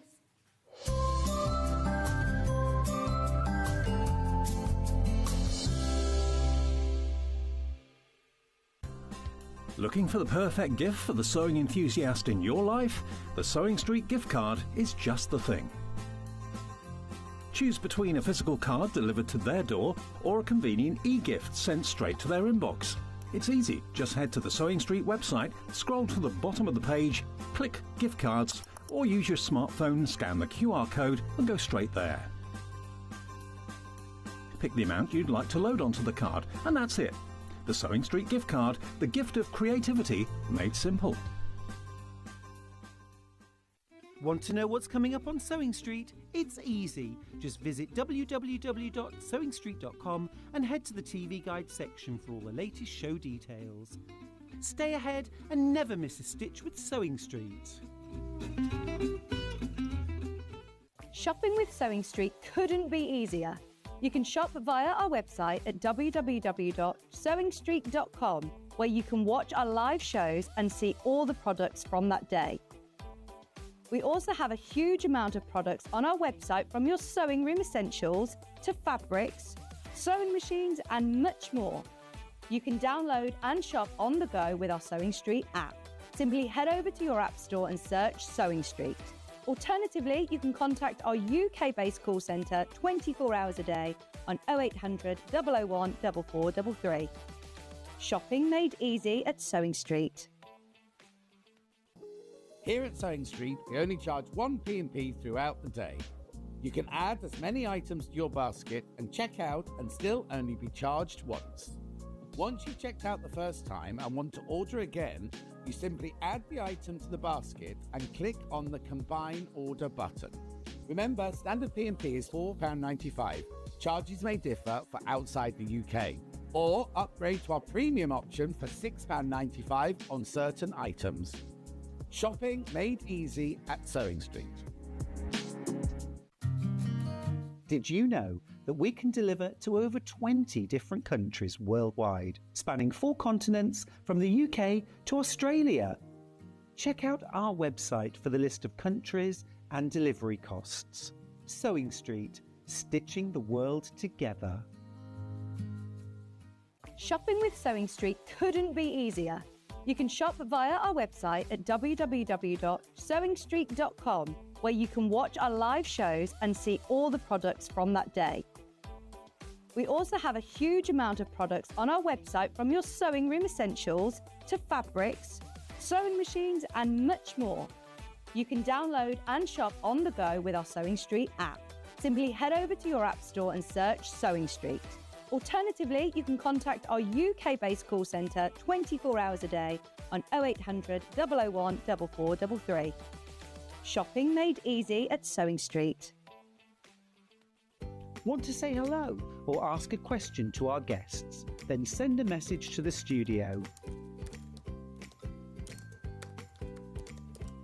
You can also keep in touch with our social media pages. All the latest news, events, product launches and much, much more. Search Sewing Street. Keep up to date with what's on Sewing Street, as well as all the latest news and special offers, by signing up to our email newsletter. Go to sewingstreet.com and scroll down to the bottom of the homepage. Type in your email address and click the envelope. That's it. You'll never miss out on the latest news and special offers ever again.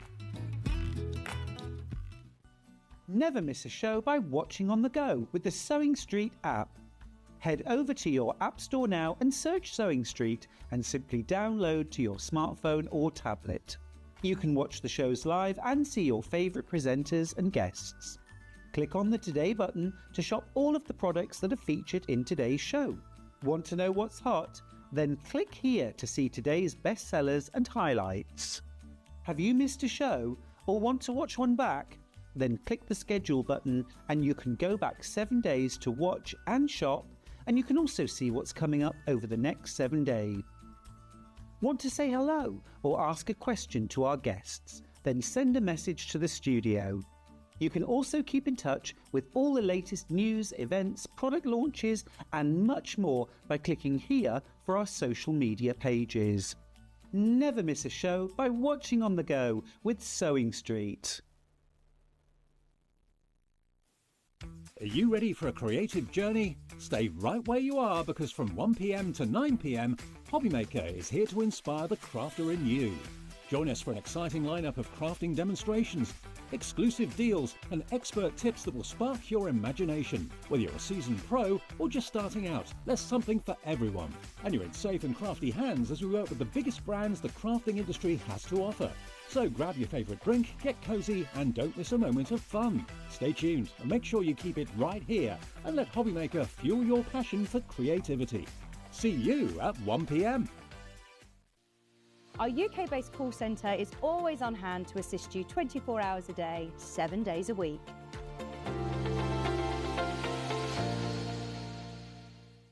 Not only is Sewing Street live from 8 a.m. till 1 p.m. on Sky 670, Freeview Channel 73, YouTube and the Sewing Street app, Now, Virgin subscribers can watch on channel 754, which means there are more ways to watch your way with Sewing Street. Looking for some creative inspiration? Head over to the Sewing Street website and click on the SS Hub. It's packed with ideas, tips and projects to spark your creativity. Plus you'll find the latest news and information on sewing machines and overlockers. Get inspired with Sewing Street.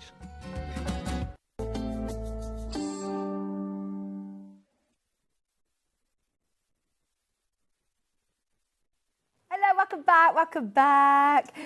Now, those of you that have been waiting for this tool, I'm so excited that we've got this back in stock. I've not actually seen this for... No one's seen it. And it's exclusive to Sewing Street. Brand new. Yeah. Brand new. Right, so new. I've done a wool winder with you before. You have, yes. You've done the original. So this is now... This is Mark II. Right. What's the difference with this one Mark II now, you can do chunky, super chunky yarn and jumbo yarn. Right. So it's got a hole at each end now. So now, yeah. this means that you can do, you know, like the footstool, well, no, not the footstool we're looking at, because that's Tunisia and crochet, but the amount, the yarn that you've wound, it was with the jumbo yarn. So what it is everything that I do is jumbo. It was jumbo. And then we started to bring out the bags. You know the bag that we've just done? The wave bag. Now that's super chunky. So people started then saying to me, but I haven't got any super chunky yarn, but I've got lots of 4-ply, or I've got some DK and some 4-ply, I've got some Aran, and how do we get it up to super chunky? And then that spurred it then, because people kept asking me, how do we do it? And then I tell them, and then, but how do you know that? And again, I just knew. So I had to find a way of teaching it. Right. So that's how this happened. And then I also can engrave now, and I can engrave everything for us. Do you know what I love is that it's fast results, isn't it? When you're using your super chunky or your jumbo yarn, it's really fast results. You can work with some really cool colours, and I mean, I've seen you do this in such quick time. Random colours. You don't even need to be spending time sorting through your stash, being like, right, I need all of my pinks or all my oranges. No, you can literally grab. Yeah.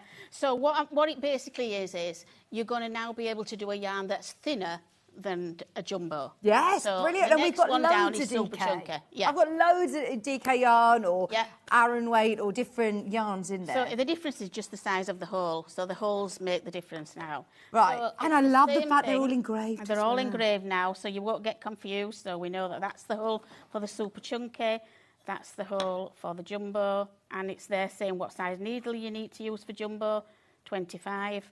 And it's saying what size needles you need to use for super chunky, which is a 10mm or a 12mm. Fantastic. It's all wrote out for you now.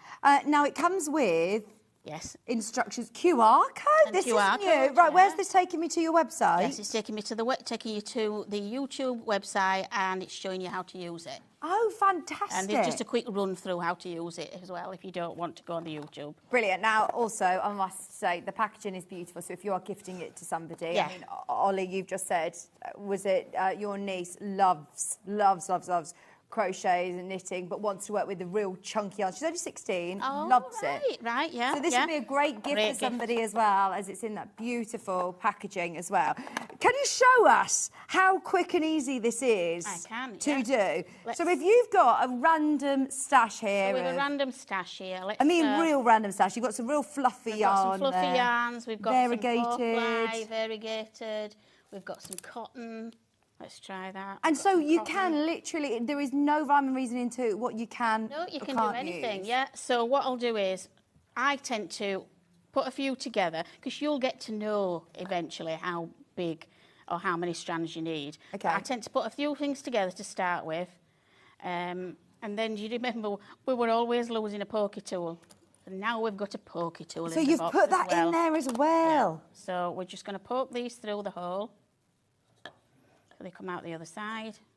I want to remind everybody who, because we don't get to see you, you know, every week, Julie, but these are all handmade as well, aren't they? Yeah, everything's handmade. Everything's handmade in my workshop. I do them all, and Andrew, my husband, does them now.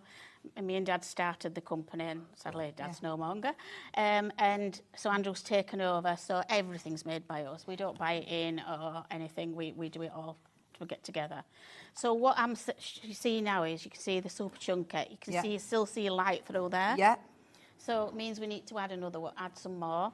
So until you can see, we don't see any light through. You keep using your pokey tool. Using your pokey tool, poke it through.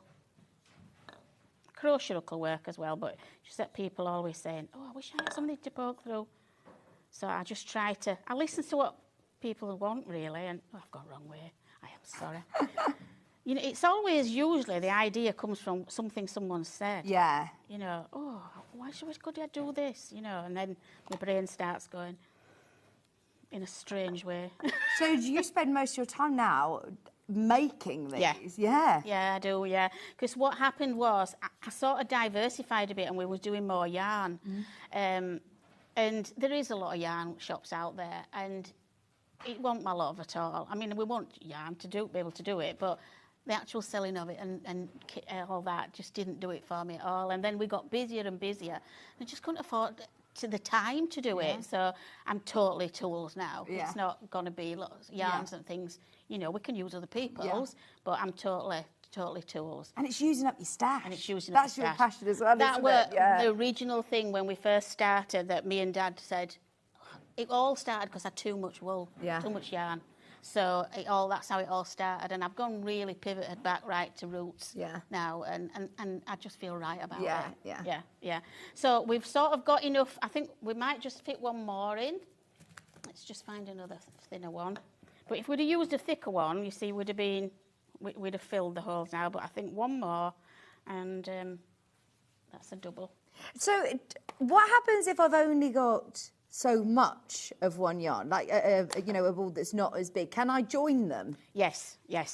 Now I've got a way of joining them. I mean, it's not my way, but I can do. I show you, and it's a really quick way to do it. I'll do that. Shall we do that after I've done? Do it in a little bit. Yeah. So you can see now. You can't. I don't know if we can see it on TV. We can't see through the hole. Okay. And what happens is when you pull, there's a little bit of resistance. Okay. So you can feel that resistance. If you don't have any resistance, then add another one. So this should now give me the sort of size to use as a super chunky yarn. So what I'm doing now is we're just going to wrap around twice, and then we're going to go on a diagonal. Again, it's on lots of YouTubes how to use it, and we turn it, and we do a couple of wraps. And you're using this directly from... A couple of wraps. Yeah, using this directly from your balls, and turn another two, and turn. Just keep turning. I usually go 2 or 3. Turn. 2. Turn.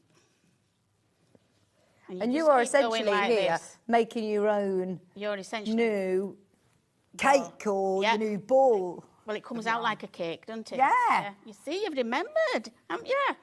And your memory must be good. Oh, no, well, I must admit, your story and your journey and your passion has stood out for me so much. I love you coming here. Thank you. You're so inspiring, and it's just a great way of resourcing. I love the ideas that, you know, people think, it's always exciting getting new collections of fabric or yarn or new kits and new things, but we are all the same. We end up having lots of things that you then thinking, right, I really need to do a bit of do something with that. Yeah. And the results that you get. So you are essentially turning any scraps of yarn that you have into that jumbo yarn. I'll show you now. Let me just cut it. I've got some snippers somewhere. Right. So when you've sort of... But how do I know when I've done it? When I've got enough? Right. So when you run out, this is what we'll pretend we've run out. So you do keep going until you've run out of one? Keep going until you've run out of one. So say we get that one runs out. So that's gone. It's run out. And we think, oh, I've got all this carrying on. So what we're going to do is we're going to join another one. Now, do I have to join the same colour, similar colour? You want to, don't have to join the same colour, but you need to sort of join a similar weight. I'm with you. You can see they look quite similar, don't they? Just do it by eye. You don't have to be precise, but you can see they look quite similar. So what I do is, my grandma taught me this, but I don't really see it much. People do it. But basically, you put your yarns like that. So one's going this way, one's going that way. You take one yarn and you wrap it around that one and you tie a knot. Can you see? Yeah. Right. And you do the same with this one. So we're going to wrap it around. So you sort of wrap it around that yarn. And you tie a knot. So you're like tying your knot around your yarn. Keep thinking that, because that's what keeps me remembering it. And then watch this. Pull it together. I like that. Pull it together like that. Yeah. This is better work now. I'll look so silly if it don't. Right. Cut that off right near to. So you've only got a tiny knot and you don't see loads of threads. Yeah. Look at that. That's it. That is it's gone now. Well, that's because the wool broke. Tugged it too hard. Tugged it too hard. Yeah, it's the wool that broke. Look, the knot hasn't broke. Can you see?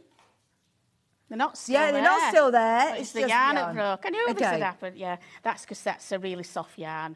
But yeah. Yeah, so that's how the knot will stay there. Okay, yeah, brilliant. Yeah. So you keep going until it's... So you keep going. And look at this new yarn that you've created. Isn't it lovely? Am I needing to twist these round as I'm going, or do they just naturally... No, they twist as you're winding. Yeah, I mean, the whole winding thing is an age-old... It's called an ostepin, we've discussed before. But the actual making of the holes and things like that, that's never been done before. Wow. But I can't afford to paint it. Yeah. So. Yeah. So we carry on and we just keep going, joining in new yarns until we've finished. And then I'll just sort of show you now what how do I get this off my winding tool? Right. So now you've got your tail and I just like tuck it under somewhere. Keep it nice and taut. Use your little pokey tool if you want to again. Keeps it nice and snug. Looking neat. And then the magic happens. So now what we're doing is we're going to pull it off here. So out it comes. Oh my gosh. Oh, it's literally as easy as that. And you've made yourself. And there you are. Now you can start now doing your knitting. Fantastic. Yeah, so this is great for like knitters and crochets. Yeah. Love that. So there's your super chunky yarn. And so if you added more strands and you use the other side, the other hole, jumbo, you'd get an even thicker one, which will make you like the poncho. But your super chunky... The super chunky is going to give you this sort of weight. So now you can start making your bag, your wave bag. Yeah. That is brilliant, isn't it? So any pattern you see, it says, you need super chunky to do it. That's how you can do it. Remember, this is the Mark II. This is the new edition of the winding tool. It's got the super chunky. It's also got the jumbo. I love that it's engraved as well, so you know which one is which. It tells you what hook or needle to use as well. It's not just knitting, it's crochet as well, yeah. Yeah, knitters and crocheters. Absolutely, use up your yarn stash. Yeah. Go to if you haven't got any, go to the charity shops and buy it. And use it up and create different creations. And people want a plain one. If you just get a pack of yarn, the thinner yarn's cheaper, you see. And create your own. Absolutely. Now we also have loads of other tools to bring you, but that is the brand new Winding Wand Mark II. I've got one more. Exclusive, which is the Dewey Jumbo Original Toolkit. Yes. What do I get in the original toolkit? Well, when we first started, Dad and I, these are the first ever, I think it's that big box with the elastic on. Oh, thank you. It's the first ever tools we made. So we started off with the needles. Yes. And then quite quickly, I got him addicted and we're like, right, I need a crochet hook, Dad. So that was number 2. And then we needed a cable needle, that was number 3. And then the Tunisian hook, the long one, isn't. Is that included in here? No, it's not that one. It's in that box, I think. Do you get that in your? Or is it this one? Sorry, yeah, it should have been in here. Yeah, you get this as well. Oh, amazing. So you have 2 long ones, 3 long ones, and 2 short ones. So you have a Tunisian hook to create the footstool. Yeah. Your needles to create the poncho. Yeah. Or anything you do in super chunky. They're 25mm. All my tools are 25mm. Your regular crochet hook. Is this all with your jumbo yarn? Yes. Yeah. Yes, the original jumbo yarn, yes. And then you've got your cable needle. So these are all handmade. And they'll all come And in they the are box. gorgeous quality as well. I Yeah, mean, they're they're so so smooth, aren't they? And to be able to have it discounted today to £54, this is actually supposed to be £78. 78, isn't it? Yes. 78, and you've got it today exclusive to Sewing Street or Yarn Lane at £54. Now, obviously, we couldn't make hundreds of these. It is obviously Julie who is making them. Yeah, there's a limited amount for this offer for you, because this would just do offer, weren't it? You know, and get started. You know, this is all you need to get started, and you've all the crafts that I cover. Now, knitted needles. Did you ever knit under your arms? That's why I knit. Yeah, I'll knit with one under my arm like this. Yeah. And then the other one here. Is it a northern thing? I think it. Yeah. Well, so it did when I did the history of knitting.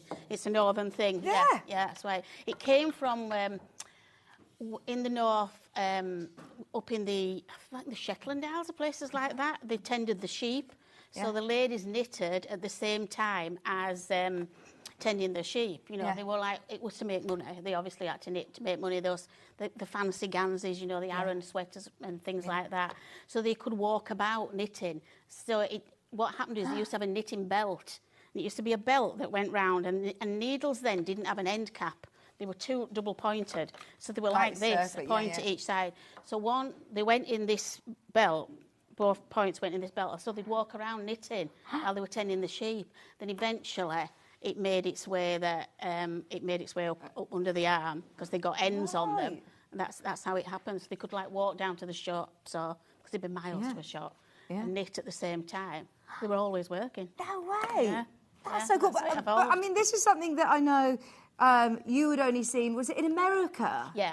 Yeah, I mean, these are absolutely amazing. To be able to get these here in the UK, handmade, they're gorgeous just on their own, and such a special gift for somebody you know. If you can get them up, they're always a lot shorter. I always think they just look ornamental. We do the shorter ones, but... You can use them, though. Oh, yeah. Yeah, they're not just ornamental. No, not at all. And the story was, when I came back from America, I used to work out there promoting knitting yarns for a lady. And I'd seen these guys doing something with it, but they were knitting wire, and they were actually even bigger than these. But it were wire and sculptures they were making. I'm thinking, if I could do that with my... This is 25 years ago. I hadn't seen, they hadn't come here then. And so I bought some, and they took them off me at customs. So that was what happened. They took them off me at customs. I was absolutely devastated, and they were quite expensive. So when I came home, we were telling my dad this story. And he says, well, what are you going to do with them? I said, well, all that yarn I've got upstairs, because I'd worked for so many yarn companies, got so much. I said, I can't sit there with 4-ply and these tiny needles. I haven't got the patience. So I thought if I put them all together like this, then I'll be able to do big things like rugs and blankets and things. And then, hence, they were a broom handle, and he said, I'll make you some. So he made this first lot out of this broom handle. And again, I was promoting for someone else, and they said, oh, bring them along and see how they sell.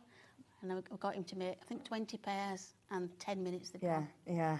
Oh, I'm not surprised, because they are so unique, and I think they look so impressive in your workroom, craft room. To have them up on a shelf or something, they would look amazing.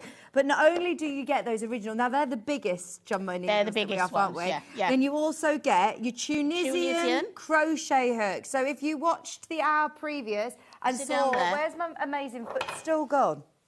Oh, here we go. I'll find it. Sandy taking it home.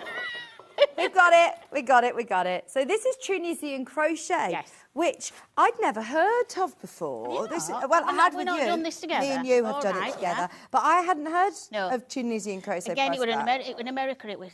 I think it's very popular, and it was then. And like when you're in the trade, you sort of like, you've learned everything. And when I saw this, I was like so eager to learn something new. Yeah. So, and I just took to it. I just loved it. And did you say there's a YouTube video as yeah, well? I can show you a quick demo. Oh, yeah. I've got Fabulous. quite an in-depth YouTube video showing you how all the different things you need to know. But it's really quite simple once you've mastered it. Now, to have the Tunisian... why can't I say Tunisian? Tunisian crochet hook. You've got one in here. You only need one. You only need one? You don't do it with like needles. Okay. You just, crochet just has one hook. Yeah. That's it. You'd use one hook. Yeah. But the method's different. Right, okay. To normal crochet. So normal crochet, you end up back always with one loop. Yeah. At the end, one chain. You do it with Tunisian, which I'll show you the difference. So this one I've started already, and what we're going, as I say, if you go on the YouTube, it's under Dewey Jumbo. It'll show you exactly how to start, finish, but the pattern shows you as well, tells you as well. I've got the short length Tunisian crochet hooks, which is the one that you're using there, I believe. Yeah, this is it. Yeah, that's the one that we have available. It's £15.99 if you just want your 25. Is the long one not in there then? The short one's available. I'm not sure yet. We'll see if we can find the long one, but you do get the short one on its own. Yeah. So what we do here is we keep stitches on the needle. So you'll see it's a bit like weaving, when the shuttle comes in and then goes back. Yeah. It's a bit like that. So what we do is we pick up under here and we keep it on. Now normally you'd do another one and take it off, wouldn't you, and go under again, and we keep it on. So I think I've got 8 here. But it'll show you how to cast on and how we get started and everything.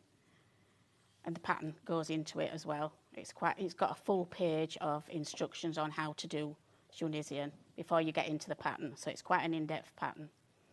And then we go into this one. That's the last one. So we should have 8 now. Good tip to do is keep checking, because you can sometimes miss that last one. It creeps behind and hides.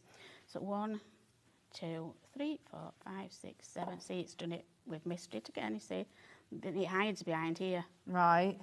So let me take it off. Sometimes That's a great thing about crochet though as well, isn't it? It's easy to correct. You can take it, yeah. There it is. That's the only thing that you've got to remember. And like when I first learned, I kept forgetting that. And I kept getting a swatch that sort of went off like that on an angle. Yeah. Kept missing the end one. But just roll it between your fingers and you'll find it. It's behind here. As you get going, you'll see. It's because I put it down and started again. So now we'll have 8. So I've got 2, 4, 6, 8. So they're all there on now. And then what you do in this next is you take them off. And this is all there is for this pattern. It's just 2 rows. So amazing. the first stitch, you go through 1. Yeah. And that's only the first stitch, never on the others. Now it's 2. So we're going through 2 stitches. Wrap through the next 2 stitches. So you say it's like weaving, isn't it? Yeah. Next 2 stitches. It gives a really sturdy sort of finish. Yeah, really compact. Yeah. That's why it's like great more for of the a rug. footstool. Yeah. I think they'll have used it originally for rugs. Yeah. And how quickly would that mean that you could make, the footstool? That footstool, I bet I'd made that in about 4 hours. That's so good, isn't it? Yeah. It's amazing, isn't it? I mean, and then you get back. You get back to nothing, and there you are. You're starting again by missing that first one and going into that second one. Picking another one up. And you're going back to doing what we just did. So we're going through. So you see, we're just going to go back again and do all our 8 again. Brilliant. You do get the big Tunisian crochet hook within your essential sort of pack. You do. But if you do want it individually, it's £15.99 for the shorter one. What would I be using the longer one for? What's the benefits of having... You need the long one for the poof. Okay. Yeah. Because what it is you need to have more stitches on. Right. So it's like needles. You need to have the space for the stitches. So what I tend to think, the smaller one, this one I'm using, is for more like scarves or probably bags. Yeah. You could get, hats, things like that. But if you just sort of get it into your head that the length enables you to put more stitches on, you can get a bigger piece of work. And you've got a great selection of jumbo patterns as well available, haven't you? Yes, yes. So anybody who's thinking, oh, where am I going to use all this fabulous jumbo yarn that I've made? There are loads of patterns. That's all I do, jumbo, I don't do anything but jumbo. Yeah. Jumbo and super chunky. Super chunky is like the thinnest I do. Yeah. So now we just take them off again, and that's it. We just continue like that. I mean, this is one of those, if you've never done so calming. I don't crochet tell it when project. you're watching TV and just calms me down. Yeah. This. You could sit and you can watch the TV or have a conversation. It's quite a Because sociable. the hook just holds it all for you as well. Because some hooks aren't really good at, my dad worked on getting this just right. Andrew does it now, my husband. And it's just, I don't know, I just find it really calming and soothing. That original toolkit, by the way, we've got fewer than 10. Everybody checks it out, then that will have sold out. And we don't get to see Julie every week, so definitely make the most of this. End of autumn now. To the end of autumn? Yeah. Oh my Yeah, because gosh. we're going on it's 40th wedding anniversary, so we're going on a big trip to Sri Lanka. Are you? In October. Wow. So it'll be November before I'm back, yeah. Oh. Unless I do a September, I don't know. Oh, you've definitely got to make the most of these whilst you can then. £54 exclusive to Sewing Street. You're getting the original knitting needles, the Tunisian crochet hook, which is the size to do the footstool. You also get... Is this then just an ordinary... This is your cable needle. Oh, sorry, that's your crochet hook. So this is your normal, like Rebecca does. Rebecca Reed does normal crochet, and Sam does, doesn't she? Again, so with super chunky or with jumbo. With jumbo, This is jumbo, yeah. Brilliant. Yeah. And then your cable. Cable needle. So that's when you want to do like a crossover, like a plait. Yeah. So you'll put so many stitches on your cable needle, hold it, knit them, and then knit back off your cable needle to give you that cross. Amazing. Yeah. These will sell out today. If you've got them in your basket, please check out. They come in the really beautiful packaging as well. So if it is a gift for someone, it's really special. Now, we also have the row counter. Right. So, let me get those out for you. Thank you. Jimmy Jumbo row counter. Just so you know, there's literally 20 minutes. So if there's any questions that you have or anything that you want Julie to show, then please message in. We want to try and get through all of the tools for you today. This is the tool show, isn't it, really? Yeah, absolutely. And now... This is John's favourite tool. John this loves is clicking so cool. I wonder why it is very much like, this is brilliant. So this is your row counter. Yeah. And obviously it has to be jumbo size. So these sell out every time we get them on. We can't keep them in at all. So these fit on your needle. You don't have to put it on your needle. You can use it, put it at the side of you. You're not going to lose this. And you just click each row. Yeah. So when you've done a row, click. I'm just gonna hold it so the cameras can see. So it's all lovely and branded as well. And this got that on actually as does well. this fit onto your jumbo needles? Actually, that one doesn't. That doesn't fit on. No, it's your finger. Is that one? I'm Okay. thinking of another one. Oh, but that fits onto your finger. That's it. And then each row you click it. Reminds you as well, like we've engraved as well. Knit, click. And it's got obviously the numbers on it. So if you are then coming back to it, you've got... Right, satisfied, end of your row. Click. Yeah, it is very John just went, he couldn't put it down. Can you restart it then? Wind it back? You just wind it back. It's all manual. There's no... no batteries or anything like that. Fantastic. To not and click. Every single time these come to air, they've sold out. They just can't keep them in at all. They come in the lovely little, the little drawstring bag as well. That is your jumbo row counter, but doesn't, as I say, that's just a lovely little tool or gadget to be able to have alongside. They're all little handy tools just to help you along, really. For your crochet projects. Yeah. There's 30 of those remaining. That's it. Now, do you know what's about to sell out? Is the stitch holders. They do as well. Every time I get them on the stitch holders. Is this it? Yes. Oh, so I suppose, do you know the little stitch markers or stitch holders that we've had for your crochet or for your knitted? They're tiny. They're not going to be... No, you wouldn't be able to get them onto here. So, this is so cool, isn't it? Yeah. So this is Jimmy Jumbo. He's my new mascot. Love him. Love him, love him. So I've named him after Dad because they're called Jimmy. Jimmy. So here's Jimmy Jumbo now. This is in my department like of bits and bobs. Because I can't think of a better word than just bits and bobs, isn't it? And so here's your pin.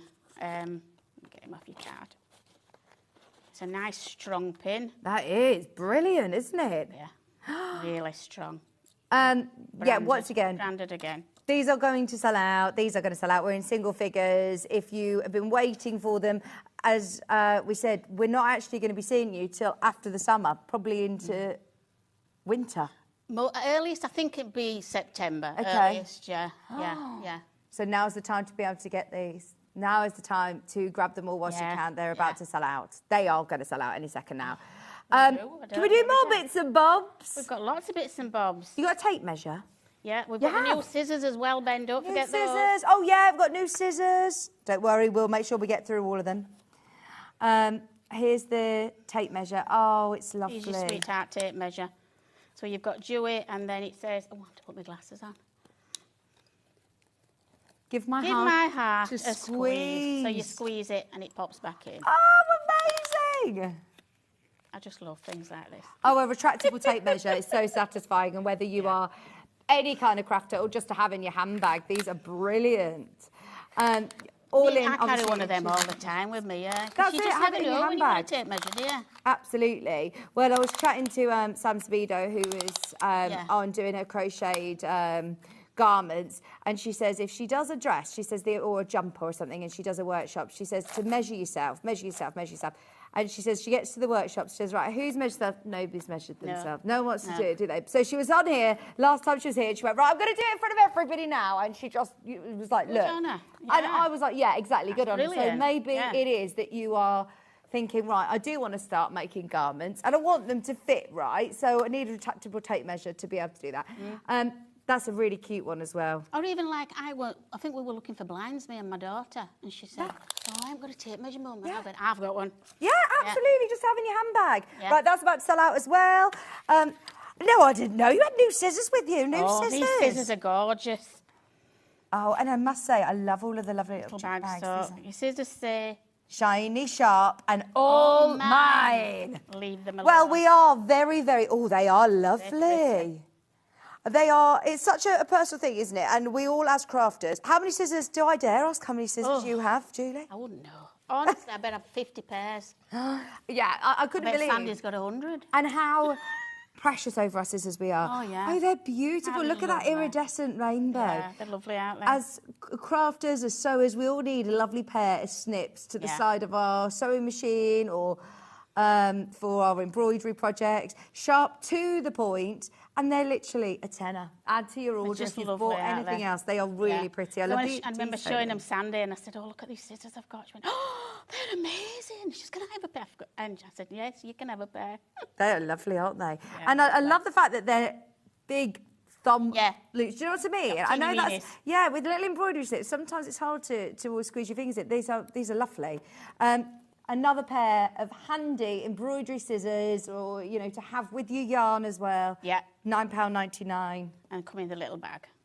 Oh, that's lovely. And again, keeps them safe then, doesn't it? You know, well, it's got that little thing on to stop people poking you. And it says they're shiny, sharp, and all mine. But they're a lovely little gift as well, aren't they? You know, and I could see them like in a shop, hung, you know, on the rails. And then just pick them up. Yeah. They're beautiful. £9.99. We've got the new stitch markers. I don't know if Ben's on them. New stitch markers, fantastic. So we can have a laugh now.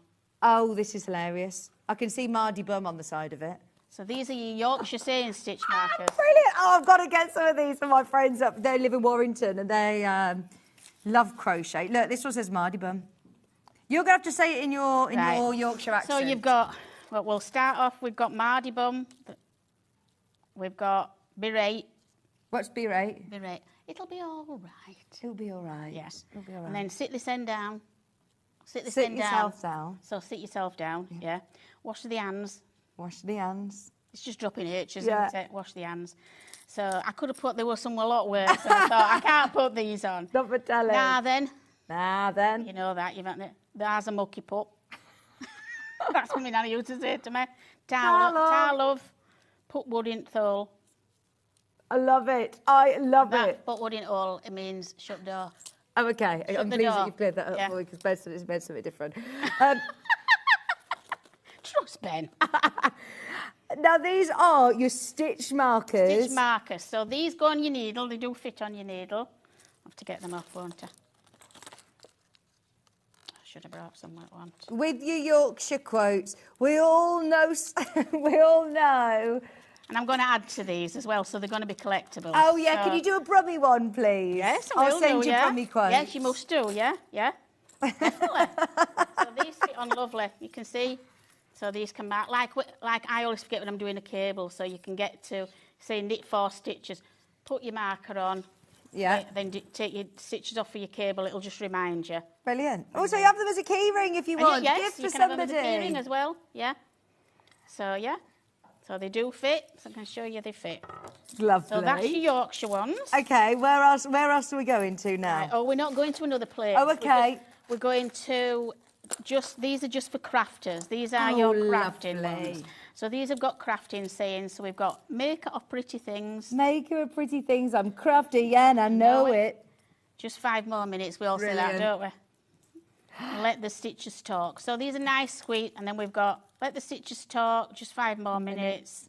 Oh, it's yeah. I'm crafty, and I know it. Maker of pretty things. So these are both have got the same quotes on them. Oh, I love those. You're getting 2 of your stitch markers or key rings, however you want to use These them. are lovely wood and all. These are just scraps of wood that we use up. But this one a nice, Brilliant. really nice wood because it's a hard wood though, so it doesn't engrave as deeply. But it's a nice. You can still see it though in real life. Yeah, It's harder to still pick see up on it, the can't you? telly, Yeah. but not as clear as this one on the telly. So yeah, they are lovely wood though. And these are especially for knitters. I love knitting. That's your crafting one. They're just £9.99. And then we also, they're great gifts for people as They well, are, aren't don't they? they? Yeah, yeah. And Pop then them in an these envelope, ones. couldn't you? You know, post them. They won't be that heavy, really. And these ones have got little yarns and tape measures. And does it say I love I think knitting? it says I love knitting on the other one. Yeah, yeah. Leave 2 of those. These are gorgeous. But they're just just nice little things, little collectibles out there, which I'm going to continue to do. Maybe Nice. just some Oh, crochet yes, ones. yes. We'll do some Brummy Get ones. your ideas in. What do you want? Yeah. What quotes or what stitch marker? That'd be brilliant. These are lovely, aren't they? The little charms on there. Yeah. Brilliant. £9.99. All our bits Again, and bobs. they'd look by good now. in a shop, wouldn't they? Yeah, I'll have to open a shop. Yeah, I was going to say, in our imaginary shop today. In our They look imaginary lovely. shop. There you go. £9.99 for something a little bit different, Yeah. aren't they? That's it. That's what I like to find. Things that are a little bit different. And nice gifts for people. As a crafter, it's always nice to give something that is personal to, someone's hobby, isn't it? That's lovely, your knitting ones. We've got literally 10 minutes, so we're flying through these. I'm sorry to rush you. So we've got, again, this sells out all the time. Oh, I've not seen this. Oh, this is my favourite. Go on, what is it? It's big eye needles. You know when you have a problem binding needles with big eyes when you're a knitter. So you have a combination of needles. So you've 3 really big eyes, and then I think you've 2 a little bit smaller. Right, so do I get the needles included Yes, with the you lovely get the case? needles included with the case. That case is beautiful. Yeah, I think it's a walnut. Is that walnut? Wood. That is so nice, I love isn't wood. it? As you know, I love wood. So yeah, wood mad. That is a lovely gift for somebody. And as you say, as a knitter, you might not have a huge selection of big eye needles or... People are always asking me for big eye needles, always. Yeah, and they this is are one of hard your to favourites. find. Yeah. Right, okay. Yeah. Yeah, get them whilst you can. Perfect for, will I fit my super chunky or my jumbo? Yeah, you will. Yarn yeah, in there. Yeah. And how much sewing up do you tend to do then with your projects? I would say I try and keep it to the minimum because people don't like sewing up. Yeah. So I try to keep it to the minimum. But I mean, you're a bit, when you were doing jumbo, there's not, I can't do as much garment-wise as you can, normally. So there is, just the minimum. And sometimes I can just you can put it through with your fingers, in the bigger ones. But you're super chunky, you need a needle. And you get all of those included. Yeah, you do, yeah. And they fit sometimes, perfectly. I think you get more than that. I think we got between 6 and 8 last time. Fantastic. Depends what I've got left. And I look, just it's put all them in, branded as well. You get at all least branded. 6, at least. Comes in the nice little bag. Lovely for Just a gift. nice little gifts out there. Absolutely. £9.99, loads of you there. We've still got a pattern to bring in as well. Yes, we have. We've got this gorgeous pattern that is sitting behind me. This is all about fabulous. Talking about garments, wow. This is amazing, Julie. So this just opens. This is just some yarn again I've made up from the jumbo yarn, but it were all a lot of different, simple What stitch is this? This is just plain knit stitch. Amazing. That's all it is. But what this is, it's constructed a different way. So you do it this way up. Oh, okay. So you have all this on, you sort of have your stitches on your needle and you go in this way, and then it's like sewn together at the back. And I'm going to have to wiggle it, falling over. So you've got 2 panels you sew together at the back there, which you don't have to be brilliant at sewing for because they just blend together really, but you can see inside it's back stitched. Oh my word, I love it. This is again all with your scraps of yarn. Yeah, luckily I have had a lot of, they blended well, haven't they? They've blended really well. What sort of yarn was this that you put together? That's so nice. I think there's all sorts in there. There's mainly super chunky, or chunky. Yeah. There's 2 chunkies, and then I think there's a 4-ply. 2 super chunkies and a 4-ply together. Now, do I need my long knitting needles for this? You need them because you need to get it all the stitches on. Yeah. Right, so you need your long needles, which we do have individually. They also come as part of the exclusive essential pack as well. Oops, knocking over my drink. There's your box. Can we do the long ones, please? Yeah, the originals, the OGs. Yeah. That you is can wear gorgeous. it like that, or you could go like this with it.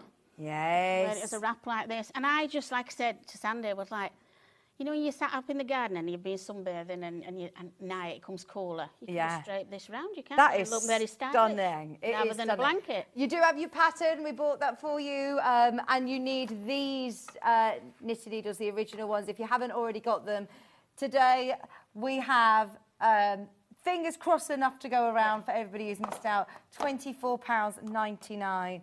We aren't going to be able to get these back in until we see Dewey back in, which will be at the end of the summer. Yeah. So if you want to be making this, grab it now. That is gorgeous. But it's just garter stitch, so that's all you need to know, garter stitch. And a bit of a loopy stitch. Because I love this loopy. But again, I've got a demo, a video on YouTube, and it's all written in the pattern how to do it. You're never left alone. Anybody who has bought any of the products from Dewey, you were always there at the end of email or... Always, I'm doing best to help. Well, I will help, Brilliant. But I try and keep it as simple as possible, so it doesn't frighten people off and they get quick results. That's what we love about the jumbo.